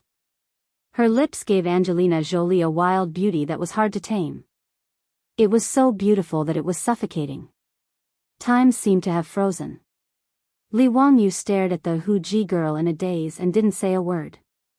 On the other hand, the maid at the side saw that the huji girl didn't speak and couldn't help but get angry. She yelled at her, "The VIP is asking you a question, little hussy. Hurry up and answer." "Shut up. Get out." Awakened by the maid's loud voice, Li Wangyu couldn't help but get angry and yell at the maid. After being yelled at by Li Wangyu, the two maids in the tavern didn't know what to do and stood at the side uneasily. Seeing that the commotion was too fierce, the Hu tavern owner rushed over and bowed to everyone. "My apologies, my lords. This huji girl hasn't been trained yet. Why don't I get another one?" "No need, I'll take her." Li Wangyu stopped him. He bent down again and asked the young Angelina Jolie, who was half sitting on the ground gently, "Let me help you up, okay?" As if sensing that Li Wangyu didn't have any ill intentions, and with the two maids who were always fierce, the young Angelina Jolie didn't object and nodded gently. Li Wangyu was overjoyed. He quickly reached out to help her up and pulled her into the pavilion. Angelina Jolie didn't struggle and was led into the pavilion by him. This scene made the group of fops in the pavilion dumbfounded. After Li Wangyu pulled Huji back to her seat, a few of them had mischievous looks in their eyes. Fang Yai winked at Li Wangyu. "Zio, you're a gentleman, but what?" Li Wangyu asked curiously. "But Zio, your taste isn't very good. Huh, you actually like such an ugly woman." Fang Yai's words made the group of fops convulse with laughter. Chai Lingwu even laughed until tears came out of his eyes. He kept burrowing into Hu Ji's arms. Ugly? Angelina Jolie was actually called ugly by this group of fops? Did they have any sense of beauty? Were they all blind? Before Li Wangyu could speak, he heard Qing Chumo teasing, "Zio, this Hu Ji is so tall and so slender, not to mention her mouth that looks like a bloody basin. TSK, the barbarian merchants of this tavern are really despicable. They actually used this kind of thing to fool us." Li Wangyu was almost struck by lightning by this guy's words. Damn, a bunch of country bumpkins. The Hu Ji girl beside him was nearly 1.7 meters tall. Her 2 long legs were faintly visible under her skirt. She could be said to be of the highest quality. Her figure wasn't inferior to Angelina Jolie's in his previous life. In fact, it was even better. Her skin was fair, unlike the thick pores of ordinary European and American women. Instead, it was as smooth as silk like Wuxia women. When Li Wangyu held her hand just now, he almost couldn't control himself. Not to mention her sexy red lips, which were actually described by Qing Chumo as a bloody basin. Li Wangyu despised this guy's sense of beauty. Chapter 147. The words of the group of playboys made the face of the Hu girl beside Li Wangyu turn gloomy. Although she didn't want to be a slave or a hostess, as a girl who loved to look pretty, who would want to be called ugly in front of others? In the pavilion, not only were the group of silk pants rocking back and forth with laughter, even the Hu courtesans were covering their mouths and snickering. In their eyes, the young Hu courtesan beside Li Wangyu was indeed very ugly. Li Wangyu rolled his eyes speechlessly. He couldn't be bothered to correct the aesthetic standards of these country bumpkins. Thinking about it secretly, Li Wangyu felt a little happy in his heart. Angelina Jolie was such a great beauty, yet no one could recognize her. The feeling of a bright pearl being covered in dust and being able to recognize the pearl with his discerning eyes felt pretty good. Li Wangyu ignored the group of playboys and turned to look at the beautiful teenage version of Angelina Jolie beside him. He subconsciously compared her with his beautiful boss. In the end, they were neck and neck. His beautiful boss had the typical temperament of an Oriental beauty. Whether it was her appearance or figure, she didn't lose to the teenage version of Angelina Jolie at all. Li Wangyu stopped his fantasies and started chatting with the Hu Ji girl in a low voice. "Can you tell me your name?" Li Wangyu's tone was gentle, like a weird uncle who was about to trick a little loli into looking at goldfish. The girl hesitated for a moment, but still answered, "Aphrodite." Her accent was a little strange, but Li Wangyu could still understand it. Hearing her answer, Li Wangyu's eyes lit up. The ancient Greek goddess of love? The girl was stunned. She looked up and stared into Li Wangyu's eyes. "You know about the goddess of love? You know about ancient Greek mythology?" She had been sold from faraway Europe to the Tang dynasty for a few months. Whether it was the barbarian merchants or the people of the Tang dynasty, she had never seen anyone who knew about ancient Greek mythology. Li Wangyu shrugged. He had only read about ancient Greek myths and was not proficient in them. However, he did remember the names of the goddesses. He was especially impressed by Aphrodite, the goddess of love, whose Roman name was Venus. Back then, Li Wangyu almost licked the screen when he saw the painting, The Birth of Venus, by the Italian painter Botticelli. In the oil painting, the young girl Aphrodite had just jumped out of the water and was standing naked on a lotus leaf-like shell. Her figure was slender and fit, her figure was slim and full, and her posture was graceful. "Aphrodite, where is your hometown?" Li Wangyu asked curiously. This girl was clearly not an ordinary West Asian Yahoo, but a European. "Byzantine, I'm from the Byzantine Empire." Aphrodite replied in a low voice, but her tone was obviously depressed. "Byzantium?"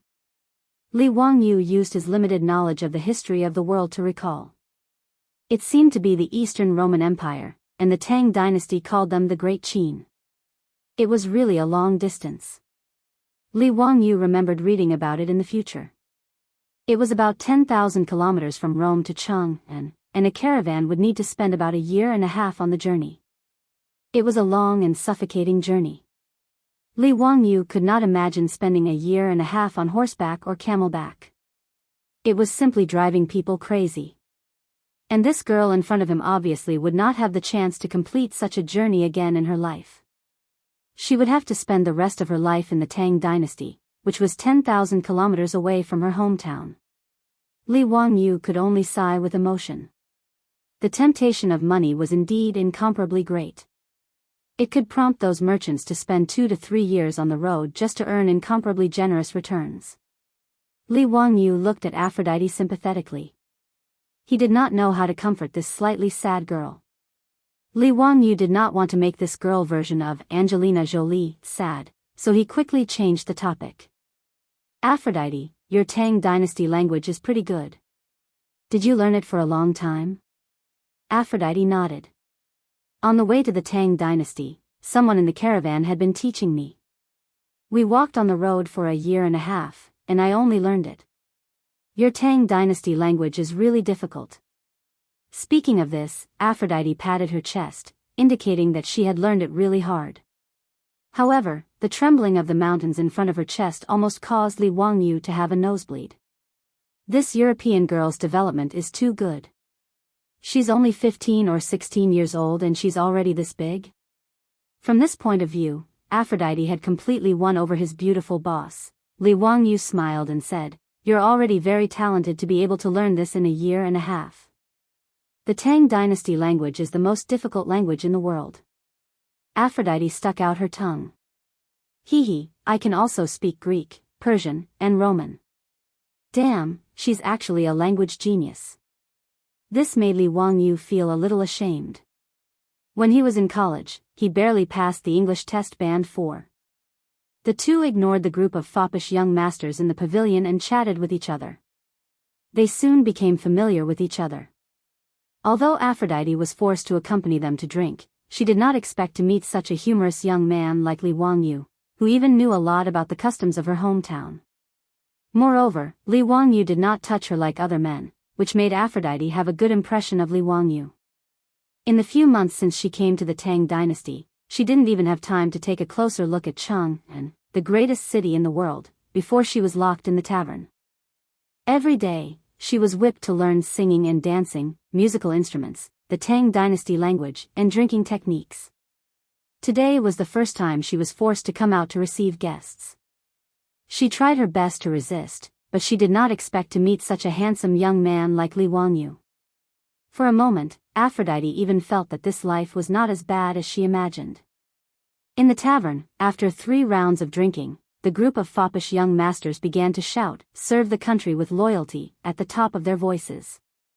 Ever since the banquet in the county prison of Jianghu County, this group of foppish young masters all fell in love with this song and would sing it every time they drank.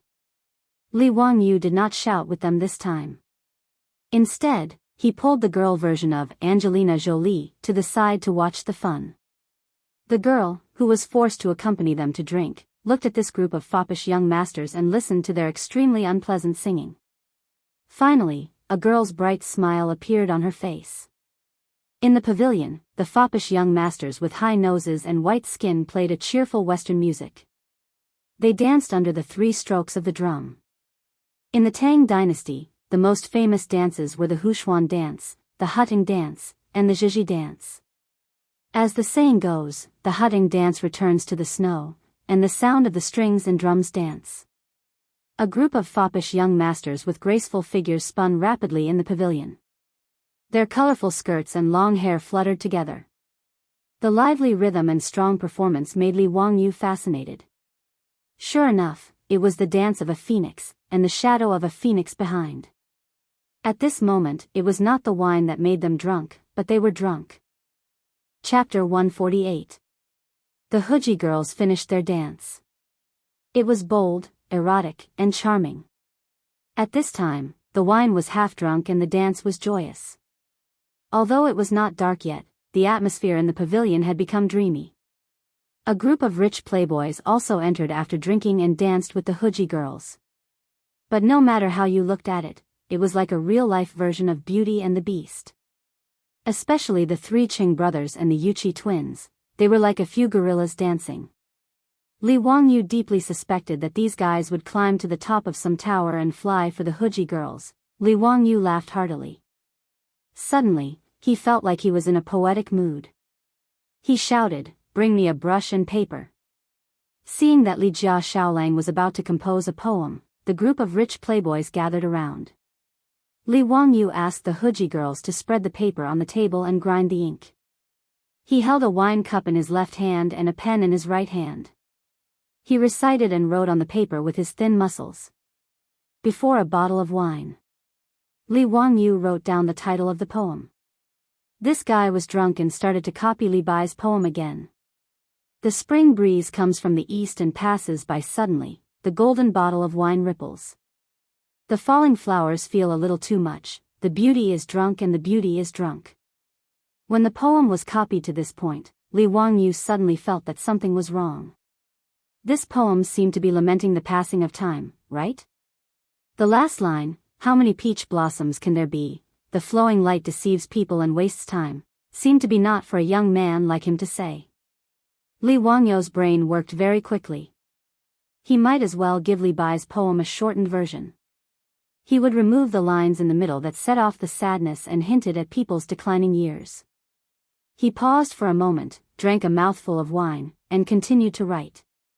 The lute plays the dragon gate's green tree, the jade pot of wine is clear as the sky. Urging the string and brushing the column to drink with the gentleman, looking at Zhu Cheng's face redden. The Huji girls are as beautiful as flowers, smiling in the spring breeze. Smiling in the spring breeze, dancing in gauze clothes, the gentleman will not be drunk today and will return in peace. The shortened version of Before a Bottle of Wine became a poem of Carpe Diem, which made the rich playboys applaud. Especially that last sentence, "If you are not drunk today, you will return in peace." It was even more to the liking of a group of profligate sons. What she meant was that she was laughing in the spring breeze while dancing in her silk dress. In front of this beautiful scenery, if you don't get drunk today, you're a fool. What's there to talk about? Zio is indeed a genius. How are you going to return home in peace if you don't get drunk? This is delightful. Come, everyone, let's drink. If we don't get drunk, shall we return peacefully? Cheers. In the pavilion, Hu Ji, who was good at playing and singing, immediately began to play and sing Li Wangyu's "There's a Bottle of Wine in Front." Unlike the poems of later generations, since ancient times, poems were actually meant to be sung. As the saying goes, 300 hymns, 300 string poems, 300 song poems, and 300 dance poems. Every poem in the Book of Songs can be played, sung, and danced with musical instruments. Tang poetry was naturally the same. A large portion of poems were spread through the singing of prostitutes. For example, now in Chang'an City, in the Ping Kong Square, the most popular poem was Li Wangyu's plagiarized poems. In the pavilion, Hu Ji, who was holding a pipa, plucked the strings. Other Hu Ji, who were holding musical instruments such as ivory boards and dutan drums, also played the accompaniment to the tune of the pipa. A clear and beautiful female voice came out from Hu Ji's red lips. The group of rich playboys, including the sons of the martial artists, were all intoxicated by the music and could not extricate themselves. The poem was repeated 3 times before it ended. The beautiful poem was like rich wine, intoxicating and intoxicating. In the pavilion, there was a fight again. The cause was to snatch the manuscript of There's a Bottle of Wine in Front, written by Li Wangyu. Wei Shuyu quietly reached out to the manuscript on the table. He gently pulled but did not move it. He looked up and saw that Du He's hand also grabbed the other end of the rice paper. The two of them stared at each other for a while. Du He suddenly shouted, "Brother, come and help me." Du Go was his brother. Since his brother asked for help, he would naturally help. He immediately rushed to Wei Shuyu. Chai Lingwu saw the commotion and also ran up to help. The group of rich playboys fought over Li Wangyu's manuscript and made a mess in the pavilion. Only the 3 Qing brothers and the Yuqi twins were not interested in the manuscript. In the end, it was the Du brothers who overpowered Wei Shuyu and snatched the manuscript. Wei Shuyu was so angry that he cursed loudly. After the laughter, the atmosphere in the pavilion was even more intense. Wine was poured into everyone's mouths like water. Li Wangyu was already intoxicated by the music and wine. He did not notice that Aphrodite, who was beside him, had left at some point. When she came back, she had already changed into a special dance costume. She wore a tomato hat decorated with golden bells, thin and narrow sleeves, a purple gown embroidered with golden silk, red brocade boots, and a colorful belt around her waist. The teenage version of Angelina Jolie smiled sweetly at Li Wangyu. She began to dance with the beating of the drums. The drumming became more and more urgent. The frequency of Aphrodite's waist also became faster and faster. Her soft and boneless waist danced in a circle. Li Wangyu was so captivated that he could not bear to blink.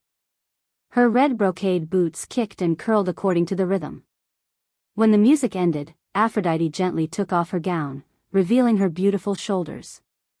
She looked at Li Wangyu with her watery eyes. At this moment, she was extremely shy and full of tenderness. Li Wangyu's heart palpitated. This temptress. Aphrodite had already drunk several cups of wine.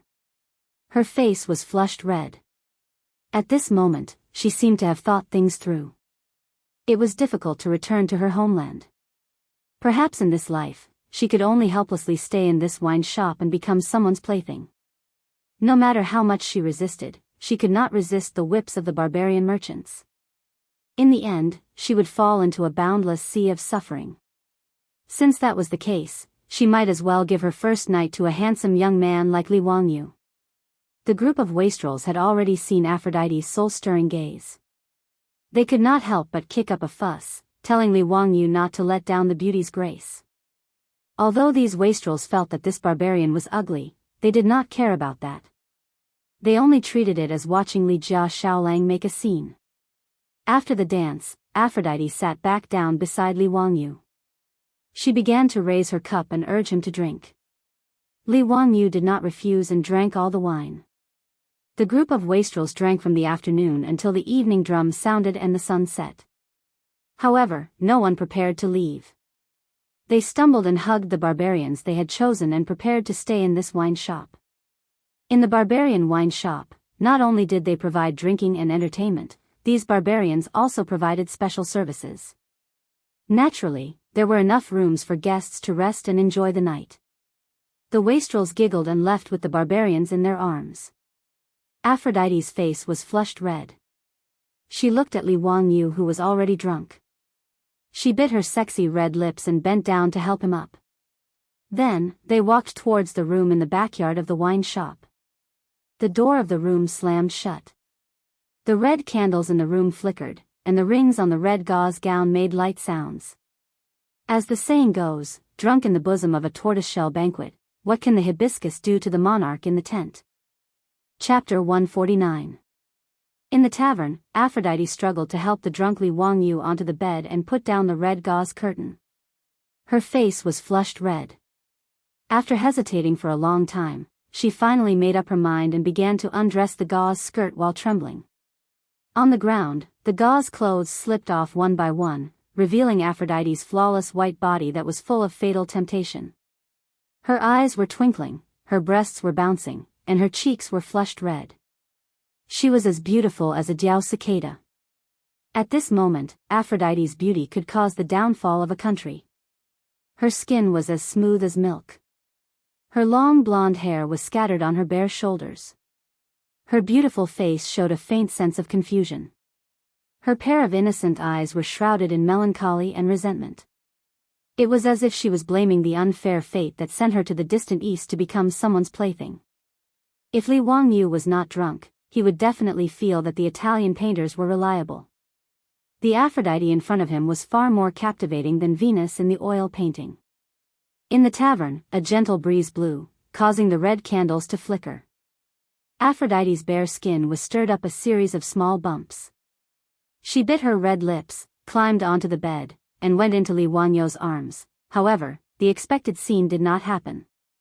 Li Wangyu was already drunk. After Aphrodite helped him to the bed, he fell into a deep sleep. In those movies or literary works, drunken men and women would wake up without knowing what happened the night before. That was basically nonsense. As a normal man, Li Wangyu did not know that a naked blonde beauty was lying beside him. He also did not have any physiological reaction. Aphrodite was only a virgin. Although she was forced to learn how to please men in the tavern, it was only in theory. She was so busy that she was sweating, but Li Wangyu did not have any reaction. The drunk Li Wangyu turned sideways and pulled the naked Aphrodite into his arms. Then, he hugged the beauty and fell asleep. Such an erotic scene. If Li Wangyu woke up and saw it, who knew if he would regret it to the point of slapping himself a few times. After Aphrodite was pulled into Li Wangyu's embrace, she breathed in his masculine scent and felt ashamed. She wanted to push Li Wangyu away, but he held her tightly. She had also drunk a lot of wine. At this time, the alcohol had gone to her head. As a result, in Li Wangyu's arms, she slowly fell into a dream. Aphrodite seemed to have returned to her hometown in her dream, but it was still the same unchanging nightmare.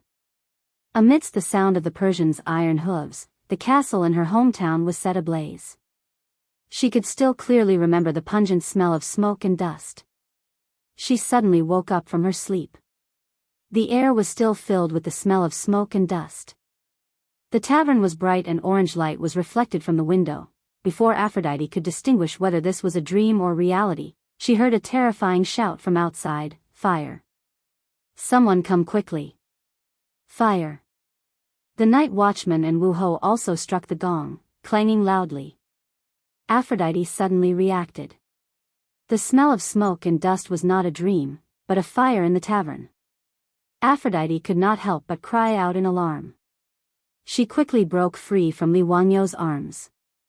She hastily grabbed her clothes and put them on while shaking the sleeping Li Wangyu with all her might. Wake up, there's a fire. Wake up." She did not even know Li Wangyu's name. She only heard those debauches call him Ziyu at the banquet.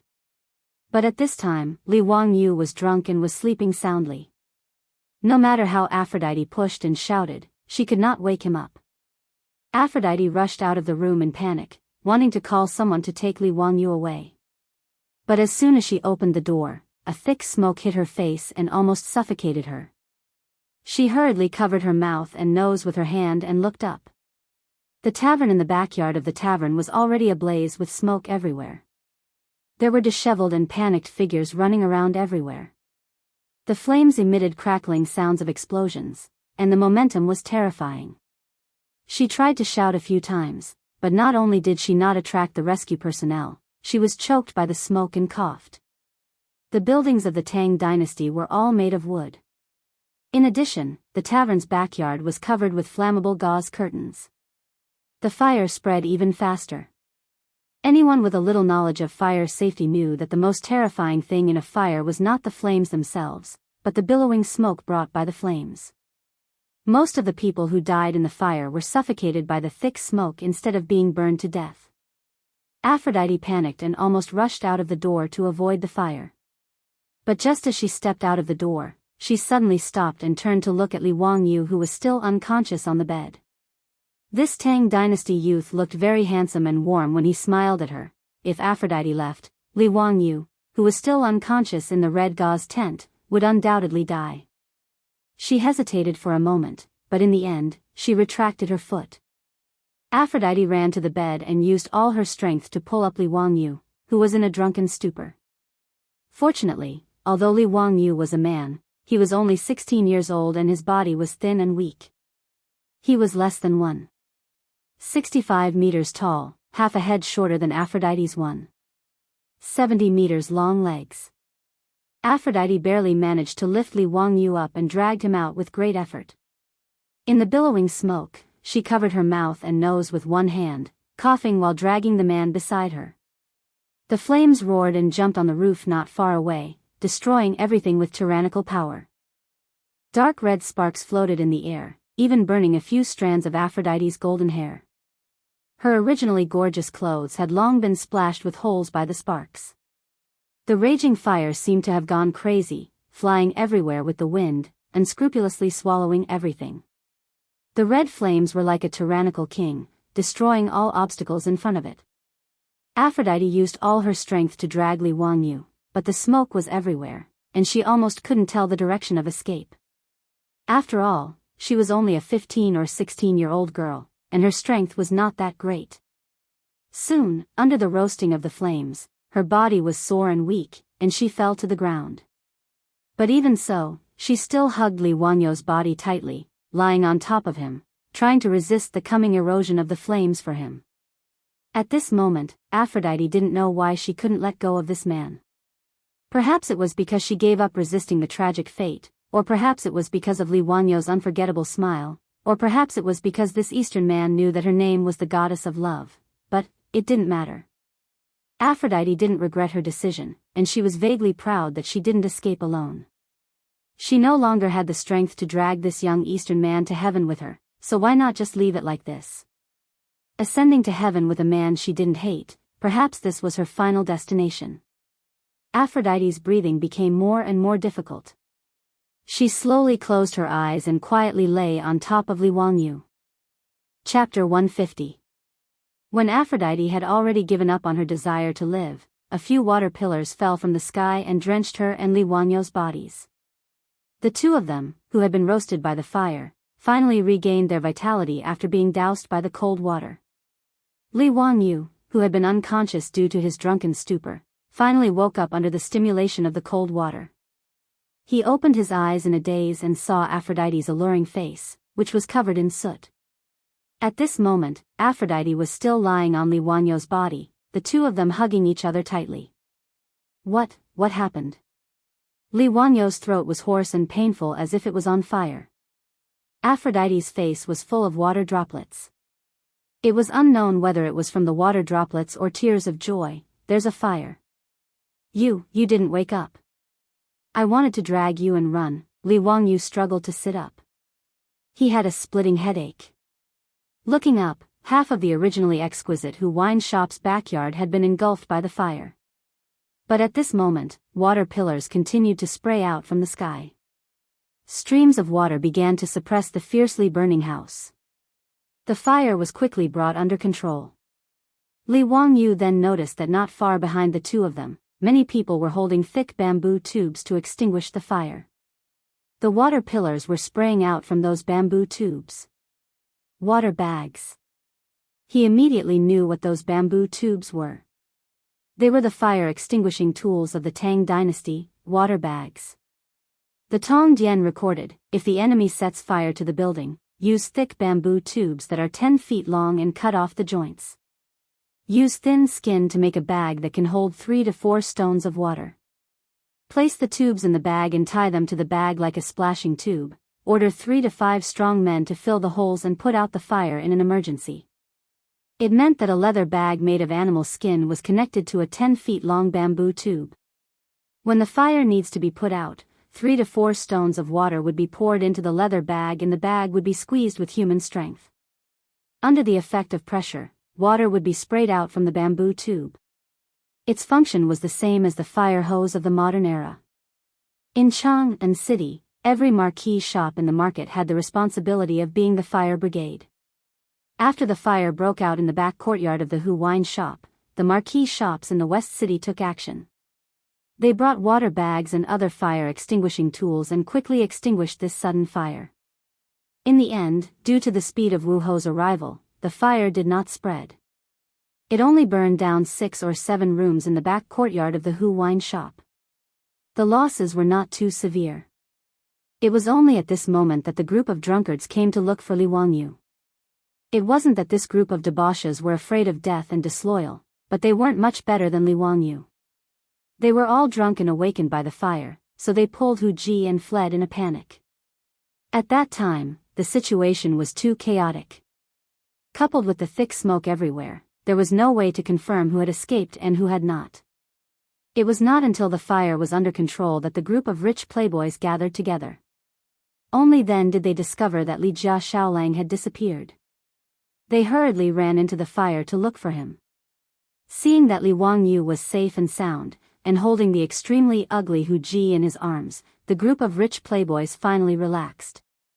This group of top-notch scions of the great Tang were usually dressed in bright clothes.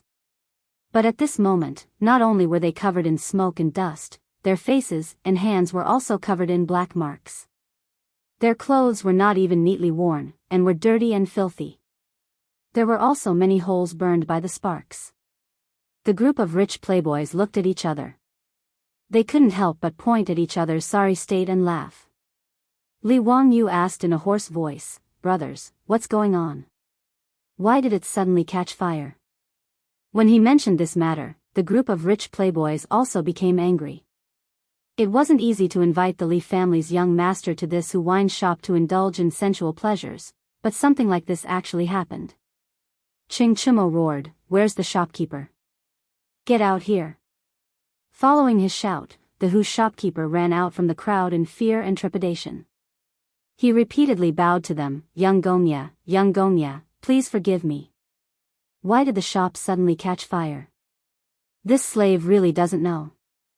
Among the martial marquises of the West Market who came to put out the fire, an official wearing an 8th grade military uniform stepped forward to greet the rich playboys. "I am the colonel of the marquises of the West Market."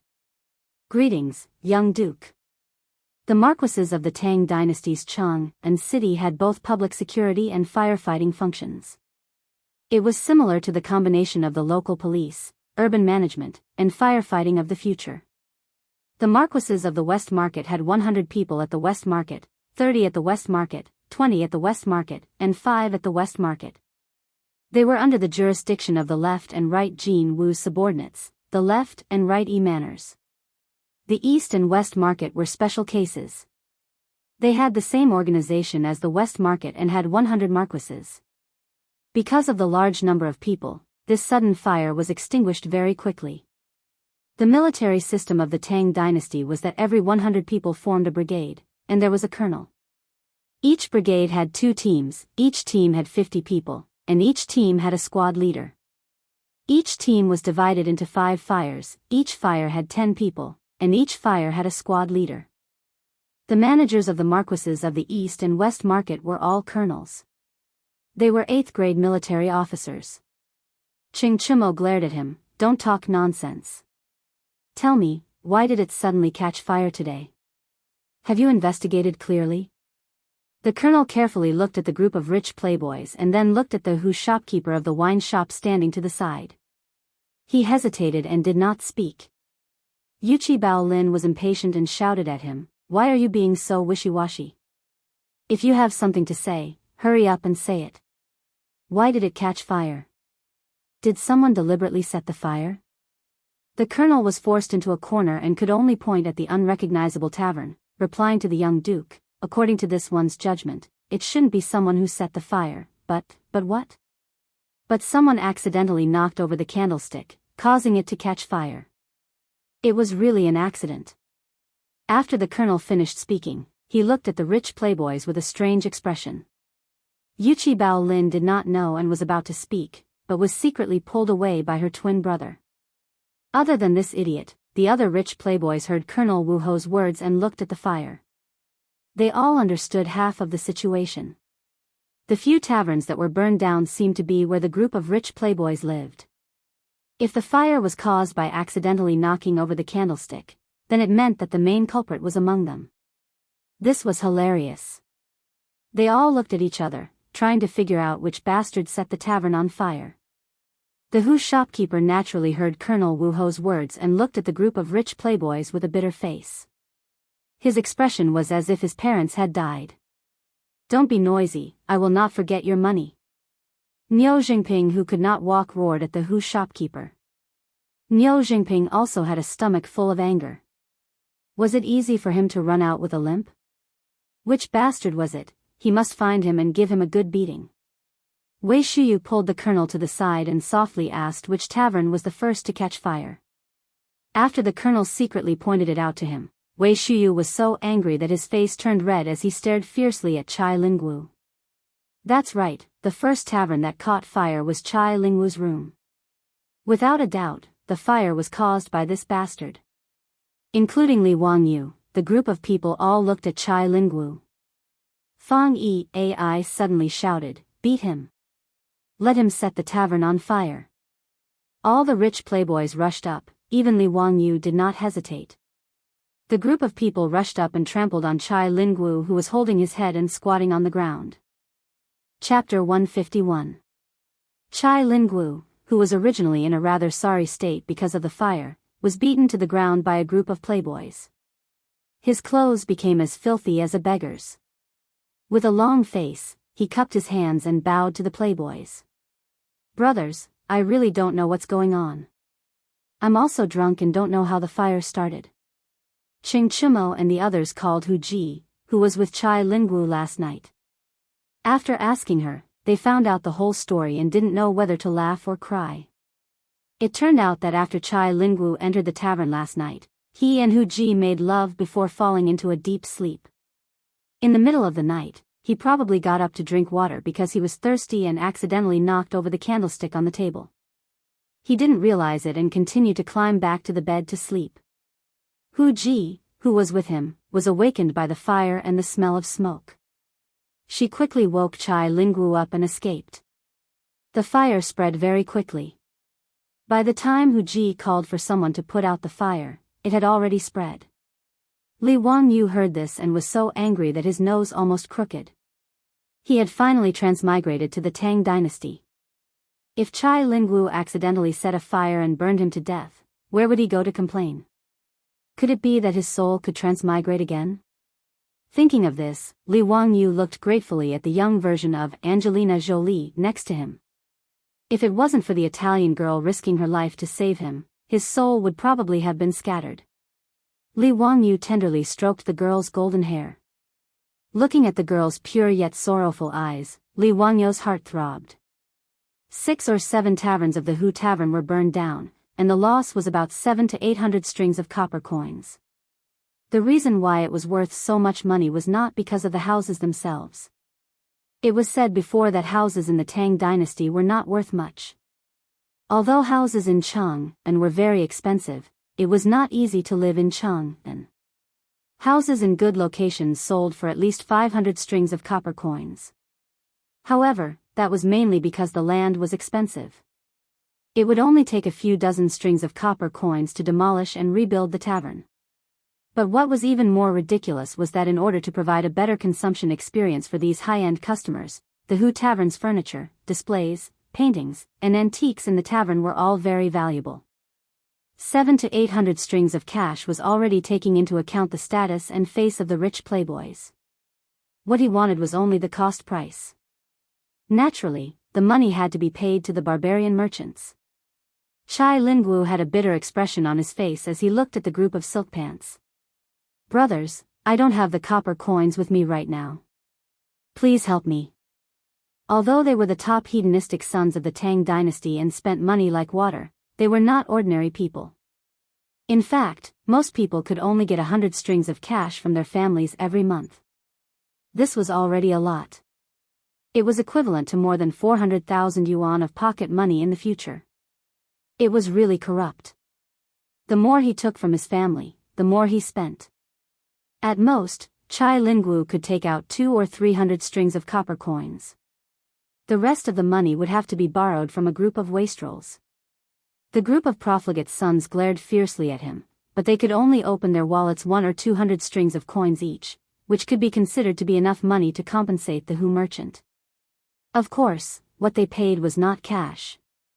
It was impossible for the rich playboys to bring dozens of ox carts worth of copper coins to drink wine, much less bring a few hundred taels of gold with them. In an era before paper money was invented, it was indeed very inconvenient to spend large amounts of money.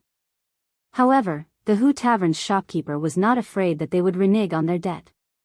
In the Tang dynasty, the rich playboys would not go so far as to bully others with their power. After the fire in the tavern's backyard was completely extinguished, the Hu Tavern's shopkeeper hurriedly arranged for people to clean up the mess.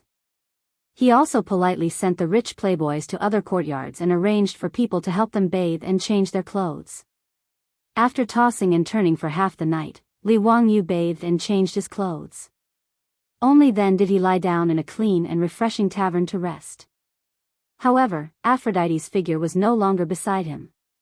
The fire burned so much that the rich playboys no longer had the mood to play with women. They all sent away the barbarians. Li Wangyu was naturally embarrassed and left the barbarian girls alone. The tavern's housekeeper came out to take the barbarians away. Aphrodite raised her eyes to look at Li Wangyu. Her ash-covered face was filled with worry and there was a trace of indistinct grief in her eyes. She did not resist and did not say anything. She lowered her head and silently followed behind the housekeeper who was disciplining them. Then, she turned and left. Li Wangyu's throat seemed to be blocked. He raised his arm slightly, as if he wanted to say something, but then lowered it sadly. He also did not know what he should say to the barbarian girl. Thank her? Ask her to stay? Li Wangyu only felt a sense of loss in his heart, as if he had lost something. He lay on the bed, tossing and turning, unable to sleep. His mind was filled with the girl's blue eyes looking at him with faint worry. With great difficulty, he finally endured until the morning drum sounded. Li Wangyu yawned and walked out of the tavern with a headache. The group of rich playboys had also woken up. Looking at the ruins of the barbarian tavern's backyard that were still emitting smoke, the rich playboys' faces were all shocked. This matter was really too troublesome to talk about. If this matter were to spread back to their families, these rich playboys' days would not be easy. Especially Chai Linggu, his expression was even uglier. Ching Chimo listlessly called out to everyone and prepared to go home. Li Wangyu muddle-headedly mounted his horse and followed everyone out of the market. But what lingered in his mind was Aphrodite's aggrieved eyes when she was taken away by the housekeeper. When he thought about how this girl who he met by chance but saved his life last night would become a prostitute in this barbarian tavern, drinking and dancing with those strange men, and even being pressed down by those strange men to vent their bestial desires, Li Wangyu felt a stab of pain in his heart. Finally, Li Wangyu made up his mind. He pulled on the reins and shouted, "Brother Cheng, brothers, can you lend me some money?" The group of dispirited playboys was stunned and looked at him in confusion. "Zio, why do you want to borrow money?" "Ransom." Li Wangyu cupped his hands towards everyone. "I want to go back to the barbarian tavern and ransom that concubine. I am embarrassingly short of money, so I can only shamelessly ask for help from my brothers." He really did not have the money. The price of a beautiful female servant of the Tang dynasty could be hundreds of thousands or even millions. Although the young version of Angelina Jolie was ugly in the eyes of the Tang people, she was still a concubine. The price of a concubine was much higher than that of an ordinary female servant. Li Wangyu estimated that if he wanted to buy Aphrodite from the barbarian tavern, he would have to spend at least 100 or 200 strings of copper coins, or even more.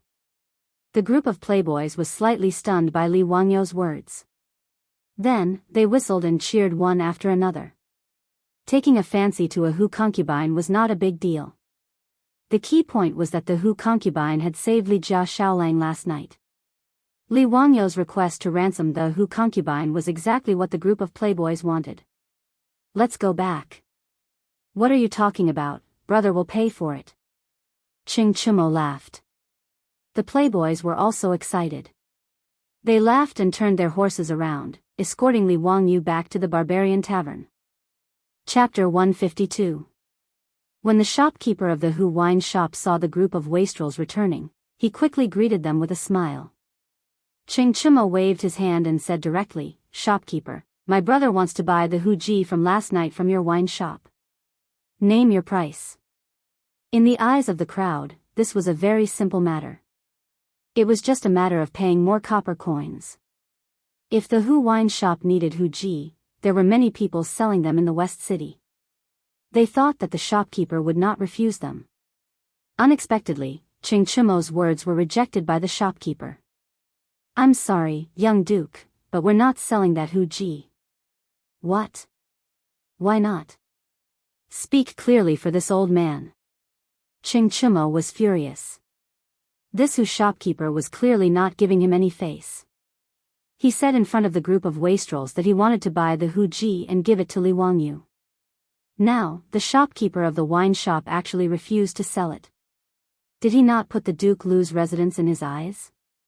Most of the who did business in Cheng and city were Sogdians. They had 9 surnames: An, Chao, Shi, Mi, He, Shi, Mu, and Bai. The Tangs called them the 9 surnames of Jianghu, also known as the 9 surnames of Hu. The great Tang dynasty's terminator, and Lushan, was a Sogdian, a member of the 9 surnames of Jianghu. Just like the Jews in Europe, the Sogdians were also good at business. They bought silk from the Central Plains and transported it to the West regions. They also brought in glass beads, jade, agate, pearls, and other jewelry from the West regions. Selling livestock and even slaves was a way for the Sogdians to make money. They almost controlled the lifeline of the Silk Road trade. Almost every Sogdian merchant was a loan shark. Not only did they lend money, but they also lent silk. It was recorded in the Sufu Yuan Gui that the inner circle disciples of the capital were mostly fan merchants. The wastrels in Chang and city who borrowed money from the Sogdians could not afford to repay it. This showed how rich the Sogdians were. These Sogdian merchants were also good at relying on various political forces to gain political status and make it easier for them to do business.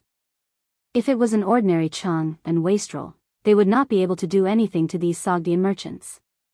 However, Chingchumo and the others were not ordinary wastrels. They were the top wastrels of the Great Tang. No matter how powerful the sweet merchants were, in the face of Chingchumo's fury, they could only keep quiet out of fear.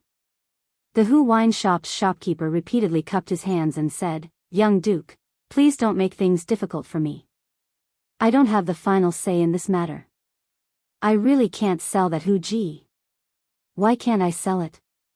If you don't make things clear today, do you believe that I won't set fire to your wine shop and burn it down completely?" Chingchumo was not the only one who was angered by the Hu shopkeeper's evasiveness. The group of silk pants also surrounded the shopkeeper furiously. They were all prepared to take action to teach this Hu shopkeeper who did not know the rules a lesson. He wanted to let him know who the Tang dynasty belonged to. How dare a man with a surname of Hu mess with them in Chang'an? He was really out of his mind.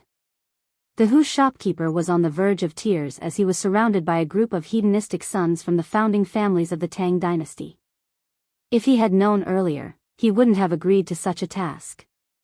He even regretted summoning that Hu Ji girl to accompany the guests yesterday. Otherwise, such a thing wouldn't have happened. Seeing that there was no way to avoid it, the Hu shopkeeper had no choice but to invite everyone into the wine shop. He found a quiet room and respectfully invited everyone to take a seat. Then, he ordered someone to bring wine. After sending all the servants away, the Hu shopkeeper lowered his voice and explained to Li Wangyu and the others why he couldn't sell the Hu concubine. After hearing the Hu shopkeeper's explanation, Li Wangyu and the group of silk pants looked at each other in shock. No one would have thought that there was such a hidden story. Chingchumo silently scratched his head and said to Li Wangyu with a bitter face, "Brother Zio, there are plenty of Hu Ji girls. Why don't we change to another one? How about I go to the West Market and buy you another 2 beautiful Hu Ji girls?" Fang Yai, Wei Shuyu, and the others also persuaded, "That's right. Zio, Hu Ji girls are all the same. We will buy you a few other beauties." Li Wangyu only shook his head. He wasn't after beauties. He just wanted to save Aphrodite from her misery. What the Hu shopkeeper said didn't make him give up on his plan. Instead, it made him even more determined. "Brothers, if I don't buy that Hu Ji girl back home and let her become a lowly prostitute in this wine shop, I'm afraid I won't be able to rest easy. Last night, that Hu Ji girl risked her life to drag me out of the fire. How can I just walk away now? If I really do that, will you still be willing to be friends with me?" Li Wangyu's words were sincere and sincere. Fang Yai and the others were speechless. Everyone said that prostitutes were heartless and actors were unloyal. However, they saw how the Hu Ji girl saved Li Wangyu last night. But as Li Wangyu said, if he just walked away, even they would despise Li Wangyu. Chingchumo slammed his palm on the table and said, "Bastard. I don't believe that the Zoroastrianism can go against the heavens. They don't have the final say in Chang'an. That's right. Let's go back to the residence and play the Qi troops. Today, we are going to cause a ruckus at the Zoroastrianism temple." Let's see if my spear is better or that Zoroastrianism's Sabao is stubborn. The Yuchi twins also shouted. The Zoroastrianism temple was the place where the Zoroastrianism worshipped. The Zoroastrianism, also known as the fire worship sect, was the religion that the Persian Empire and the Sogdians believed in. Sabao was the leader of the Zoroastrianism region and the leader of the Sogdians. Once he heard that the wastrels were going to cause a ruckus at the Zoroastrianism temple, the Hu shopkeeper knew that he was in trouble. He quickly knelt down and kowtowed, asking the dukes to be magnanimous. If Sabao knew that it was because of him that these wastrels were going to cause a ruckus at the Zoroastrianism temple, he would lose his head. Li Wangyu also quickly got up and stopped the agitated crowd. Brothers, don't be rash. If we really cause a ruckus at the Zoroastrianism temple, it won't end well. Why don't we discuss it with Sabao? If he agrees, then it's fine, but if he doesn't, then we'll think of another way. The wastrels calmed down a little and nodded in agreement. The Sogdians controlled the Silk Road trade. Even the big shots of the imperial court were not willing to offend them. If this group of wastrels really went to cause a ruckus at the Zoroastrianism temple, they might really cause a lot of trouble. Li Wangyu then looked at the Hu shopkeeper. Shopkeeper, we won't make things difficult for you. We'll settle this matter ourselves and won't tell anyone. You're the one who told us this. However, you have to promise me that you won't let Aphrodite come out to meet customers until we settle this matter. Is that okay? The Hu shopkeeper quickly nodded and promised to take good care of the Hu girl. Seeing that he had promised, Li Wangyu and the others left the wine shop and prepared to go to the Zoroastrianism temple to negotiate with Sabao. Chapter 153. In Chang'an City, the Zoroastrian temple of the Sogdians was located in the Lichuan Square in the north of the West Market. It was only separated from the West Market by a 100-meter-wide Golden Gate Avenue. Everyone rode on horseback and soon arrived at the entrance of the Zha temple. The Zoroastrianism temple was different from Taoism or Buddhism. There was a fire altar inside the Zoroastrian temple. Bronze cauldrons of different sizes were placed on the altar. Inside the cauldrons were burning with raging flames. This was the sacred fire that the Zoroastrian religion worshipped. The holy flame of Zoroastrianism was a flame extracted from the consecrated flames of the Sogdians who were pure in their beliefs and words. Precious wood was used as a fuel to incinerate the fire in the Zoroastrian temple for worshippers to worship. They went to the Zoroastrian priests in the Zoroastrian temple, and asked to see Sabao, and to speak with him. The Sabao in Chang'an City was called Milamon. He was the political and religious leader of the Sogdian people in Chang'an and had a high status. Although he did not have an official position in the Tang dynasty, because the Sogdians controlled the Silk Road trade, Pai Lupi had met him many times and bestowed him with gifts in order to win over the Sogdians. When Milamon learned that a group of Grand Dukes of the Tang dynasty had come to visit, he did not think much of it and asked the priests to invite them into the Zhuang temple. Young dukes, excuse me for not going out to meet you. What business do you have with me? Milamon was a middle-aged man who looked like a Persian. When he saw the silk pants, his attitude was amiable, and he exchanged greetings with everyone. Seeing Zoroastrianism Sabao's attitude, the group of silk pants relaxed. They felt that with their reputation, it would be easy for them to ask Zoroastrianism for an insignificant female slave. Li Wangyu bowed to Milman. Sabo, we have a request. Please do us a favor. Oh. What is it? I heard that your sect has a female slave from the Great Qin Empire, and I would like to buy this female slave from your sect. Would that be convenient? Li Wangyu chuckled as he made his request. However, as soon as he said this, Milman's expression changed. Lord Xiaolang, I'm afraid you're mistaken. Our Zoroastrianism doesn't have any female slaves from the Great Qin. Where did Xiaolang Kun hear this from? Seeing Milman immediately stop smiling after hearing about Great Qin's female slaves, the other profligates felt quite startled. Was Milman really not going to give them any face? Li Wangyu smiled and said, I'm very curious about Great Qin's women and I've been looking for them everywhere. Suli of Chang'an County told me that your Zoroastrianism has female slaves in the hands of the Great Qin. That's why I'm here to sincerely purchase them. Sa Bao, please do us a favor. The price is negotiable. We will definitely not let Sa Bao suffer a loss. Although there were all kinds of huji for sale in Cheng and Shi City, there were very few European women. The main reason was that the Tang dynasty was too far away. It was not cost-effective to sell women from far-away Europe to the Tang dynasty. Most of the prostitutes in Cheng and Shi City came from Central Asia, West Asia, and even South Asia. As for these concubines who entered the Tang dynasty, they had to apply for permission to enter the border and provide coupons. When entering Cheng, they had to register at the county government. Therefore, when Aphrodite was brought into Cheng and by the Sut caravan, it was registered at the Cheng and county government. The Suli of Cheng and county knew about this matter. However, Milamon still shook his head and said with a hint of impatience, "My Zoroastrianism did have a female slave from the Great Qin. However, a few days ago, she died of a sudden illness." You. Hearing Milamon deny it, Chu Chuliang became anxious. Just as he was about to accuse Milamon of lying, he was pulled back by his brother. Only then did he remember that they had promised the Hu wine shop owner that they would not reveal the truth. If he questioned Milliman's lie, it would be the same as betraying the Hu wine shop owner.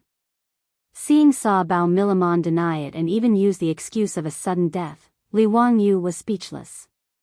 Facing the head of the Sut religion, even the wastrels could only beg.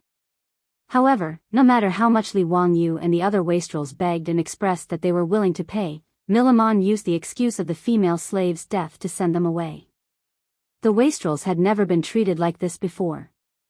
If they were not worried about the influence of the Zoroastrianism, they would have already made a ruckus. Seeing this, Li Wangyu could only say a few perfunctory words and helplessly bid farewell to the wastrels and left the Zoroastrianism temple. Bastard, this Milamon won't cry until he sees the coffin. He's full of nonsense. As soon as they left the Zoroastrianism temple, Chingchimo whipped the wall and said angrily. Fang Yai was also angry. Ziyu, what do you plan to do now? This Sa Bao Milamon is stubborn. He's a bastard. If it were up to me, why don't we just take that Huji away? Would they dare to report it to the authorities? Yuchi Baolin's words made the wastrels nod their heads. This was what they thought. However, Li Wangyu shook his head. If we do that, I'm afraid the matter will get out of hand. It's hard to guarantee that the Sut people won't report it to the court. That would implicate my brothers. How can I make things difficult for my brothers for myself? What he said was the truth. Using force to take someone away would cause endless trouble. Not to mention that after taking back Aphrodite, it would be difficult to solve the problem of her identity. After the Zoroastrianism temple suffered a loss, they would definitely cause trouble for the Sut people and ask the court to deal with the wastrels. At that time, Chingchimo and the others would definitely be affected. Chingchimo angrily cursed, "This group of damn profiteers, the 9 surnamed who are not good people. The imperial court should issue a decree to arrest all of these who surnamed Jiao. Left is wrong, right is wrong. Ziyu, what do you think we should do? Are we just going to let it go?" The wastrels were now unable to restrain their anger. Now it was not just the problem of Li Jia Shaolang wanting to buy a female slave, but they felt that their face had been swept to the ground by Milamon. If they just let it go, this group of wastrels would not be able to calm down and would lose face in front of the Zoroastrianism temple. For these wastrels, the world was big, but their face was the most important. If the Zoroastrianism temple did not take them seriously, how would they be able to establish themselves in Cheng and city in the future? Li Wangyu was also speechless. He silently looked at the fire in the bronze cauldron on the Zoroastrianism temple not far away and carefully thought about how to resolve this situation. The reason why the situation became so complicated was because of Aphrodite's identity. According to the information that the owner of the tavern learned, this female slave named Aphrodite was not an ordinary person, but the daughter of a noble in the Byzantine Empire. The Byzantine Empire and the Persian Empire had fought several wars in the past 100 years. A few years ago, the Persian Empire once again sent troops to attack the Byzantine Empire, and the Fifth Persian-Byzantine War broke out. At the beginning of the war, the Persians were unstoppable. They broke into the Byzantine Empire, took over Kharsatan city, and started to besiege Constantinople. This noble girl named Aphrodite was captured when Kharsatan city was conquered by the Persians. She was only 12 or 13 years old at that time. However, the war that followed ended with the defeat of the Persians. The Persians lost. They needed to return the Byzantine Empire's territories, release the prisoners of war, return the Holy Cross that they took from Jerusalem, return all the treasures that they took from the Byzantine Empire, and pay back the military expenses for the past few years. The Persian flew into a rage out of humiliation and vented his anger on Aphrodite. They lied to the Byzantine Empire that she died in the war and secretly sold her to the Sogdians. They let the Sogdians sell her to the distant Eastern Empire. They also asked the Sogdians to demote her to a prostitute to humiliate the Byzantine Empire and vent the anger in the hearts of the losers.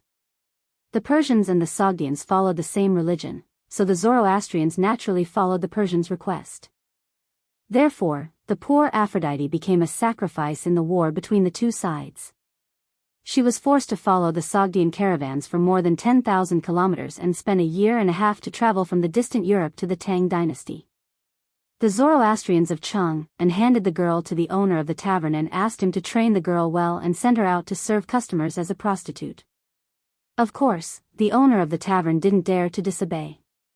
Therefore, when Xing Chumo proposed to buy the girl, he immediately refused. This wasn't up to him to decide, and he was only following the orders of Zoroastrians. In order to save Aphrodite, other than taking her away like what Yuchi Baolin said, the only way was to force Zoroastrians to give in.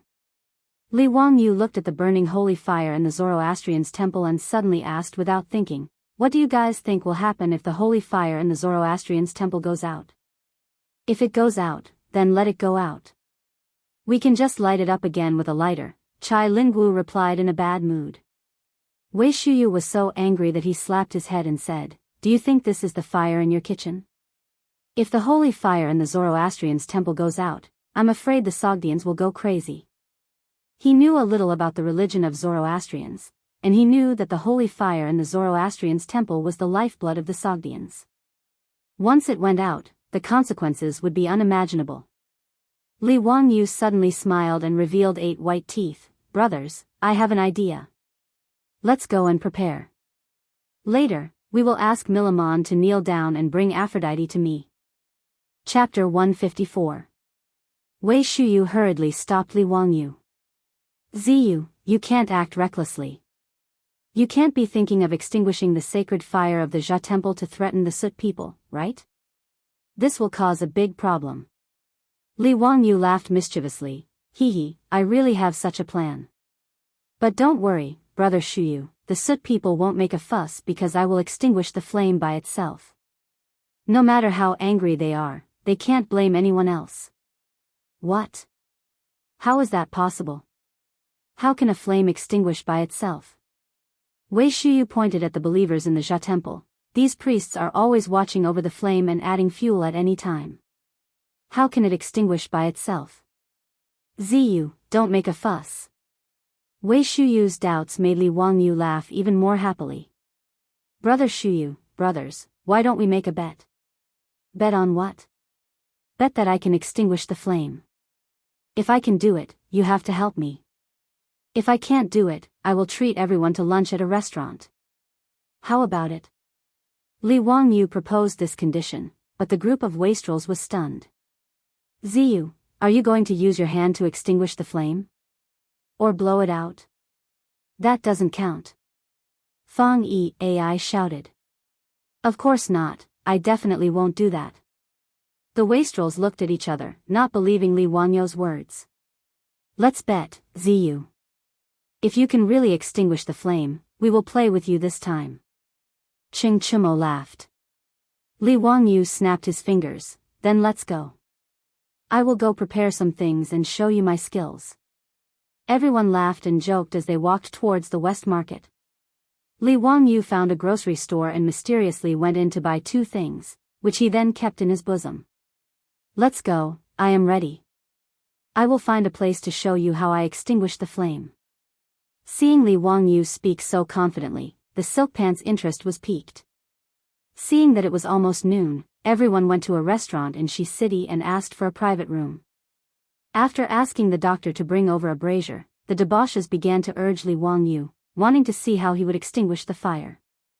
Li Wangyu asked for a wide-mouthed bottle. He took out something from his bosom and poured it into the bottle. "What's that smell? So sour?" "Ziyu, did you pour vinegar?" Fang Yai shouted. Li Wangyu smiled but did not answer. He shook the bottle in his hand a few times and then gently tilted the mouth of the bottle towards the burning brazier. Under the shocked gazes of the rich kids, Li Wangyu clearly did not pour out anything from the bottle in his hand. However, the flame in the brazier actually flickered a few times before it was extinguished. It was as if it had been extinguished by an invisible hand. Fang Yai opened his mouth in shock and pointed at the brazier, not knowing what to say. The others were no better than him. They all looked at Li Wangyu as if they had seen a ghost. After a long while, Qing Chumo cautiously asked, "Ziyu, do you know any magic? How did you extinguish the fire in the brazier?" The rich kids all stared at the bottle in Li Wangyu's hand. They felt that it was clearly a magic treasure. Otherwise, how could it be so magical? Li Wangyu almost burst out laughing. This group of country bumpkins had no knowledge of chemistry at all. The two things he had bought in the grocery store before were vinegar and alkali powder. Both were very common items. In the Tang dynasty, the steamed cakes, steamed buns, or steamed buns, would have alkali powder in the flour to soften the dough. However, anyone who had studied chemistry in junior high school would know that the main component of vinegar was acetic acid, while alkali powder was sodium bicarbonate. When the two met, a chemical reaction would occur and carbon dioxide gas would be produced. Carbon dioxide was heavier than air. When the carbon dioxide gas was poured out of the bottle, it would eliminate the air in the brazier and cause a suffocating effect, extinguishing the flame. It was a very simple chemical experiment, but it made the rich kids of the Tang dynasty dumbfounded. They thought that Li Wangyu had learned some magic to be able to extinguish the flame so quietly. Li Wangyu couldn't explain to this group of country bumpkins what a chemical reaction was and what carbon dioxide was. He simply demonstrated to them and told them that when vinegar and alkali powder were mixed together, a gas would be produced, and this gas could extinguish the flame. The group of rich kids was dumbfounded. They all stepped forward and did the experiment themselves. The brazier was constantly lit by them with matches, and then they put the vinegar and alkali powder into bottles. They were all having a lot of fun. In order to snatch the right to experiment, a few of them almost got into a fight. Li Wangyu rolled his eyes speechlessly. The discipline of the first chemistry experiment class in the Tang dynasty was worrisome. After the group of rich kids had personally experimented and had their fun extinguishing the fire, Li Wangyu smiled pretentiously and said, "How is it? Brothers, are you willing to help me and extinguish the holy flame in the Zoroastrian temple silently?" Fang Yai and the others looked at each other and laughed. "Of course we'll help." With Zio's method, Milamon will definitely be caught in a trap of his own making. I wonder if those Sushans will go crazy when they see the holy flame in the Zoroastrian temple inexplicably extinguished. Just thinking about it makes me happy. I'm afraid they'll think that the gods are blaming them, right? These profiteers.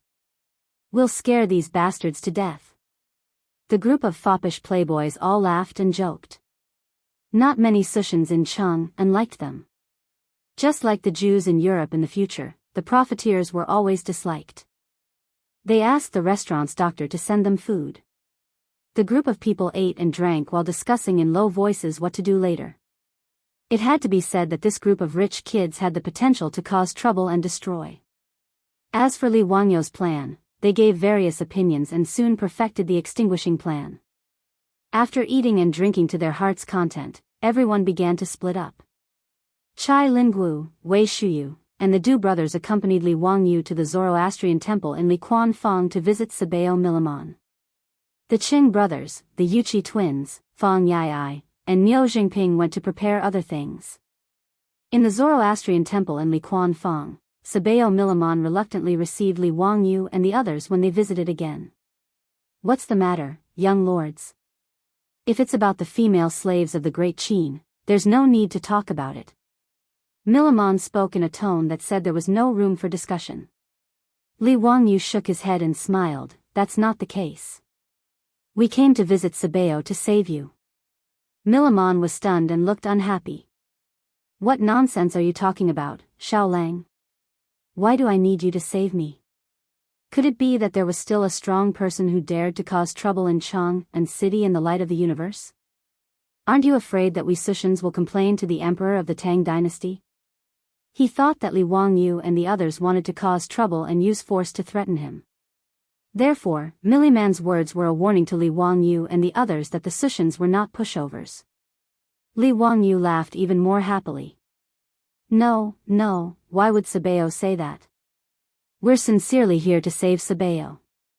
Don't you know that you're in trouble? Chapter 155. The Sogdian Sabeo Milliman naturally did not believe Li Wangyu's words. Mr. Xiaolang, what trouble do I have?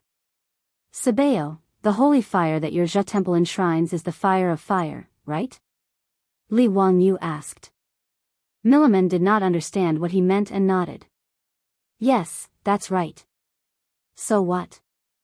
The Zhe temple, also known as the fire worship sect, divided the holy fire into 3 levels according to the lighting ceremony. The lowest level was the ordinary holy fire. The ordinary holy fire was enshrined in the Sogdian family and could be extinguished. The second level of holy fire was the fire of fire. It was ignited by the holy fire embers contributed by the believers of different classes. The fire of fire was enshrined in the Zhe temple in each city. There were dedicated priests who added wood and spices at least 5 times a day to ensure that the flame would never be extinguished. The Zhe temple in Chang and city enshrined the fire of fire. The wood used to ignite the fire was sandalwood, which was very luxurious. The highest level of holy fire was called the fire of victory. It came from the heavenly fire, which was the flame produced by lightning. The Zhe temple that enshrined the fire of victory was the main temple of the Persians and Sogdians. These things were not a secret in Chang and city as the Sogdian Zhe temple preached. For his plan, Li Wangyu had specially asked someone to inquire about the teachings of the Zhe temple. He was more confident in his heart. Li Wangyu said, Sabeo, as far as I know, your Zhe temple has 3 kinds of redemption, right? Good thoughts, good words, and good deeds, right? Milliman nodded again. Yes, that's right. Li Wangyu's expression suddenly became solemn. He stared at Milliman and said, the teachings of the Zhe temple, good words prevent people from lying and cheating. Sabeo, can you tell me if you were lying and cheating when you said that the female slaves of the Great Qin Empire were infected? This. Milliman did not expect Li Wangyu to suddenly change the topic and could not help but be speechless for a moment. Li Wangyu did not wait for him to answer and continued, Sabeo, as the leader of the Zhe temple, how can you lie? You will be punished by your gods. Be careful that the holy fire of your Zhan temple is extinguished because of this. Milliman was like a dragon whose reverse scale had been touched. He was instantly enraged. He pointed at Li Wangyu and shouted, what nonsense are you talking about?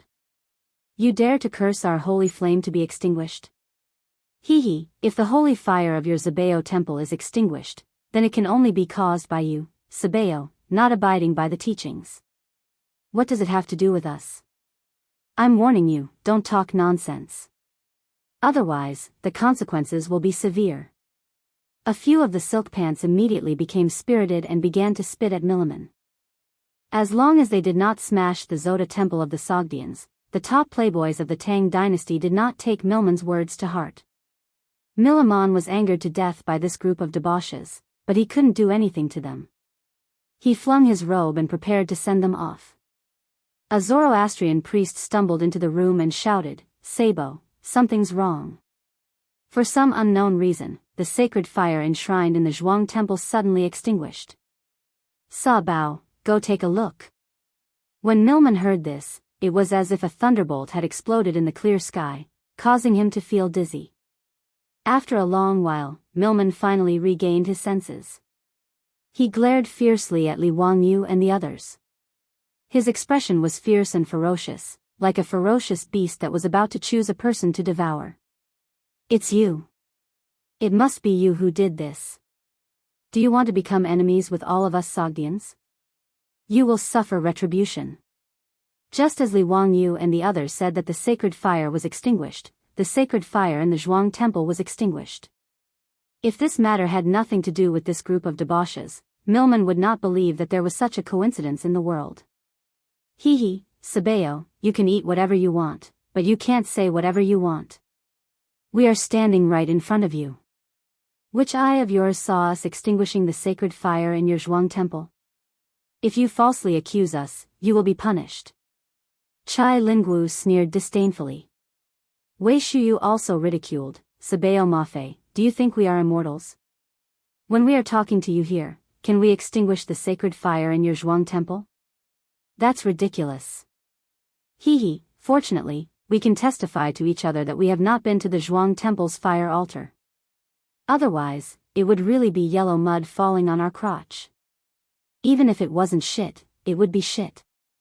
TSK, Sabeo, you can't slander others. We are so scared, Dugo had a smug look on his face.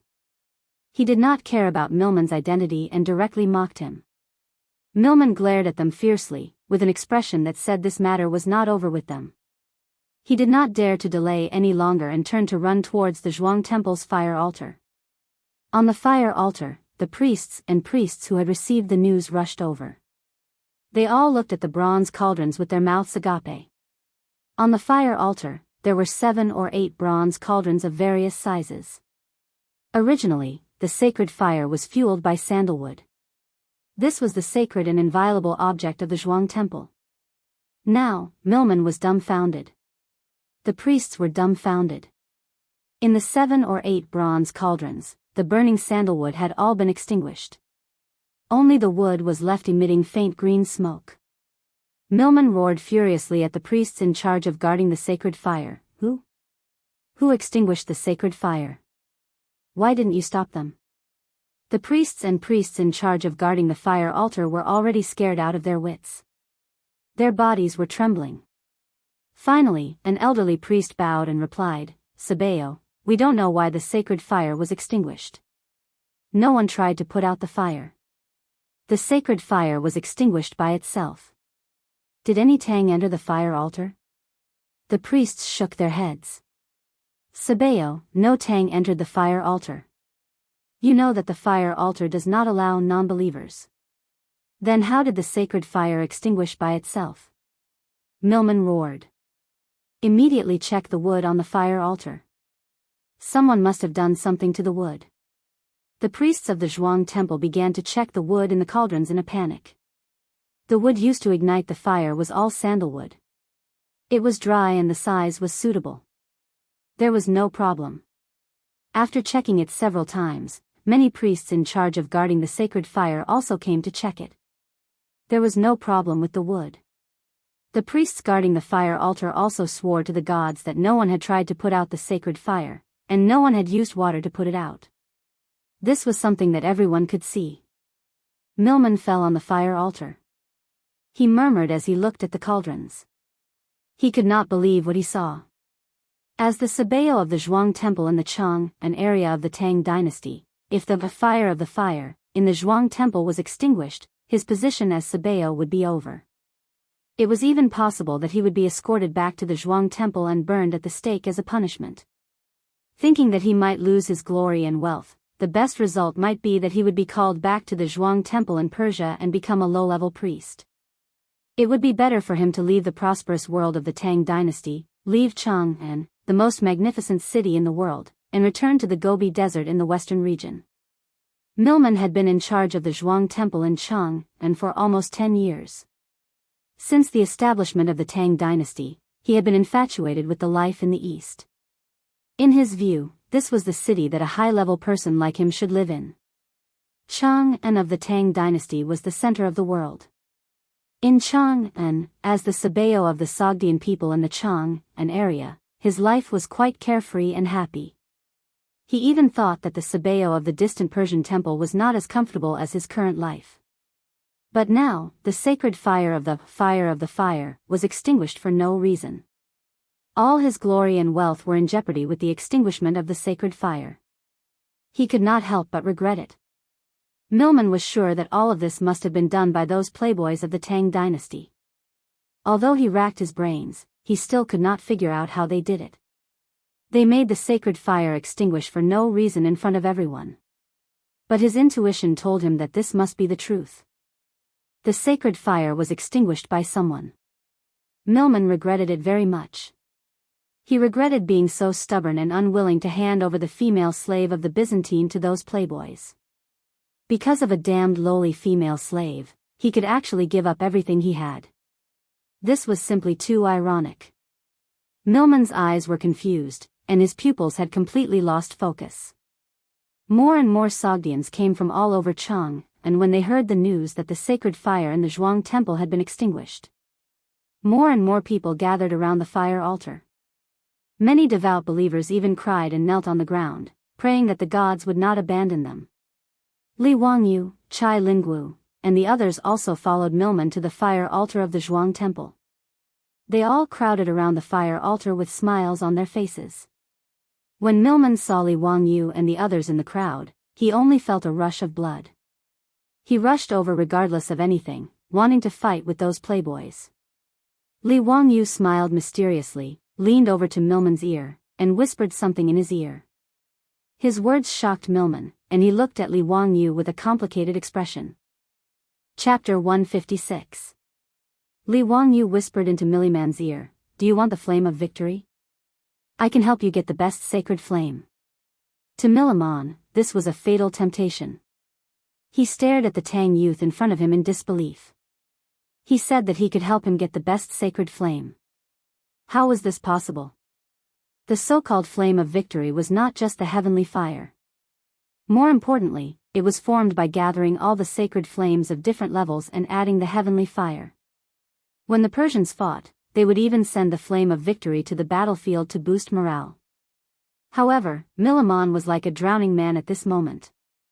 Even if it was a straw, he wanted to hold on tightly to it. Milliman looked at Li Wangyu expectantly, waiting for his explanation. Li Wangyu smiled and said, "Sabao, why don't we find a suitable place to talk? You won't be talking about this in front of everyone, right?" Milliman stared at Li Wangyu silently for a few seconds, as if trying to figure out whether he was telling the truth or not. Finally, the hope in his heart won out. He extended his hand and made a gesture of invitation. He turned around and led Li Wangyu and the other playboys into the Zhe temple. The sacred flame in the Zhe temple fire altar in Lichuan Square had inexplicably extinguished itself because of the Qing brothers, the Yuqi twins, and Fang Yai. The Sogdians did not allow non-believers to enter the Zhe temple. However, as the saying goes, money makes the world go round. With the influence of these playboys and their families in Chang and city, it was not difficult to find people who were willing to sell their souls for money, not to mention some Sogdians who were not pure believers. After promising a few Sogdians great rewards, these Sogdians did not hesitate to be the accomplices in extinguishing the sacred fire of the Zoroastrian shrine. The Qing brothers and the Yuqi twins immediately ordered people to make a few leather bags and tied them into the clothes of the Sogdians. One end of the leather bags was opened, and they were worn through the sleeves of the clothes. With the wide clothes covering them, no one could see any flaws. After that, he poured vinegar and alkali powder into the leather pouch. Then, he asked the Sushans to pretend to be devout believers and enter the fire altar to pray to the sacred fire. None of the priests who were guarding the fire altar noticed that among the Sogdians who were praying in the fire altar, a few of them were secretly aiming their sleeves at the bronze cauldron that was burning with the sacred fire. The vinegar in the leather bag had a chemical reaction with the alkali powder, constantly producing carbon dioxide gas. The carbon dioxide gas flowed into the copper cauldron through the opening of the leather pouch and into the cuffs of the Sushans' robes. Carbon dioxide gas was heavier than air. After flowing into the copper cauldron, it quickly gathered in the copper cauldron, isolating the air needed to burn the wood and extinguishing the flames. This carbon dioxide gas was colorless and odorless, so the priests guarding the fire altar in the Zhe temple naturally could not find any clues. When they noticed that the holy fire in the copper cauldrons on the fire altar had been extinguished, the Sogdian believers who were praying in the fire altar also noticed it. The scene was in chaos. The Sogdians who had completed their mission took advantage of the chaos and slipped out of the Ja temple. All of this happened without anyone noticing. In an era where there was almost no knowledge of chemistry, even if the priests of the Ja temple racked their brains, they would not know how the holy fire was extinguished. In fact, the Sogdians who were acting as spies did not know either. They only followed orders and tied a large leather pouch under their robes. After that, they stood beside the holy fire and aimed their sleeves at the holy fire in the copper cauldron. When the holy fire in the copper cauldron was extinguished, the Sogdians were shocked. They had no idea what had happened. They only vaguely sensed that the extinguishing of the holy fire had something to do with them. The Sogdians began to feel afraid. After collecting money from the rich playboys, they left Chang'an and went to the western region. This matter became an unsolved case. Milman invited Li Wangyu and the others into a quiet room in the Ja temple. He changed his arrogant attitude and asked humbly, "Xiao Lang, Kuan, what do you mean by the holy fire?" "It means the heavenly fire." "I can help you find the purest heavenly fire," Li Wangyu said with a smile. He had already thought of how to fool this Ja temple Biyao. Although Milman did not know how the holy fire was extinguished, he was sure that it had something to do with the people in front of him. However, he did not have any evidence. He did not even know how the other party operated it. It was meaningless to continue to dwell on this matter. Now, he just wanted to know if Li Wangyu was telling the truth. "If it's just the lightning fire, I don't seem to need your help," Milman replied calmly as he regained a bit of his rationality. The best holy fire was not so easy to collect. Although it was difficult to collect the lightning fire, the Ja temple could do it. The key to the victory fire was to collect the holy fire of the various classes of believers. This was a very complicated ritual that could take years to complete. Li Wangyu smiled and shook his head. "No, I think you are mistaken. The lightning fire is not the real heavenly fire. The real heavenly fire should come from the sun." "The sun?" "Yes, the fire from the sun is the purest holy fire. Do you want it? I can help you collect it." Li Wangyu's words made Milman stand up and stare at him. After a long time, Milman's expression became serious. He asked word by word, "Are you sure it's the heavenly fire from the sun?" "Xiao Lang, Kuan, think carefully. The consequences of deceiving our Ja temple are very serious." Milman had never heard of the sun's heavenly fire being collected, but if it was really the sun's heavenly fire, he was sure that it was the best holy fire. It was even rarer than the victory fire stipulated in the doctrine. Li Wangyu chuckled, "What's the benefit of lying to you? I will collect the sun's heavenly fire in front of your Ja temple." He was confident that he could collect the so-called sun's heavenly fire. Wasn't it the same as the process of collecting the Olympic holy fire in the future? By concentrating the sunlight in the center of the concave mirror, the high temperature generated to ignite the holy fire was the only way to collect the Olympic holy fire. Although Li Wangyu couldn't make a concave mirror in the Tang dynasty, he could collect the so-called sun's holy fire by similar means. Even the Olympic Games in the future recognized the holy fire. How could he not fool the Ja temple? "Then please start quickly. What do you need? Ja temple will provide everything." Milman believed Li Wangyu's words. Li Wangyu really couldn't fool them.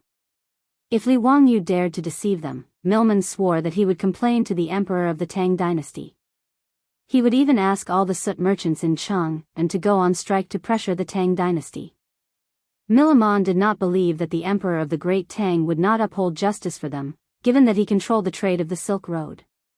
Li Wangyu waved his hand, "I can help you collect the heavenly fire, but what can you give me in exchange? I'm not a follower of your Ja temple, so I have no obligation to help you. Gold, jewels, women. I can give you anything you want as long as you can collect the sun's heavenly fire," Milman said arrogantly. To the Sogdians, any problem that could be solved with money was not a problem at all. Li Wangyu looked at Milman with a faint smile. "Biyao, you know what I want. Give me that female slave of the great Qin in exchange for the sun's heavenly fire." Milman hesitated. Turning the great Qin woman into a prostitute was an order from the Persian Jia temple. He didn't know if he should go against it. He had completely forgotten how much he regretted not giving the female slave to the wastrels when they asked for it. Seeing Milman hesitate, Li Wangyu said again, "Biyao, Persia is far away from the Tang dynasty. You can just say that the female slave died of illness. You should know that compared to an insignificant female slave, the sun's heavenly fire is a 1 in a million divine item." Milman was convinced by Li Wangyu and nodded. "Xiaolang, Kuan, as long as you can help me collect the sun's heavenly fire, you can take the female slave away and do whatever you want with her." After a long time, Milman finally agreed. Li Wangyu couldn't help but smile. No matter how arrogant Milman was, he was just a country bumpkin who hadn't seen the world. If it weren't for the fact that he was worried that Milman would act out of desperation and harm Aphrodite, Li Wangyu wouldn't have let him pass so easily. Chapter 157. Milman also had a good plan. If he could really collect the heavenly sun fire in front of everyone like this Tang young man said, then Lichuan Fang's Zhan temple would be able to turn the situation around and sing like a surf. Not only would the Zoroastrian temple not hold him responsible for the extinguishing of the solar heavenly fire, but he would also get more rewards. Compared to that, a female slave from Byzantium was nothing. Besides, after learning the lesson of the Zoroastrian temple's solar heavenly fire, he didn't dare to offend Li Wangyu again. Even if Li Wangyu collected the solar heavenly fire for them, if the solar heavenly fire was extinguished again, he wouldn't be able to survive. Maybe the easiest thing he could think of was to kill himself on the cauldron of the Zoroastrian temple's solar heavenly fire.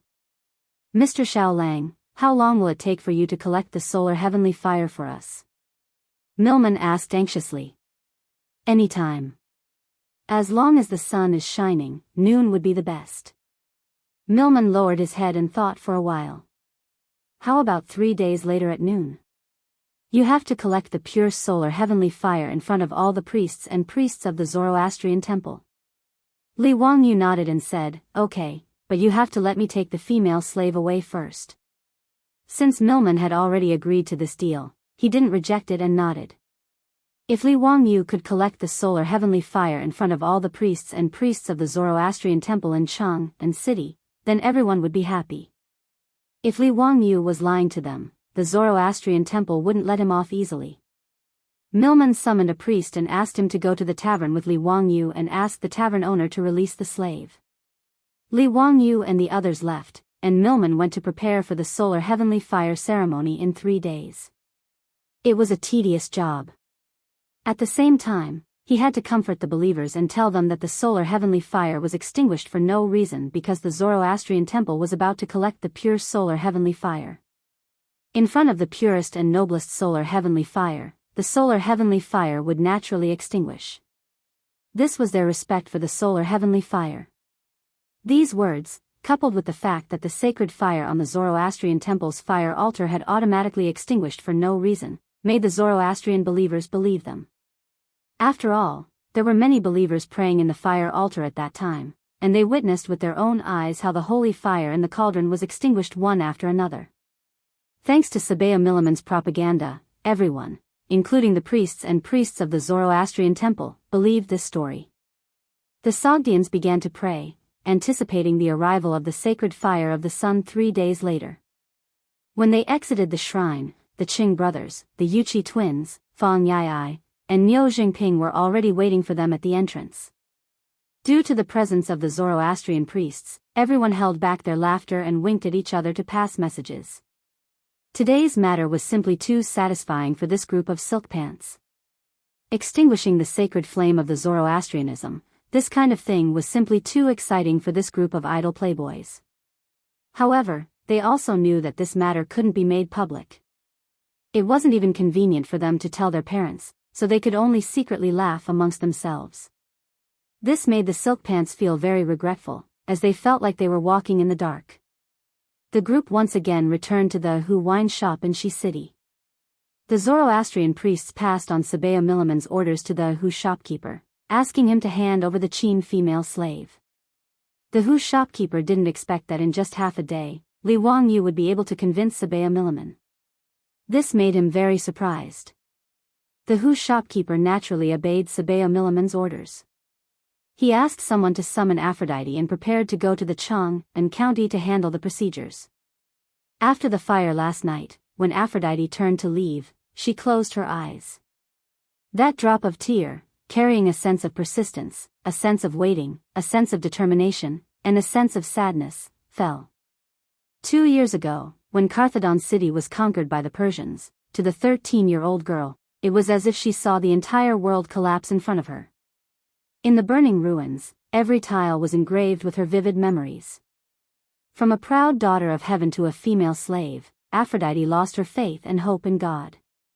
After that, the long journey of a year and a half made Aphrodite lose hope in the future. She could never return to her hometown. She was just a pitiful person who was exiled from her memories. Yesterday, she was dragged out to meet the guests after resisting in every way possible. Aphrodite thought that would be the beginning of her life, the endless darkness of hell. She didn't expect that the handsome young man from the Tang dynasty would squat beside her gently and ask her in a gentle tone, "Are you okay?" With just one sentence, Aphrodite's heart seemed to have been shot by Cupid, the god of love. She obediently allowed the young man from the Tang dynasty to hold her hand and take her to a seat. When she was mocked by his friends for being ugly, Aphrodite bit her lips hard to stop her tears from falling. She took the initiative to change into a dance costume and perform a branch dance. She wanted to show her best side to the young man from the Tang dynasty. At that moment, she forgot her identity as a female slave. She was willing to give up everything she had to return to the world of her dreams. However, he still left, but he didn't take her with him. She heard from the other Hu girls in the tavern that the young man tried to buy her, but he was rejected by the Hu tavern owner. Aphrodite knew why. Zoroastrianism, the common religion of the Persians and Sogdians, they wanted to use this opportunity to humiliate her and the Byzantine Empire. After the young man from the Tang dynasty left, she had already made preparations. A sharpened hairpin. Before she was forced to meet the guests, Aphrodite was going to insert it into her heart. She would miss him until her body withered. However, at this moment, Aphrodite hated him. All the beautiful days were long gone, and they would never return. Aphrodite's heart couldn't produce a trace of sadness because there were no ifs in the world of living. When the Hu tavern owner ordered someone to summon her, Aphrodite's hand was already clenched tightly around the sharp hairpin. To her surprise, the person who appeared in front of her was the young man from the Tang dynasty with a warm smile on his face. A drop of tear fell from Aphrodite's wooden face again. She wiped her tears and smiled like a flower. "Are you here to take me with you?" "Yes, are you willing to come with me?" "I'm willing." Li Wangyu reached out his hand to the young girl again and held Aphrodite's hand. Her hand was soft and a little cold, but she held on to Li Wangyu's hand tightly as if she was holding on to her own happiness. The Hu tavern owner accompanied them to the Chang and county to complete the procedures. Li Wangyu asked him to write a document to release Aphrodite. He took the document from the Chang and county and the document from the Hu tavern owner and said goodbye to the foppish young masters. He was going to take the Hu girl back home. Li Wangyu originally wanted to borrow a horse from the foppish young masters for Aphrodite to ride, but the Hu girl refused. Aphrodite didn't feel shy at all when the foppish young masters were laughing at her. She stubbornly asked to ride with Li Wangyu. Ever since they left the Hu tavern, the smile on her face never disappeared. The two of them squeezed on the horse. She curled up in Li Wangyu's arms and looked around curiously. They rode the horse to Dingzhou village, but Li Wangyu was a little troubled. How should he explain Aphrodite's situation to his beautiful boss? "It's urgent. I'm waiting online for an answer." Chapter 158. Li Wangyu brought Aphrodite back to Dingzhou village while feeling uneasy. With a 16-year-old beauty in his arms, and such a beautiful young girl version of Angelina Jolie, it would be a lie if Li Wangyu said that his heart wasn't moved. The girl's delicate body was in his arms, bumping and rubbing along with the galloping horse. Li Wangyu almost turned into a wolf. If Li Wangyu wasn't worried about how to explain it to his beautiful boss, he might have really done it. Anyway, Aphrodite's heart was now completely tied to Li Wangyu. If he really wanted to do something bad, the girl would never refuse. Only now did Aphrodite know that this young man from the Tang dynasty was called Li Wangyu. It was a very nice name. Wangyu, forget your worries. Is this a hint from God to me? Does he want me to forget my worries and live happily in the Tang dynasty? Aphrodite knew that it would be difficult for her to return to her hometown thousands of miles away. The man who saved her from the fire pit might be her life support. She began to think about random things again. Will Li Wangyu marry me? Does he have other wives? Will his wives accept me? Although the Byzantine Empire had a monogamous system, Aphrodite didn't mind sharing Li Wangyu with other women at this time. As long as I can stay by his side, it's enough. For a moment, the two people on the horse were thinking about their own things and didn't speak anymore. It was less than 100 miles away. No matter how slow the horse was, it only took them an hour to return to Dingzhou village from Chang'an. When the old butler and Niu Wu saw their Langjun return, they quickly came out to greet him. Ma Zhou also came out to greet his teacher. The three of them were surprised to see the girl who was riding with Li Wangyu. Li Hang, this is Aphrodite, she is.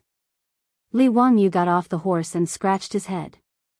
He didn't know how to explain the girl's identity, so he just laughed it off. I'll tell you later. Li Hang, go and let the maids arrange a room for her. She will stay at home from now on. Li Hang and Niu Wu's old faces showed a smile that all men understood. Their Langjun finally grew up. Although he brought back a girl, it was nothing. In the Tang dynasty, who didn't have a few girls as concubines? Madame Su at home was also good, except that she was a little old. However, these days, the old butler admired Su Changqing's ability to take care of things in the manor. Not to mention that the four-wheeled carriage company was now managed by Su Changqing. In less than 2 days, the group of Guanzhong men in Dingzhou village all listened to her. Now in Dingzhou village, Su Changqing's words were more effective than the old village chiefs. Therefore, in the old butler's heart, Madame Su should be the main wife of the family in the future. And Li Wangyu brought back a girl who was obviously his Langjun's concubine. However, Li Hang and Niu Wu both complained in their hearts that the women their Langjun found were really not good. The old ones were old, the ugly ones were ugly, as people of the Tang dynasty, in the eyes of Li Hang, Niu Wu, and even Ma Zhou, Aphrodite's appearance was the ugly type, the same as those rich playboys. As for Su Changqing being old. If Su Changqing knew that Li Hang and Niu Wu were secretly criticizing